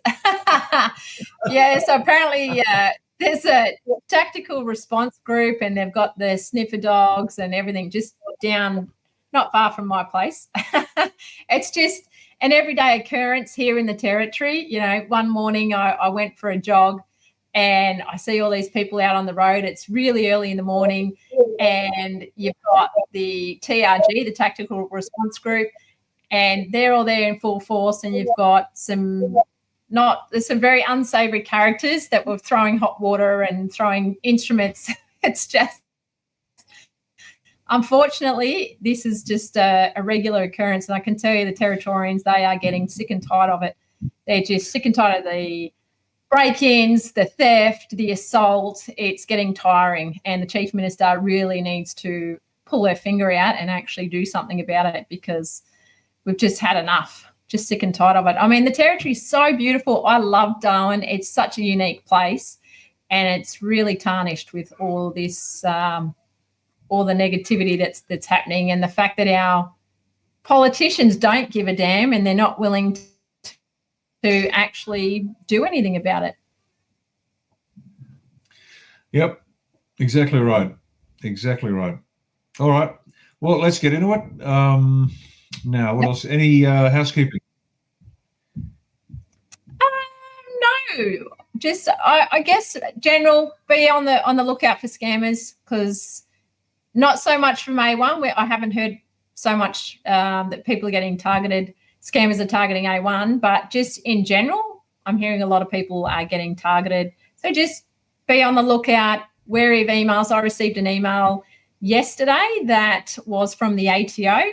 And when I clicked on it, it said, I'll click at the bottom of the link, and I looked at the email, looked at the email address, I looked at the phone number, and it's all a scam. So just be really, really, really careful, guys, because they want your data and they want your money. Correct. Okay, let's kick off. All right. Do you want to share your screen and I'll load that up? Sure can. Or just and if there's what is it? If there's bad comms tonight, just yell out and get me to go back to wherever I dropped out. Okay. Sure, no problem. All right, you've got the floor. Okay. Thank you. Good evening, ladies and gentlemen. Thanks for joining us tonight. Apologies for the delay. As I said, it was cooking class tonight. Right, the pedophile promoters. It's time to shine a light into the ABC's darkness. And this is an old story, but we never let it sleep. There's a few people pushing it, and recently it was given more oxygen, which is great, but we'll get to that shortly. Let's go on. Okay, tonight's agenda.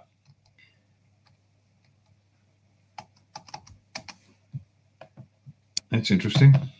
There we go. A word of thanks, a quick correction, quickfire news, ABC pedophile protectors, weaponization of the state, and another false flag. So here we go. And then a Q&A, and we'll try to make sure we've got time for that. Quickfire news, thank you. Messages of support and offers of assistance because we have a broken washing machine and dryer. Thank you very much, really. It's just really fantastic, much appreciated, but we're good on a couple of levels. Firstly, it's I'll be getting behind the machine to fix it, and we've got some contacts of people who might be able to fix up the mess that I make. But more importantly, it's important that people And this wasn't a cri de coeur, a cry of the heart. It wasn't a request for assistance, but it's important that people know that, you know, we're going through our stuff like everyone's going through their stuff. And I'm not complaining about our lot in life, but, you know, it's we're all doing what we need to do the way we need to do it. And that's important for Australians. I don't like people who are too full of themselves, and I think that's a good thing. That's a healthy thing. Moving on, quick correction. Last week I spoke about the FBI Operation Grayskull. And I reported that they shut down 4 dark web child abuse sites that led to convictions of 18 offences to date, with more to come. Now, this is correct, no problem there. The arrest and investigation spanned the following 8 countries: United States, United Kingdom, Netherlands, Italy, Germany, Estonia, Belgium, and South Africa. Unfortunately, I incorrectly included Serbia and omitted Estonia on the list. So we got some energetic pushback from the Slavs, from the Serbs, saying, please correct it. So we have. So I apologize. Just an error. Okay, moving on. Okay, quickfire news. Phone box farms. You've heard about this. Bots. People are arguing online. They're arguing online with bots on phones. But the scale now is getting to ridiculous proportions, and the opportunity, the potential for mass fraud is, as you will very, very quickly see. All right, Sarah, you can mute me. Here we go. And these comment farms and phone box farms, it's worse than we thought. Look at this. What is a box phone? I told you about the corporations happening, but this is a simple 20-phone box farm that we're dealing with on a daily basis. Box phones are the nodes that make up a phone farm. Each group of box phones can accommodate 20 phones. So if you're thinking it's just one guy sitting behind maybe 50 phones, yeah, it is. Due to the removal of batteries and screens, the safety of forming a phone farm is higher. It's advanced past this right here. Oh yeah, it gets more advanced. Check this out. Motherboards support multiple software running at the same time, can also be operated independently. Yeah, that's right. That was a computer screen controlled by AI, no longer needing a person to click farm anymore. Just imagine if you had the power of a political party, how many of these you could buy. Now, after you see this next part on this screen, imagine the magnitude of someone that had hundreds of millions of taxpayer dollars to spend.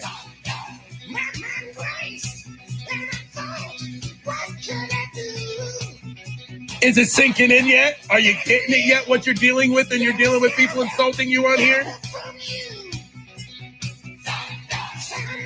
And you guys have noticed the uptick in this in the past few days. You've noticed it, right? They're back in force. What is a box farm? Dozens or hundreds of phones can be operated on one computer for games, videos, ad clicks, and more.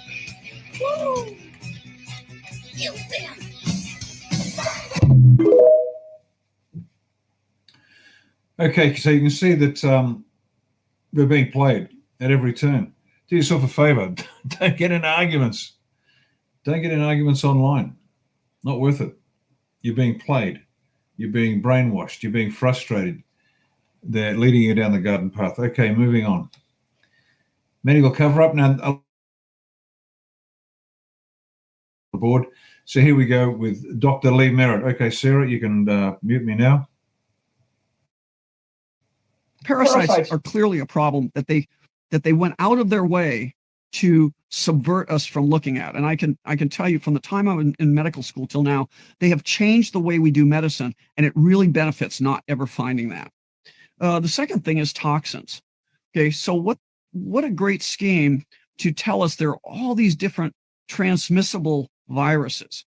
Now, you know, without getting into the science of this, I'm just going to tell anybody that can read science should go and try and convince themselves about the actual existence of viruses.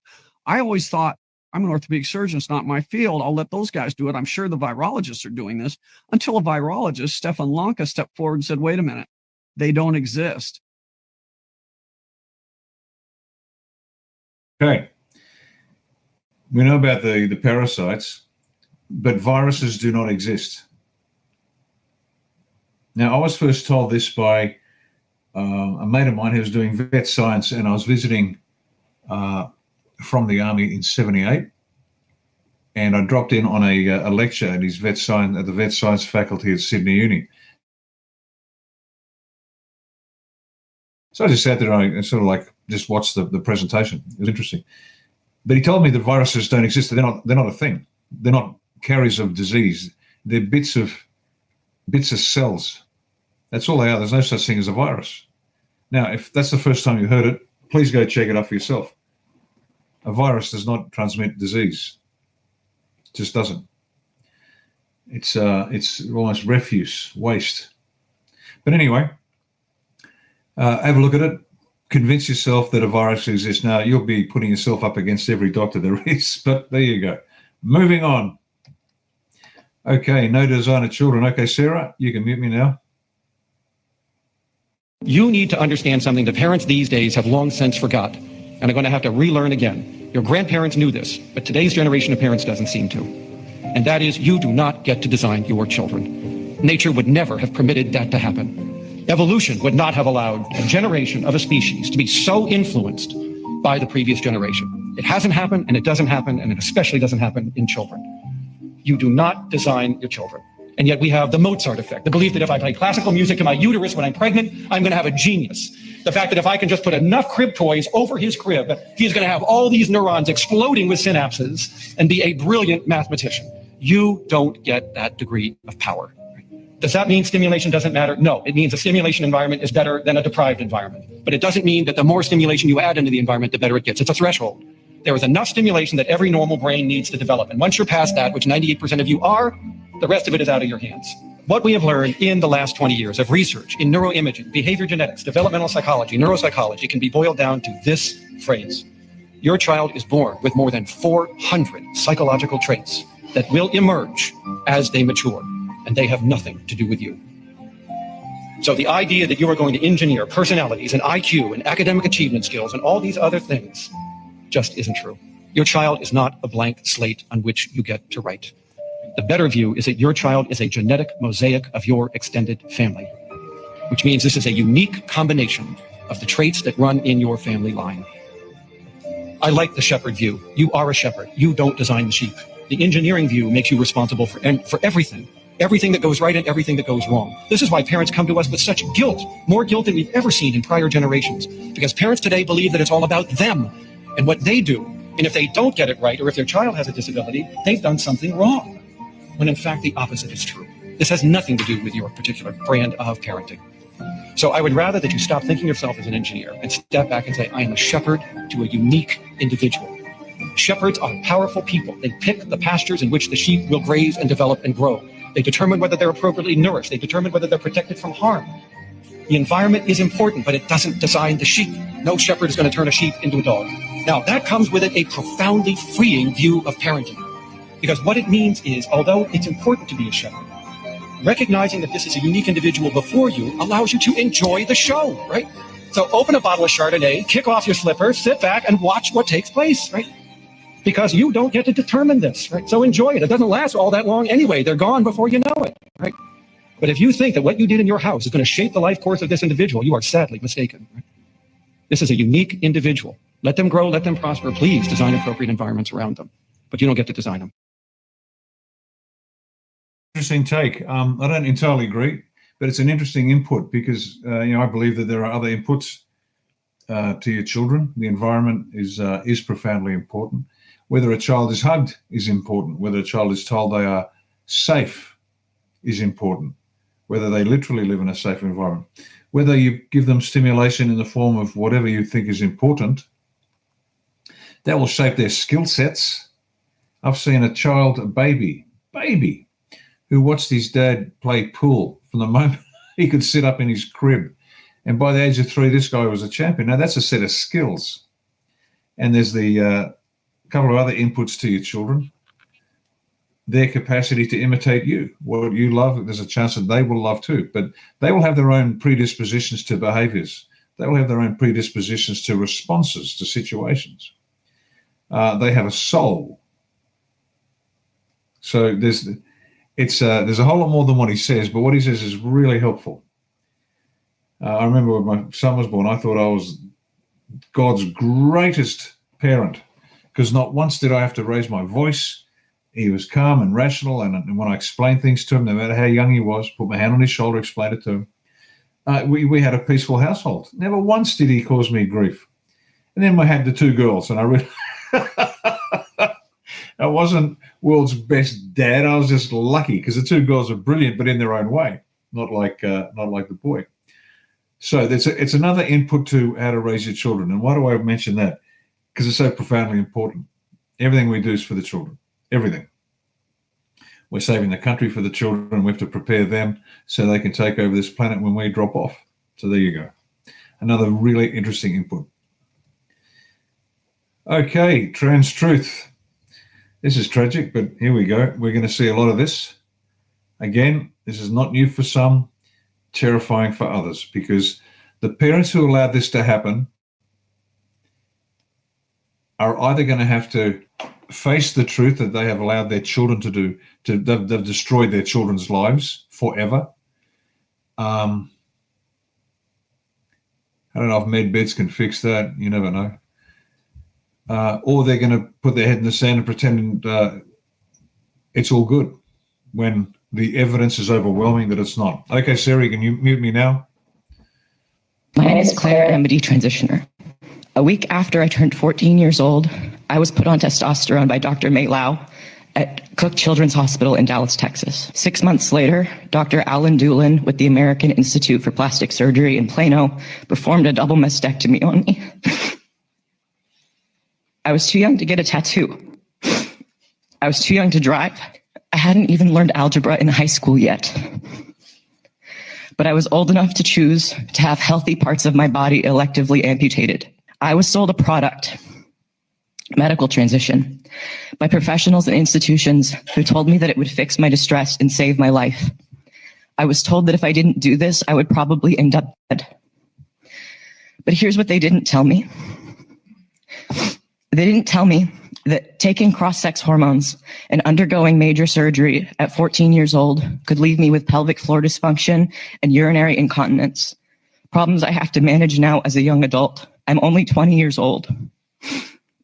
They didn't tell me that these complications are common enough to be known risks, and yet they were hidden from me at an age where I didn't even understand what these terms meant, let alone the impact they would have on my daily life. And it doesn't stop there. When I tried to warn others by leaving honest reviews on my surgeon's websites, describing my regret, the complications, the lack of real informed consent, my reviews were deleted.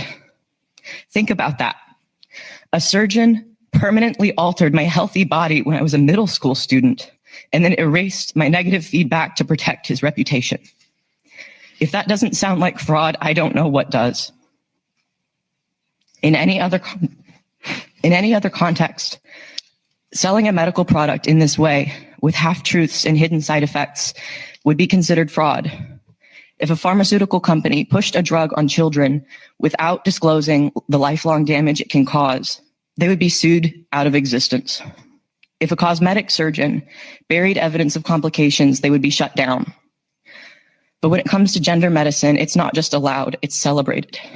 And anyone who asks questions is called hateful. Every week, I hear from more young men and women like me, people who were convinced as kids or as teenagers that the only way to survive was to become a lifelong medical patient. We now live with the irreversible consequences, the scars, the side effects, the pain, and the grief. And we watch helplessly as the same professionals and clinics keep selling the same product to the next generation of vulnerable kids while silencing those of us who speak out.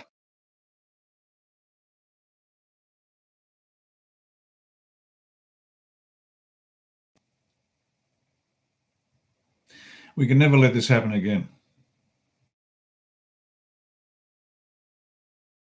Ever.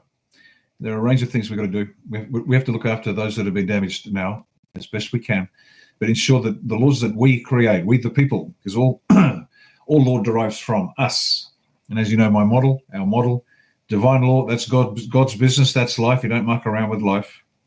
natural law, the way that nature functions, lots to learn from that, not everything, and then human law, and we get to decide what happens. And we'll work out one way or the other whether we've gone too far or not far enough. But this can never be allowed to happen ever again. It requires a moral and educated people. It's key. A moral and educated people to play the role of the sovereigns of this nation, from whom all law comes. Okay, the ABC, the pedophile protectors. Well, they're not pedophile protectors, they're pedophile promoters. Quick history. 14 July 1975, Richard Neville presented a late-line program on pederasty. 3 adult men proclaimed what a great idea it was to have sex with boys. No other view was heard on the program, and outrage followed, but by today's standards, it was pretty mild. Sydney Morning Herald. If a commercial radio station had broadcast the farrago of filth, which comprised the ABC's late-line program on pederasty earlier this week, it could have expected to hear very quickly from the Broadcasting Control Board and would be indeed have endangered its license. But the board's writ does not run in the ABC. There you go. ABC. There is you can read this later if you want to. There is a good deal more at risk. The ABC is not responsible to the Control Board because successive Australian governments reflected that the ABC must be free, to be seen to be free from undue improper pressures, particularly from political sources. Interesting. So the ABC reckons it's independent from the politics, as if that filthy communist, Tony Jones, and the rest of the filth in that organisation. So we're supposed to just pay the money for the ABC and allow them to have their say because they're independent of politics. They're independent of anything other than extreme left positions, every last one of them. And they know it. So there's nonsense that the government, who is spending your money, our money, on the ABC should have no say on the direction of the ABC. Now, is political interference unwanted? Absolutely.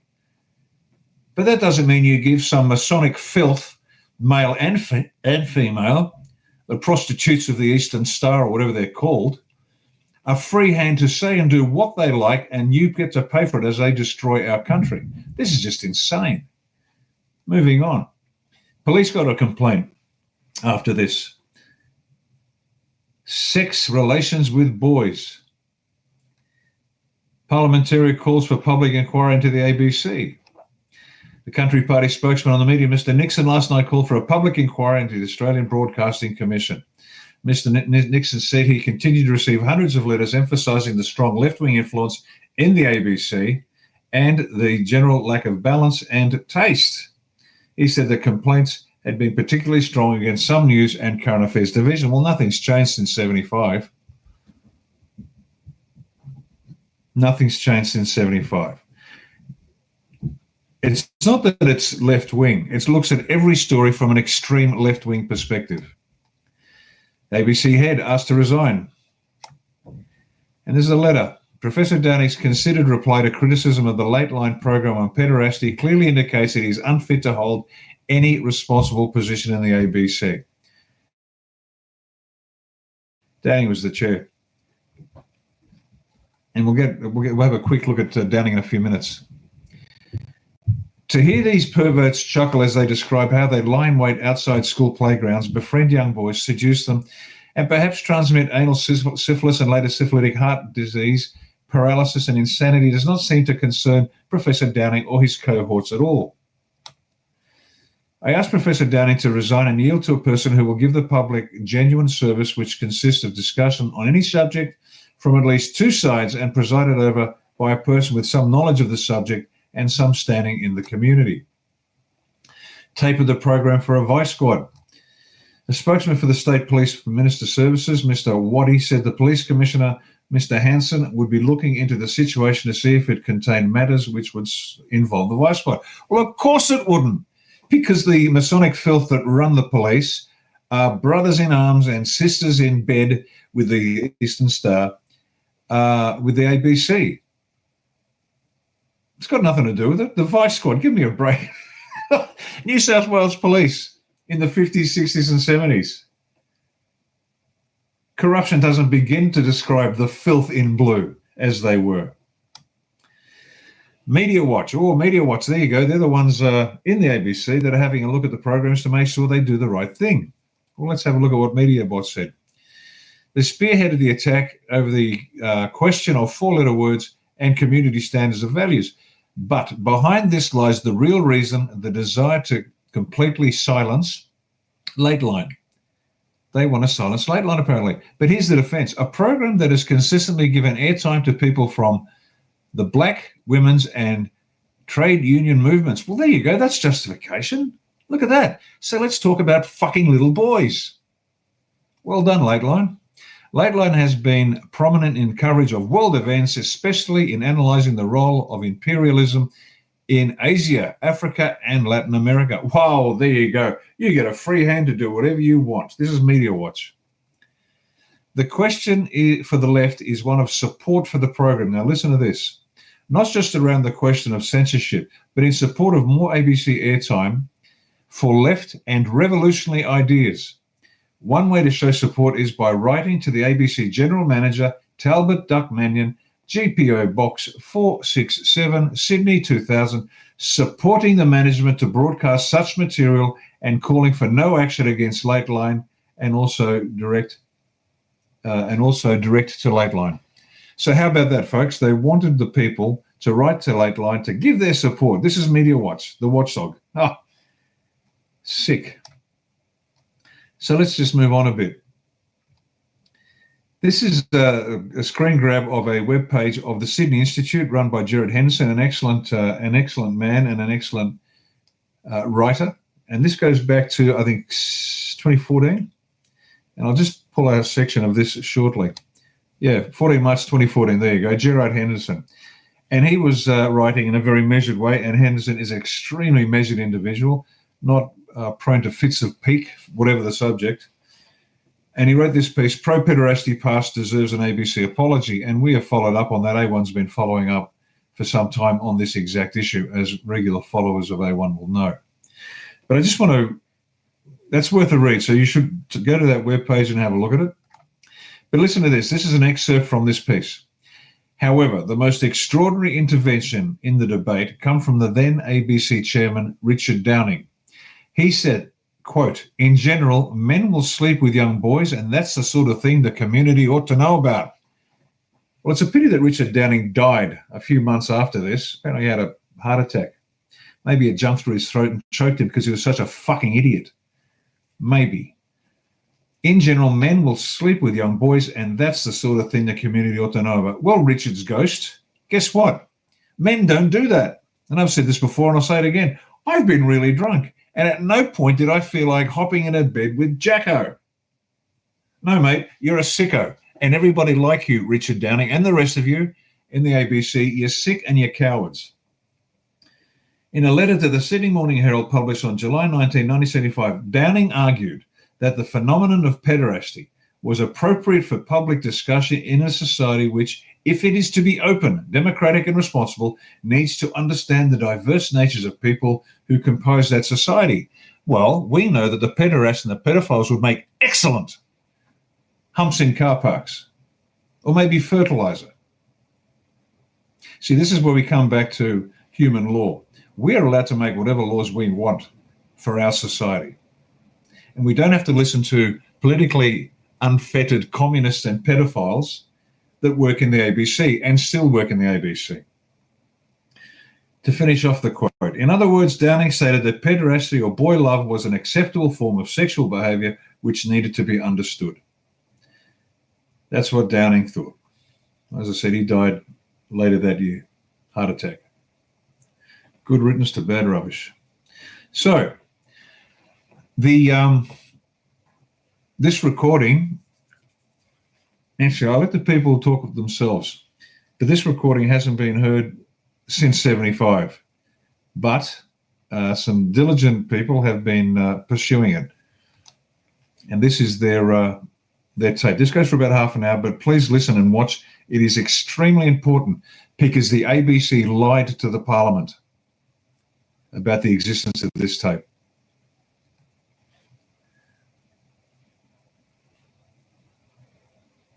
Australia's secret paedophile tape.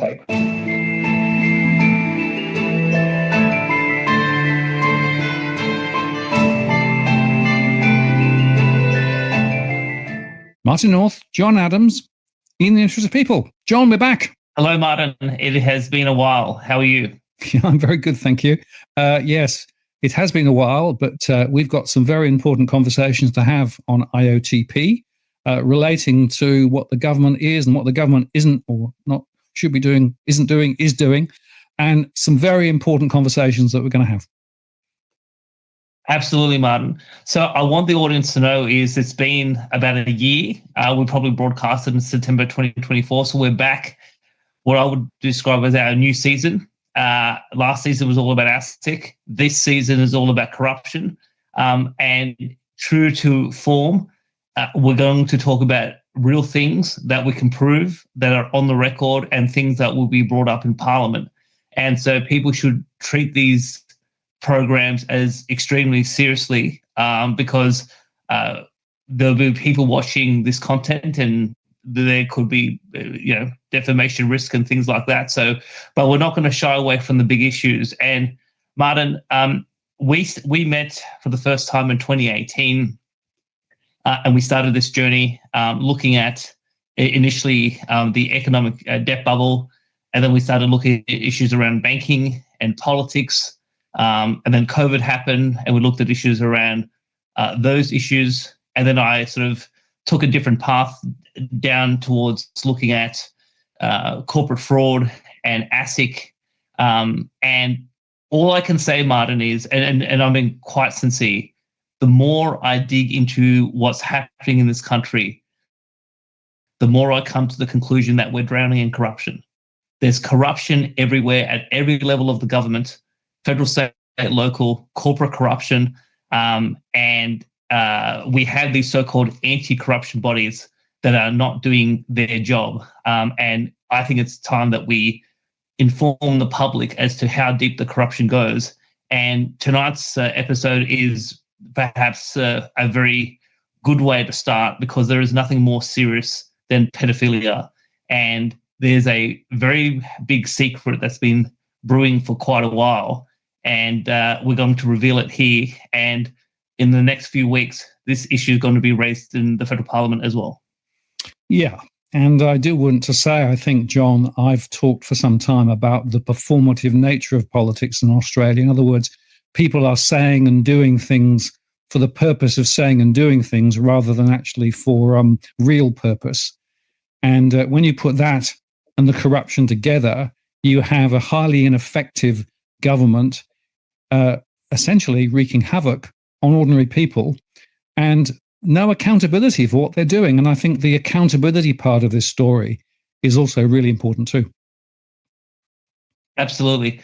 Before we dive into, in terms of this secret tape that I've had in my possession for the last 2 years, one key point I just want to say, Martin, is that last year there was a survey that was reported by news.com, and there was a think tank called Think Forward, and it found that basically Australians under the age of 35, so Gen Z and millennials, believe that 97% of them believe that politicians are corrupt.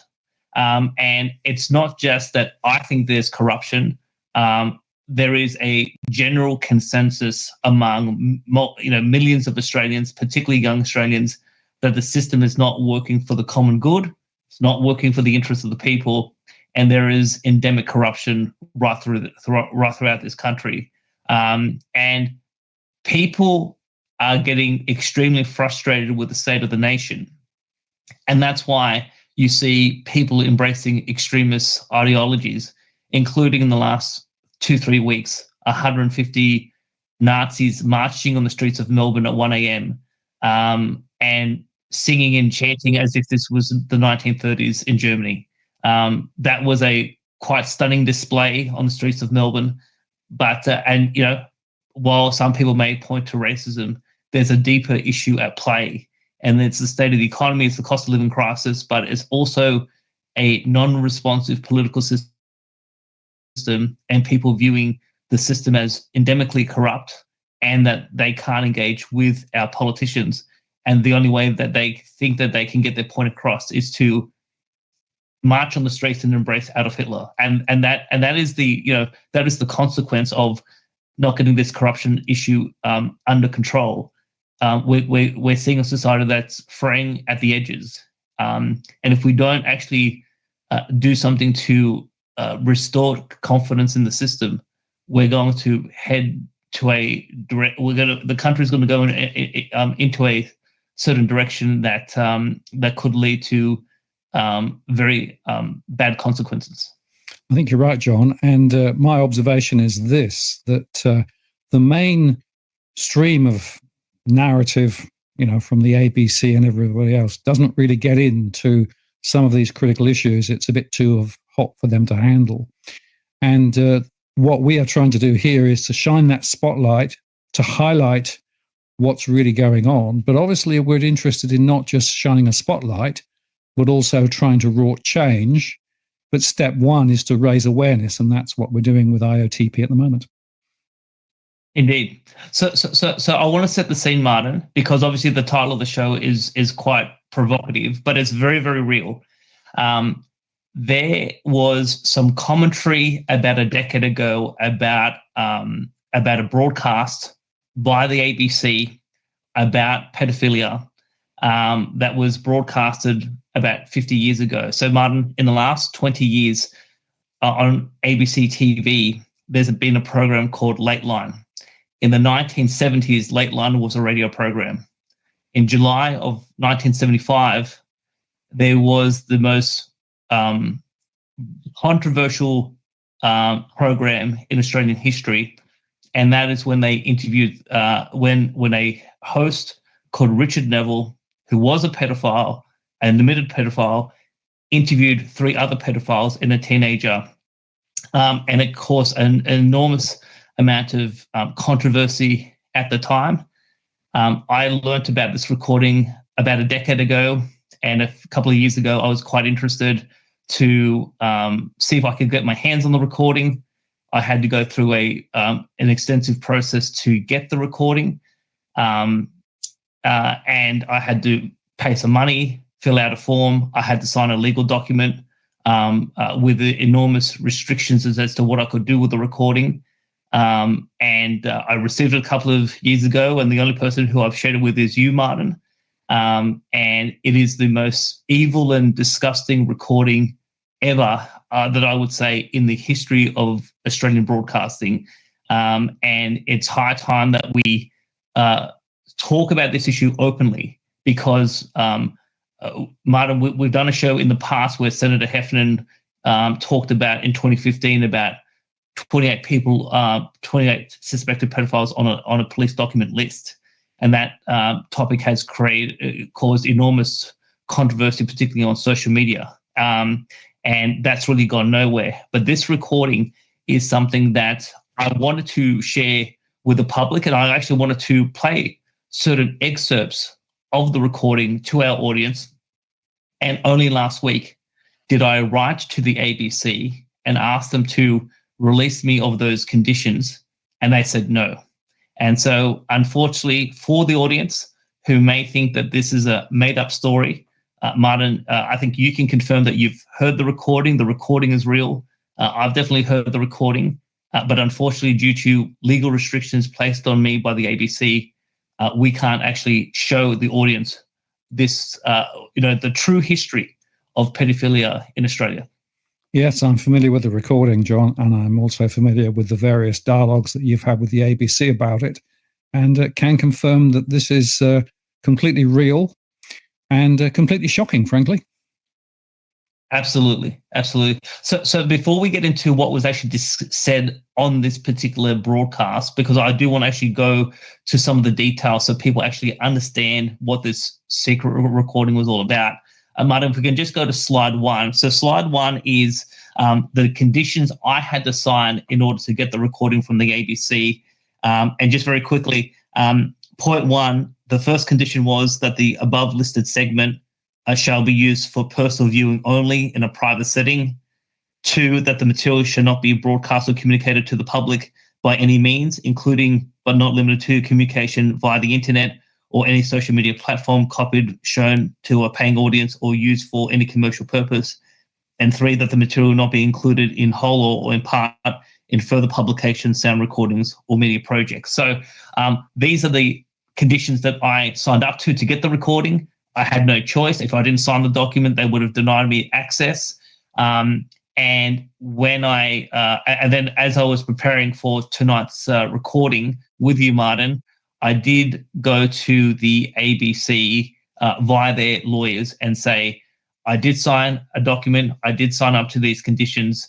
Can I be released from these conditions so I can show the Australian people what happened in 1975? And the answer is no. Now, when I did email them, if we go to slide 2, Martin, just to show the audience what the response was, this is the response from some people at the ABC. They said, "Dear John, thank you for your inquiry. The ABC does not license or supply ABC segments/content for distribution via social media platforms as you describe. You may publish/distribute a link to the content if the content is available on an ABC platform." And Martin, what I can confirm tonight is that this recording is not on any ABC platform. The ABC does not want the Australian people to know that this recording exists. And what is shocking, and this is only something that's come to hand in the last 24 hours, and I've showed this to you, in 2018, Senator Erica Betts in the Australian Senate put a question on notice about this particular recording. And the ABC to Parliament on the record said, quote, "The ABC does not have a record of the interview." So I want people to understand the significance of this. There is a pedophile tape from 1975 where people admit to pedophilia on the radio in this country, and 7 to 8 years ago, when the question was asked of the ABC about this recording, the official response of the ABC was, "We don't have a record of it." If that's true, how did I get access to the recording? That just shows you that there is deep forces at play in this country who want to sweep the ugly history that has been happening in this country for too long under the carpet and pretend that it doesn't exist. It doesn't exist then. It doesn't exist now. And it's this enormous cover-up operation.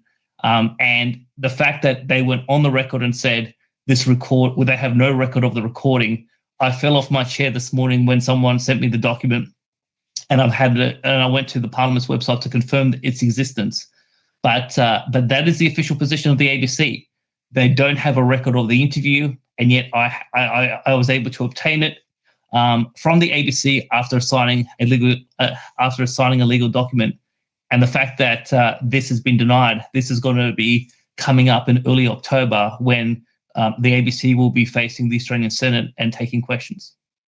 Yeah, it's a bit 1984-ish, isn't it, John? You know, if you think about the whole concept of 1984 was that effectively history was rewritten and things were being rewritten out of history. It's a bit like what's going on in the US at the moment as well. So it is interesting how sometimes people want to sort of sweep away the past and not confront it. But of course, it does beg the question then, well, who's actually in control? Who's making those decisions? And why are they hiding what they're hiding? Indeed. Now, what I want to do now, Martin, is to get into some of the content so people understand what this recording was all about. So this recording goes for about 42 minutes, and it starts off talking about a very perverted definition of pedophilia versus what they call pedestry. So, Martin, if we put slide 3 on the screen, so the host, Richard Neville, starts this program and says, quote, pedophilia is an assault on a young child by a man. Pedestry is a homosexual relationship of a man with a boy. And what they were trying to get at in this definition was that people who are pederasts are able to have consensual sex with children as young as 12, and the boy in this circumstance is able to give consent, and therefore that is not criminal, it's not pedophilia, and there's no coercion, and therefore it's acceptable. And the disturbing thing at the time, Martin, was that when this broadcast went to air in 1975, the chairman of the ABC, who was appointed by the Whitlam government, published an op-ed in the Sydney Morning Herald and basically said that the Australian people need to understand the culture of these men who do these acts. That was just absolutely disgusting then. It's disgusting now. And Martin, can I just say, if this broadcast was ever if this recording was ever broadcasted in 2025, there would be a revolution, because it is beyond the pale as to what these people confess to. Yeah, and I suppose you on one hand could argue the toss saying, well, of course, standards have changed, etc., but standards may have changed somewhat, but nevertheless, back then, it's still not acceptable and appropriate. And trying to define it in a particular way is like trying to define angels on the head of a pin, really. It's shameful and disgraceful. Yeah. Now, Martin, so the question is, well, who was interviewed? So, as I said, Richard Neville was the host. They interviewed 3 men who were in their 30s, and there was a teenager also being interviewed, and that teenager was someone who was engaged in sexual relations with some of the men who were in terms of this panel discussion. And I should say that this was not a balanced discussion. This was a discussion that was basically trying to make pedophilia acceptable. And obviously, this definition that we just went through, I don't accept at all. 12-year-olds cannot give consent. And there's good scientific evidence that children as young as 12 don't have the maturity, and their brain development isn't at a level where they can make rational decisions. And yet, all forms of justification was given for this type of behavior, including that pedophilia was a form of, it was a vehicle of education in ancient Greece. That was actually one of the justifications that they had. And these pedophiles basically said that in the course of these acts, they were giving their wisdom and knowledge to these children. And these children basically either came from broken homes where the fathers didn't exist, or that the fathers were somehow deficient in their parenting responsibilities. But on the other hand, they did basically admit to bribing the children through gifts. They did admit to engaging in deception, and they were able to deceive the parents, if the parents were around, in order to get access to the children. And they did admit to either being physically bashed or arrested by police in certain circumstances. But also, and this is one of the key points here is that they did admit that some of these boys, that as they grew older, became very resentful over the relationship, or whatever you want to call it, that they had with these pedophiles. So if this was consensual, if this was a genuine interaction between 2 human beings, why would there be resent down the track? And the reality is, Martin, is that these were sexual predators who came up with all forms of justification for their conduct. And what we know from the last 20, 30 years of Australian history, particularly the Royal Commission into Institutional Responses to Child Sexual Abuse, is that when children, even teenagers who are exposed to this form of behavior, it scars them for life. It leads to suicide. It leads to massive mental health and emotional problems down the track. And the fact that at some point in Australian history, this was openly encouraged and said that we had to accept it, and we had to understand why these men engage in these acts. It's just unbelievable that that form of perverted logic was seen as suitable for broadcast in 1975. Yeah, and it makes you wonder who they were thinking about in terms of their prospective audience as well. If you think about the narrative that they were trying to propagate, why were they trying to propagate it, and why were they given airtime on the ABC in the first place? Just to get into some of the more gruesome detail of what was broadcast on this recording. So if we go to slide 4, Martin. So they describe some of these boys as, quote, physically delicious, which is just revolting. And they said that they were looking for boys that had faces of, quote, angelic beauty. How people could describe children in that form was just, I mean, that to me, I thought was quite unbelievable.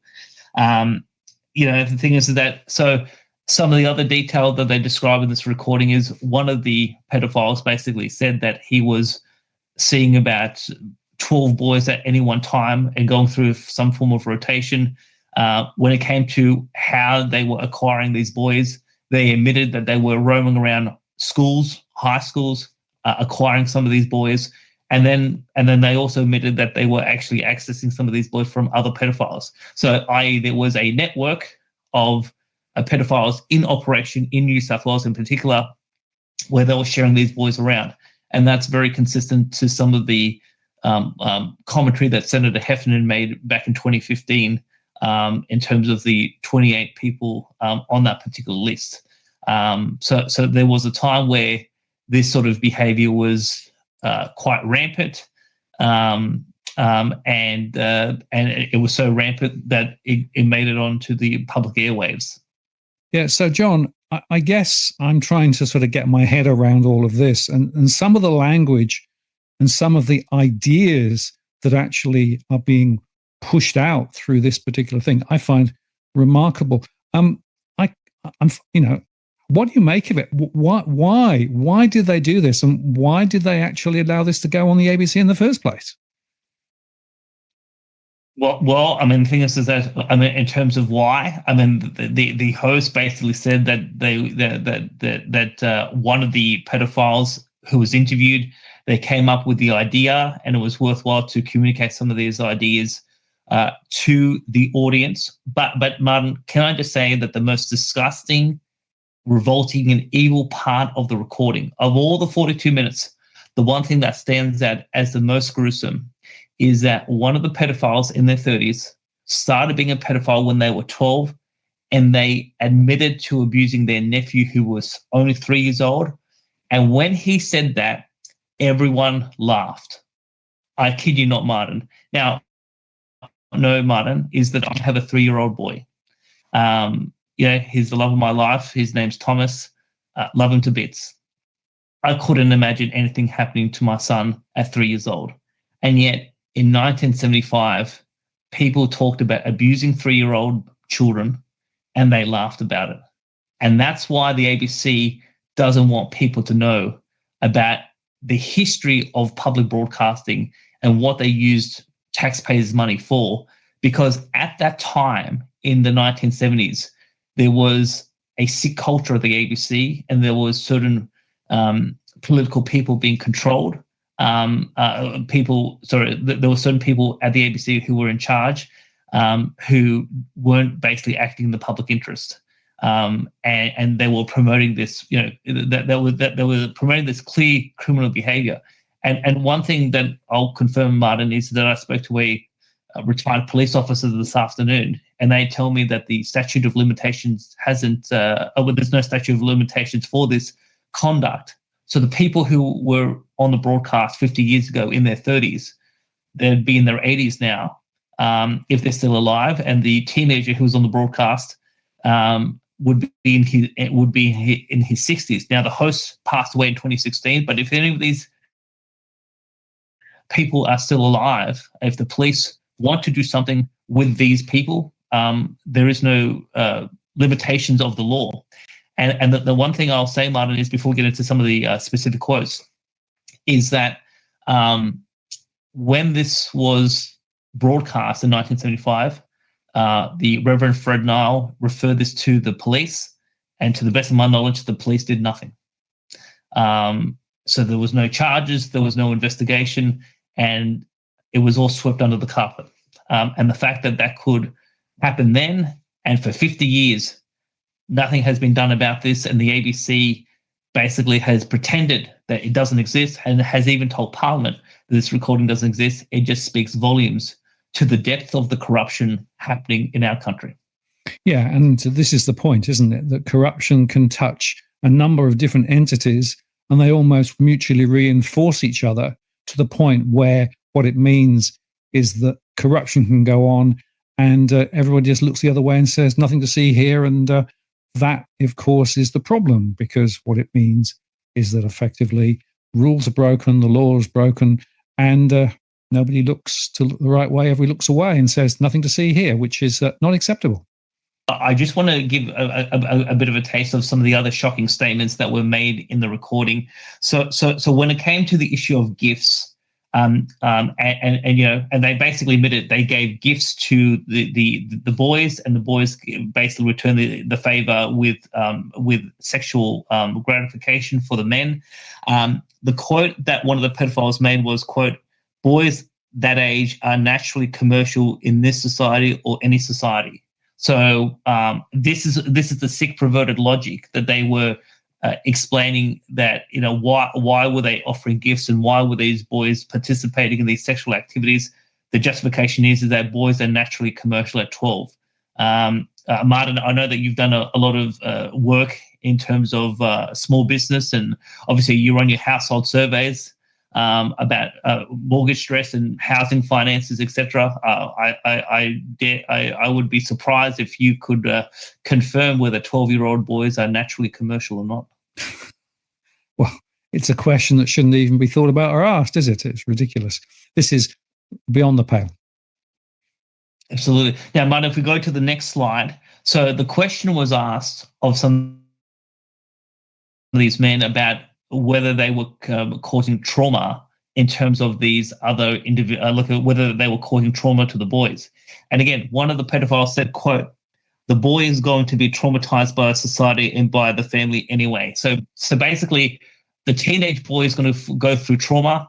Doesn't matter if the trauma happens at the hands of a pedophile versus their family versus society. Again, this is the sick, perverted logic that was broadcast in 1975, and it was just unbelievably shocking. Now, Martin, if we just go to the last slide, just to round off this conversation, the last slide, basically at the end of the broadcast, so at the end of the 42 minutes, the host, Richard Neville, asked these pedophiles the question, "Are you child molesters?" And immediately they were defensive, and they said, quote, "No way, absolutely not." And one person said, "Why are you even asking that?" And obviously, when I listened to this in 2025, I just cannot think what's going through their mind. And I mean, I obtained this recording 2 years ago, and the first time I heard it, I just couldn't believe that this was ever broadcast on the public airwaves. There's no chance this would ever be broadcast in terms of the 21st century. It's just too revolting. And Martin, I know that the first time you heard it a couple of years ago when I shared it with you, you were quite shocked that this could ever have made it to in terms of the public airwaves. Yeah, well, there were two thoughts. One was that. The other one was this type of behavior, is it still going on? Are there still people abusing kids, hidden away below the surface? I don't know. Never heard of any direct evidence of it, never seen any direct evidence of it.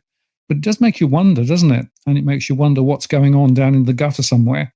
But so far as the public broadcast is concerned, the fact that they would even allow that to be released 50 odd years ago is remarkable. And then trying to hide it and say, no, we haven't got a copy of it, is remarkable too. So they really have dug a rather deep hole for themselves, haven't they? Indeed.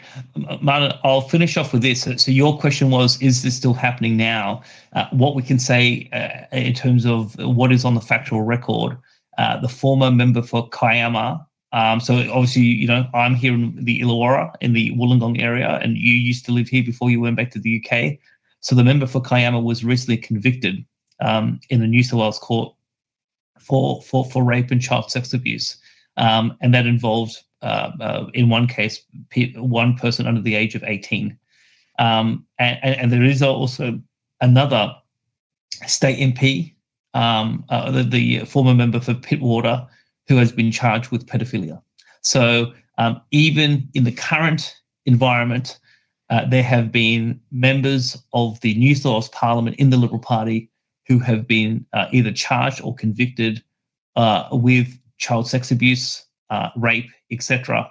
And this issue has not gone away. And if we go back and think about what Senator Heffernan said back in 2015, these issues were quite endemic across society. It happened at not just the common, in terms of the average man level, it happened in elite circles, in the judiciary, in politics, in the media, in the church, obviously, etc. So those institutions which run society and we place enormous trust in, that's where some of this activity was occurring quite a bit, and it was hidden from public view. And so while we've gone through a long history of trying to expose these behaviours and trying to correct what's going on, and only in the last month, Martin, it was there, I think at least one or two individuals in the Victorian childcare sector who were exposed for being pedophiles and basically abusing very young children in Victoria. And the Victorian government and the federal government has responded quite swiftly to those revelations. So this is not a issue that has gone away. It is still with us today. But the fact that this recording from 1975 exists, the ABC has told Parliament we don't have it, and yet I've got it, I've listened to it, and I can't share it with the Australian people. So one of the things I'll be doing in the next few weeks, Martin, is writing to the Minister for Communications, writing to the Shadow Minister, getting people in Parliament to raise this with the ABC and say, publish it on your platform. The Australian people have a right to know our history, how corrupt we are, how corrupt we used to be, and what evil was spoken about 50 years ago. And public disclosure and transparency is critical if we are going to fix this massive problem of corruption that we face right across the nation. John, this is such an important conversation that we're having here.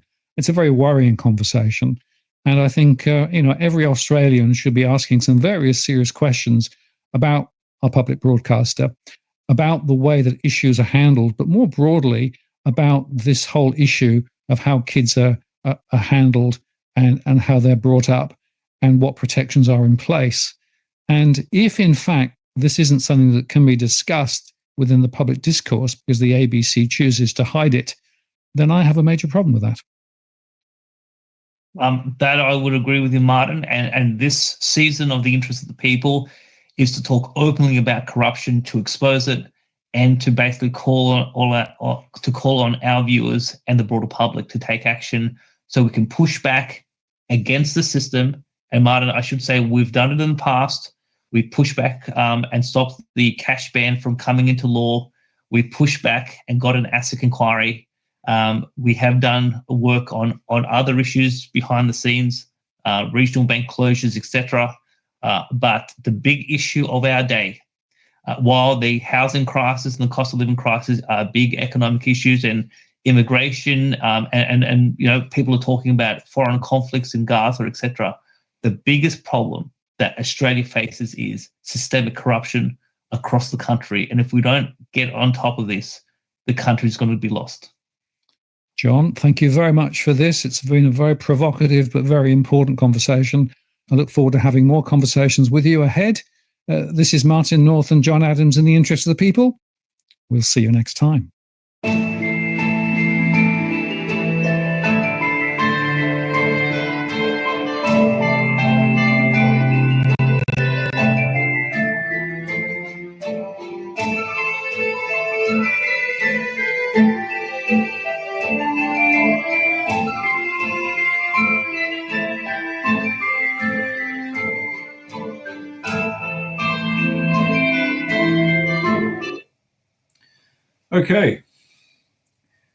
Okay.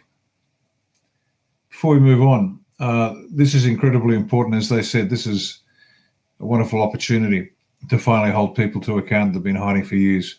And please, the ladies and gentlemen of the ABC, go fuck yourselves. You know what's been going on. And Rico's going to get you, every last one of you. None of you are getting away, not one. And here's the funny part, from my perspective, your senior Masons know it, and they've forgotten about you. You're all going down. You're all going down. You will not be able to walk the street.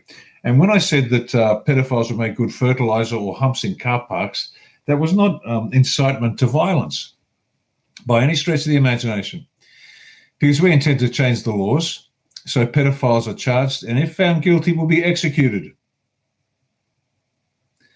Your time is done. Okay, moving on. Weaponization of the state. Weaponization of the state. Hearing has been told undercover officers from the Australian Federal Police encouraged an autistic teenager's fixation with Islamic State.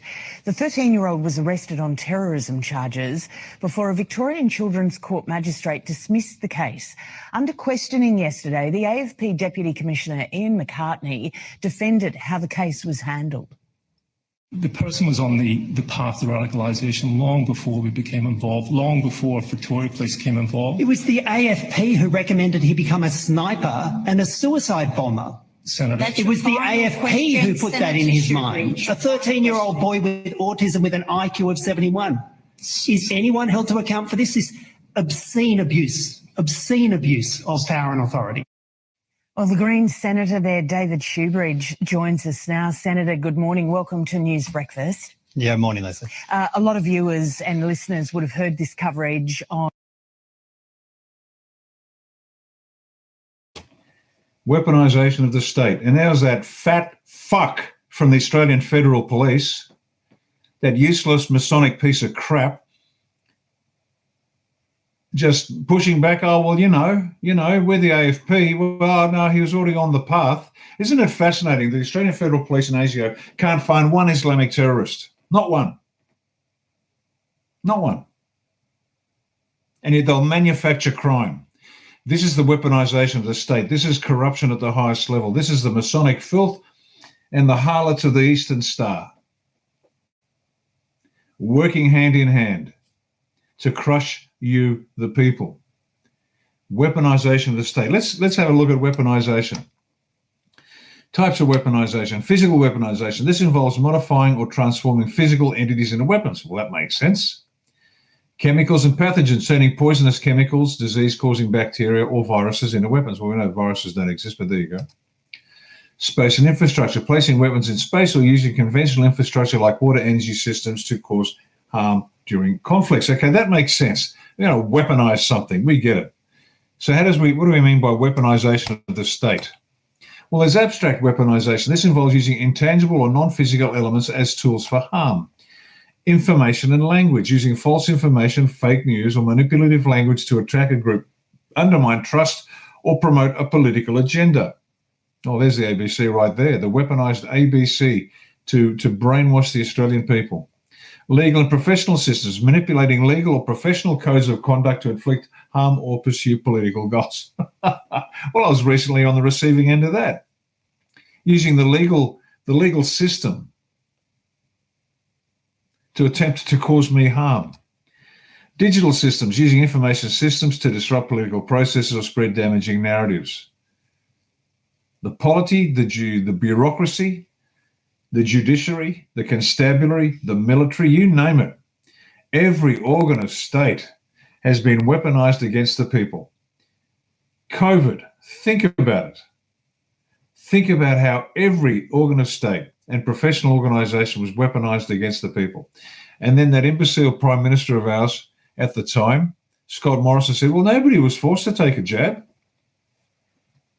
And they let him get away with it. Examples of weaponization. Weaponization of water, the deliberate targeting of water infrastructure to deny civilians access to safe water, causing public health and environmental issues, or in fact putting fluoride in it. Because we know that fluoride is deleterious to human health. Weaponization of information, spreading fake news. We've already said that one. Oh, there we go. It must have been a double. Look at that. And this is such a problem, and it's finally getting some airtime. The weaponization of the military justice system was kicked off. That's being looked at by the Inspector General of the Australian Defence Force, James Gaynor, and he's commenced his independent inquiry into allegations and perceptions that the military justice system has been or has the potential to be weaponized such that it may cause harm. No kidding. Well, how about the current judiciary and the current legal system? It's all been weaponized against us, ladies and gentlemen. Moving on, another false flag. Now, for those of you who remember the Train family up in Queensland and the alleged sovereign citizen allegations about the trains, they were shot and killed after they allegedly shot and killed 2 Queensland police officers, allegedly, because we can't prove it, nobody can prove it, who knows what's real. But there were the 2 photographs, and if it was true and these people did die, my heart goes out to you, but we don't know, so don't blame us. And there's a picture of the young lady, the young female constable, who was with her mum on graduation day. Real get the heart going. And then the young male constable with a puppy dog. I mean, you couldn't fabricate a more ridiculous set of photographs if it was fake. If it was true, as I said, my heart goes out to the families, but we don't know. We know that the Queensland Police Force is rotten with drugs, is rotten with Masonic filth, male and female. We know that. So let's have a look what's happened in Victoria recently. 2 on-duty officers were allegedly shot dead. Another officer was injured following a shooting in Porapunka in northeast Victoria. Now, question, is this the same place that one of the gas companies wants to expand their gas fields? There's a major search underway apparently for the Endemic, the gentleman who's been identified as Desi Bird Freeman. This is the guy that allegedly shot the police and reportedly well known to the police. Well, that doesn't mean anything. I'm well known to the police too. It said that Freeman fled into the bush with his wife and 2 children. The Victorian Police Commissioner, Mike Bush, confirmed the suspect was still at large. There's Mike Bush, brand new, only months in the job, and he's got his Nazi black tie, black shirt, black jacket. Now, for those who don't know, the police wore traditionally in Australia a light blue shirt and dark blue trousers. The dark blue trousers were chosen because they communicated a sense of valid authority, and the light blue shirt was a calming colour that generated trust. So why would you can't say one of the most disgusting police forces in the country, because they're all gold medal filth, every police force in this nation. But they've got their black shirts, black ties, black uniforms, dressed like Nazis, behave like Nazis. So anyway, let's look at Victoria Police Commissioner, brand new, freshly minted. He's confirmed that the suspect is still at large. So who is this guy? Well, Chief Commissioner Mike Bush. He commenced his term as the 24th Chief Commissioner of Victorian Police on the 27th of June 2025. He's only got his feet under the desk. But he served as a Commissioner of New South Wales Police from 2014 to 2020. So there's a man of extreme experience. So Victoria should be very happy. And if this guy's a straight shooter and an honest man, good luck to him. But let's just dig a bit deeper.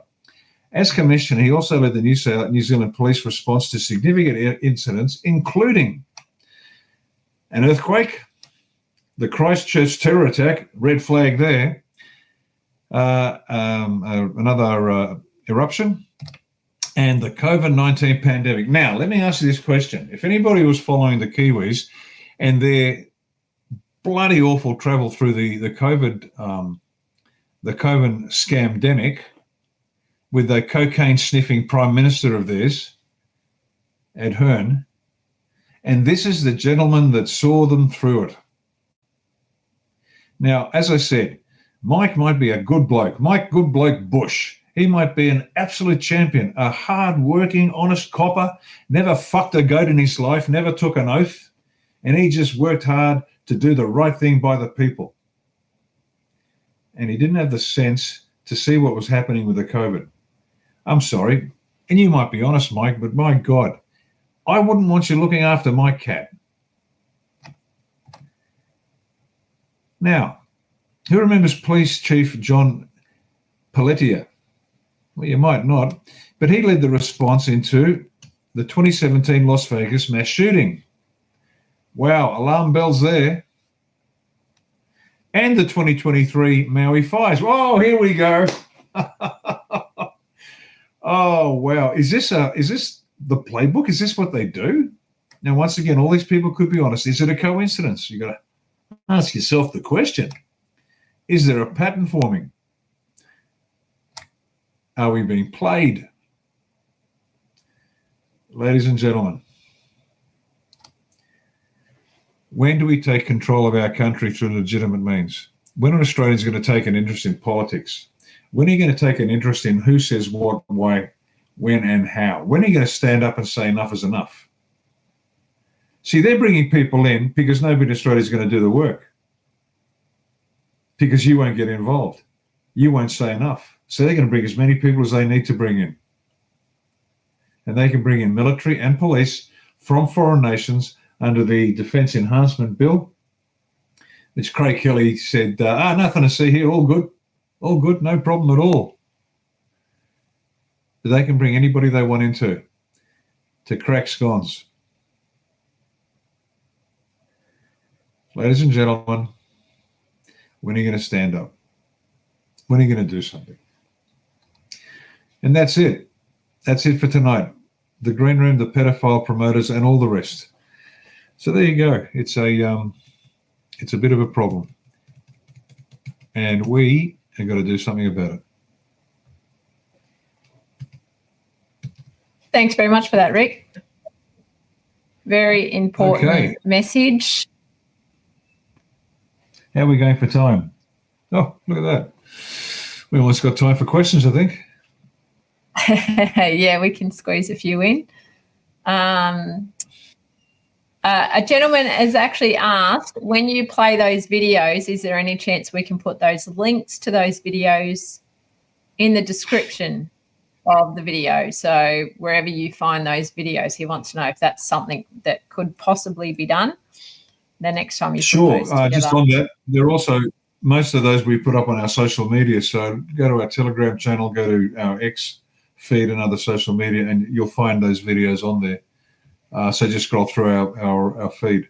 But yes, we'll certainly do that from now. We'll put the links up. You can get a screen grab and find it yourselves. And I've got the social media platform just to let everyone know there are so many fake A1 accounts out there. So please make sure you go to our website, www.australiaoneparty.com, and there is a social media link there. Click on that, and those channels are our official channels. Okay. Yeah, apologies for the salty language. The swear jar will be full tonight. Sorry about that. Yeah, but it's for a good reason, Rick. It's all about the children, and it's been going on too long, and we need to stop it. This was an email received from a lady. She said, after watching the Green Room last night, this was for last week, with Ricardo explaining what may be on the horizon. For him, my heart was so heavy. My sincere prayers are with Ricardo and family. Could you please give advice, recommendation for supporters of what is the best reply to people who may quiz us on the subject? So this is in relation to the issue of you running in the election. Yeah. Okay. If anybody asks, what's the backstory? It's all there. Everything is there. We did what we were required to do. We were constrained by COVID rules, by state governments, by the police, and we met the obligations. The next point I made was, the first point I made was, so we're innocent. The second point I made was that, let me think about what it was. Oh, that's right. The actual, the correspondence, so we're innocent. But the second point was the correspondence was not correctly addressed to me. So if it's not correctly addressed, it doesn't describe you. You are not required to respond. In fact, that you shouldn't. So if they get your name wrong, the address wrong, your date of birth wrong, all the details wrong, that's not you. You are not required to help them charge you and find you guilty. So there's a second reason why I have no reason. So first of all, there's no case to charge. Secondly, the correspondence was a mess. And thirdly, and I said, there are different people taking different approaches. There's the new sovereign citizen movement, right? I'm a sovereign citizen and I don't have to follow your orders. Then there's the revitalized common law movement, and they're saying, well, the common law says I can do this, that, and the other. I don't have to listen to you. And there are other people that say it's all a corporation. There's no governments in this country. There are no departments in this country. They're all corporations, for-profit corporations. And so, that's what some people are doing. I took none of those options. I said this: I didn't consent to any of this stuff.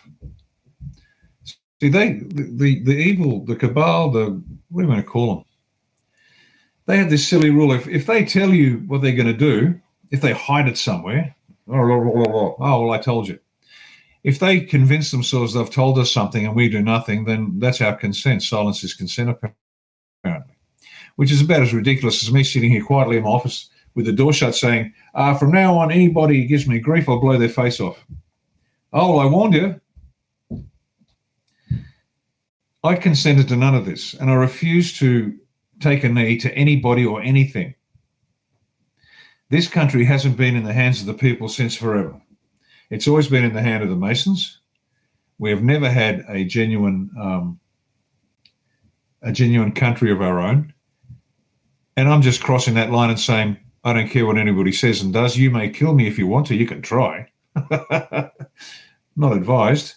You can kill me if you can try if you want to, but I'm not taking a knee to anybody. Not until we have a constitutional convention that creates a system of governance in this country that is for, by, and of the people. Now we've got a constitution which is so bastardized now and no longer looks like what it originally looked like, but there are solutions, there are remedies in place under the Governor General. I think it's under Section 51, where the Governor General can dissolve the Parliament for its unconstitutional behaviour, appoint a new Executive Council for a period of 3 months without them needing to go to an election. So there are mechanisms in place, but that actually takes somebody with a set of onions to do the job. Now, our previous Governor General, General David Hurley, well, he's obviously a eunuch, and Sam Mostyn, the current Governor General, and I can't verify this, but somebody told me she's an adrenochroma. Now, I would hate anybody to repeat that because there's no evidence of, that's just what gosses around the place. But she's got a job to do and she hasn't done it and she won't do it.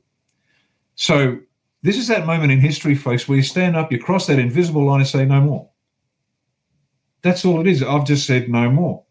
I refuse to bow to anybody. Now, if I get killed, so what? Moving right along. That's what soldiers are like. That was the selling. That was the part of the pitch. Join the army. Why? You get to shoot people and get medals. I'm in.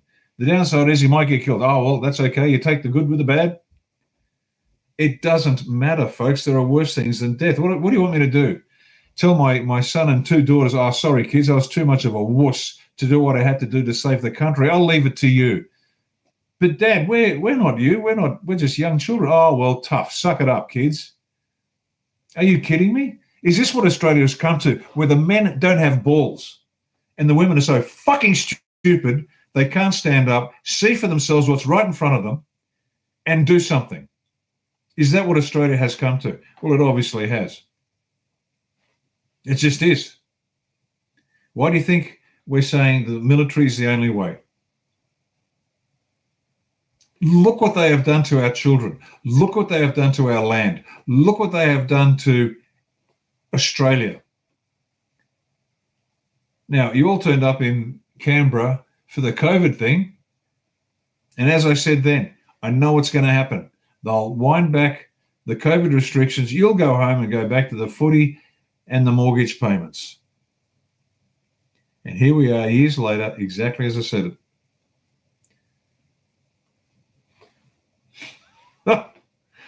There are worse things than death, folks. The ignominy and shame of silence in the face of an egregious attack on your children. There are animals that treat their young better than the Australians are treating their young.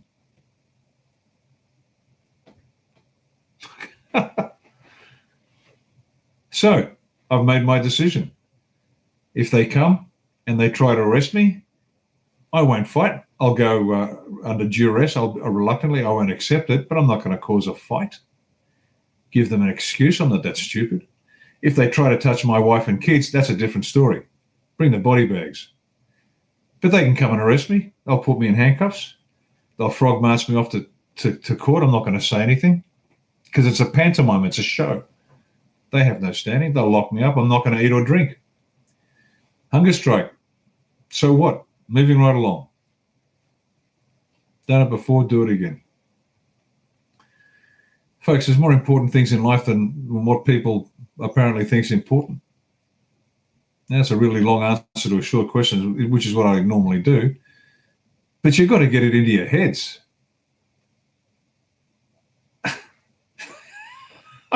Man, I'm 65 years old. I was born on the 9th of March, 1960. I've been around the buoy a few times. And I can tell you, this country used to be something fantastic. It really did. And this isn't just some old guy saying, oh, back in my day. Well, it was better in my day. It really was. It was a different country. Now, oh, man, thank God for the A1 people. I don't recognise this country. What's that, Sarah? I don't recognise this country. No. Nobody gives a shit anymore. Nah, and the immigration, that gets me. Now, this is not a racist comment, but why can't I be proud to be white and proud of the... Howdy, folks. That's a really sad situation. A man like Lieutenant Colonel Bosey shouldn't have to be going through that situation. And I hope you guys share the story, but, you know, we all have to change, and we all have to change the things around us, or things will never get done. They can make it so easy for us or not so easy. They can tell us what they want to tell us. It doesn't matter. It just, after they do whatever they do, it only lasts for so long. Trump only lives for so long. A plan only lasts for so long. Money only lasts for so long. Only you guys can make the difference for the kids that'll grow up in the future, the kids growing up now. It's on each and every one of us to be working our hardest. And, you know, they're paying attention. God's paying attention. War between good and evil. Sitting back's just not an option anymore. Doesn't mean you have to run a marathon either. We've gotten caught up in this earthly world, and so much so that our kids are just bathed in it from the day they're on the floor and somebody sets a tablet or a cell phone in front of them or a TV, and that's it right there. And that's the disease in society. That's where the over-medication symptoms come from. That's where the shootings come from. It's where this political game we're stuck in all comes from. Imagine how bad it would have been if Trump hadn't gotten elected in 2016.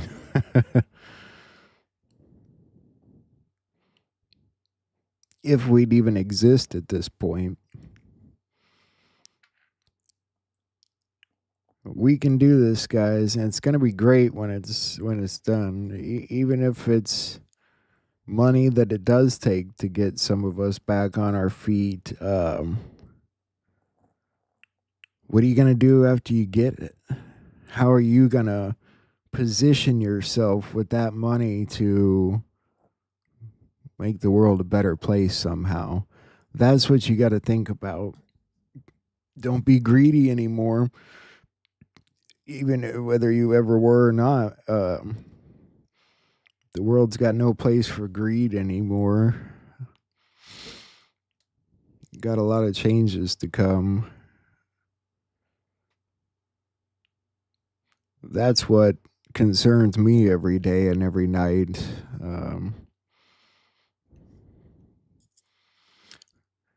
We got a ways to go, my friends. Pray for Lieutenant Colonel Bosey.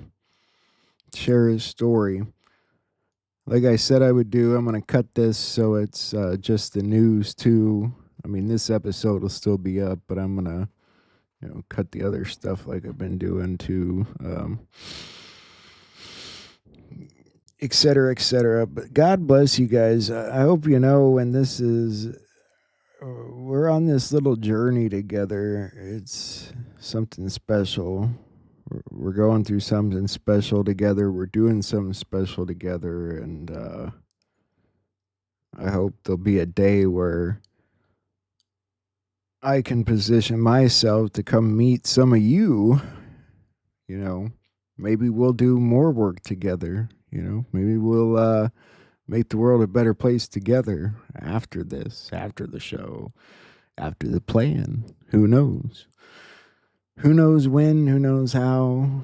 But I have a feeling we got a lot of work to do. Coffee's up, everybody. That being said, it's time to call it a day for me.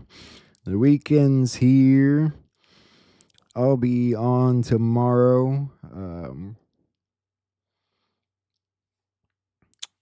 Yeah, I know everything's been a little bouncy on the weekends, but should be fine. Should be on tomorrow. We'll go from there. Like we always do, Patriots. God bless you guys. I love you guys. Thank you for sticking around and watching the show and being a part of everything. You guys rock. You guys are the best. We really are going through something awesome together. And I love you guys very much. God bless you all and have a good night. Get some rest. See you all tomorrow. Night, Patriots.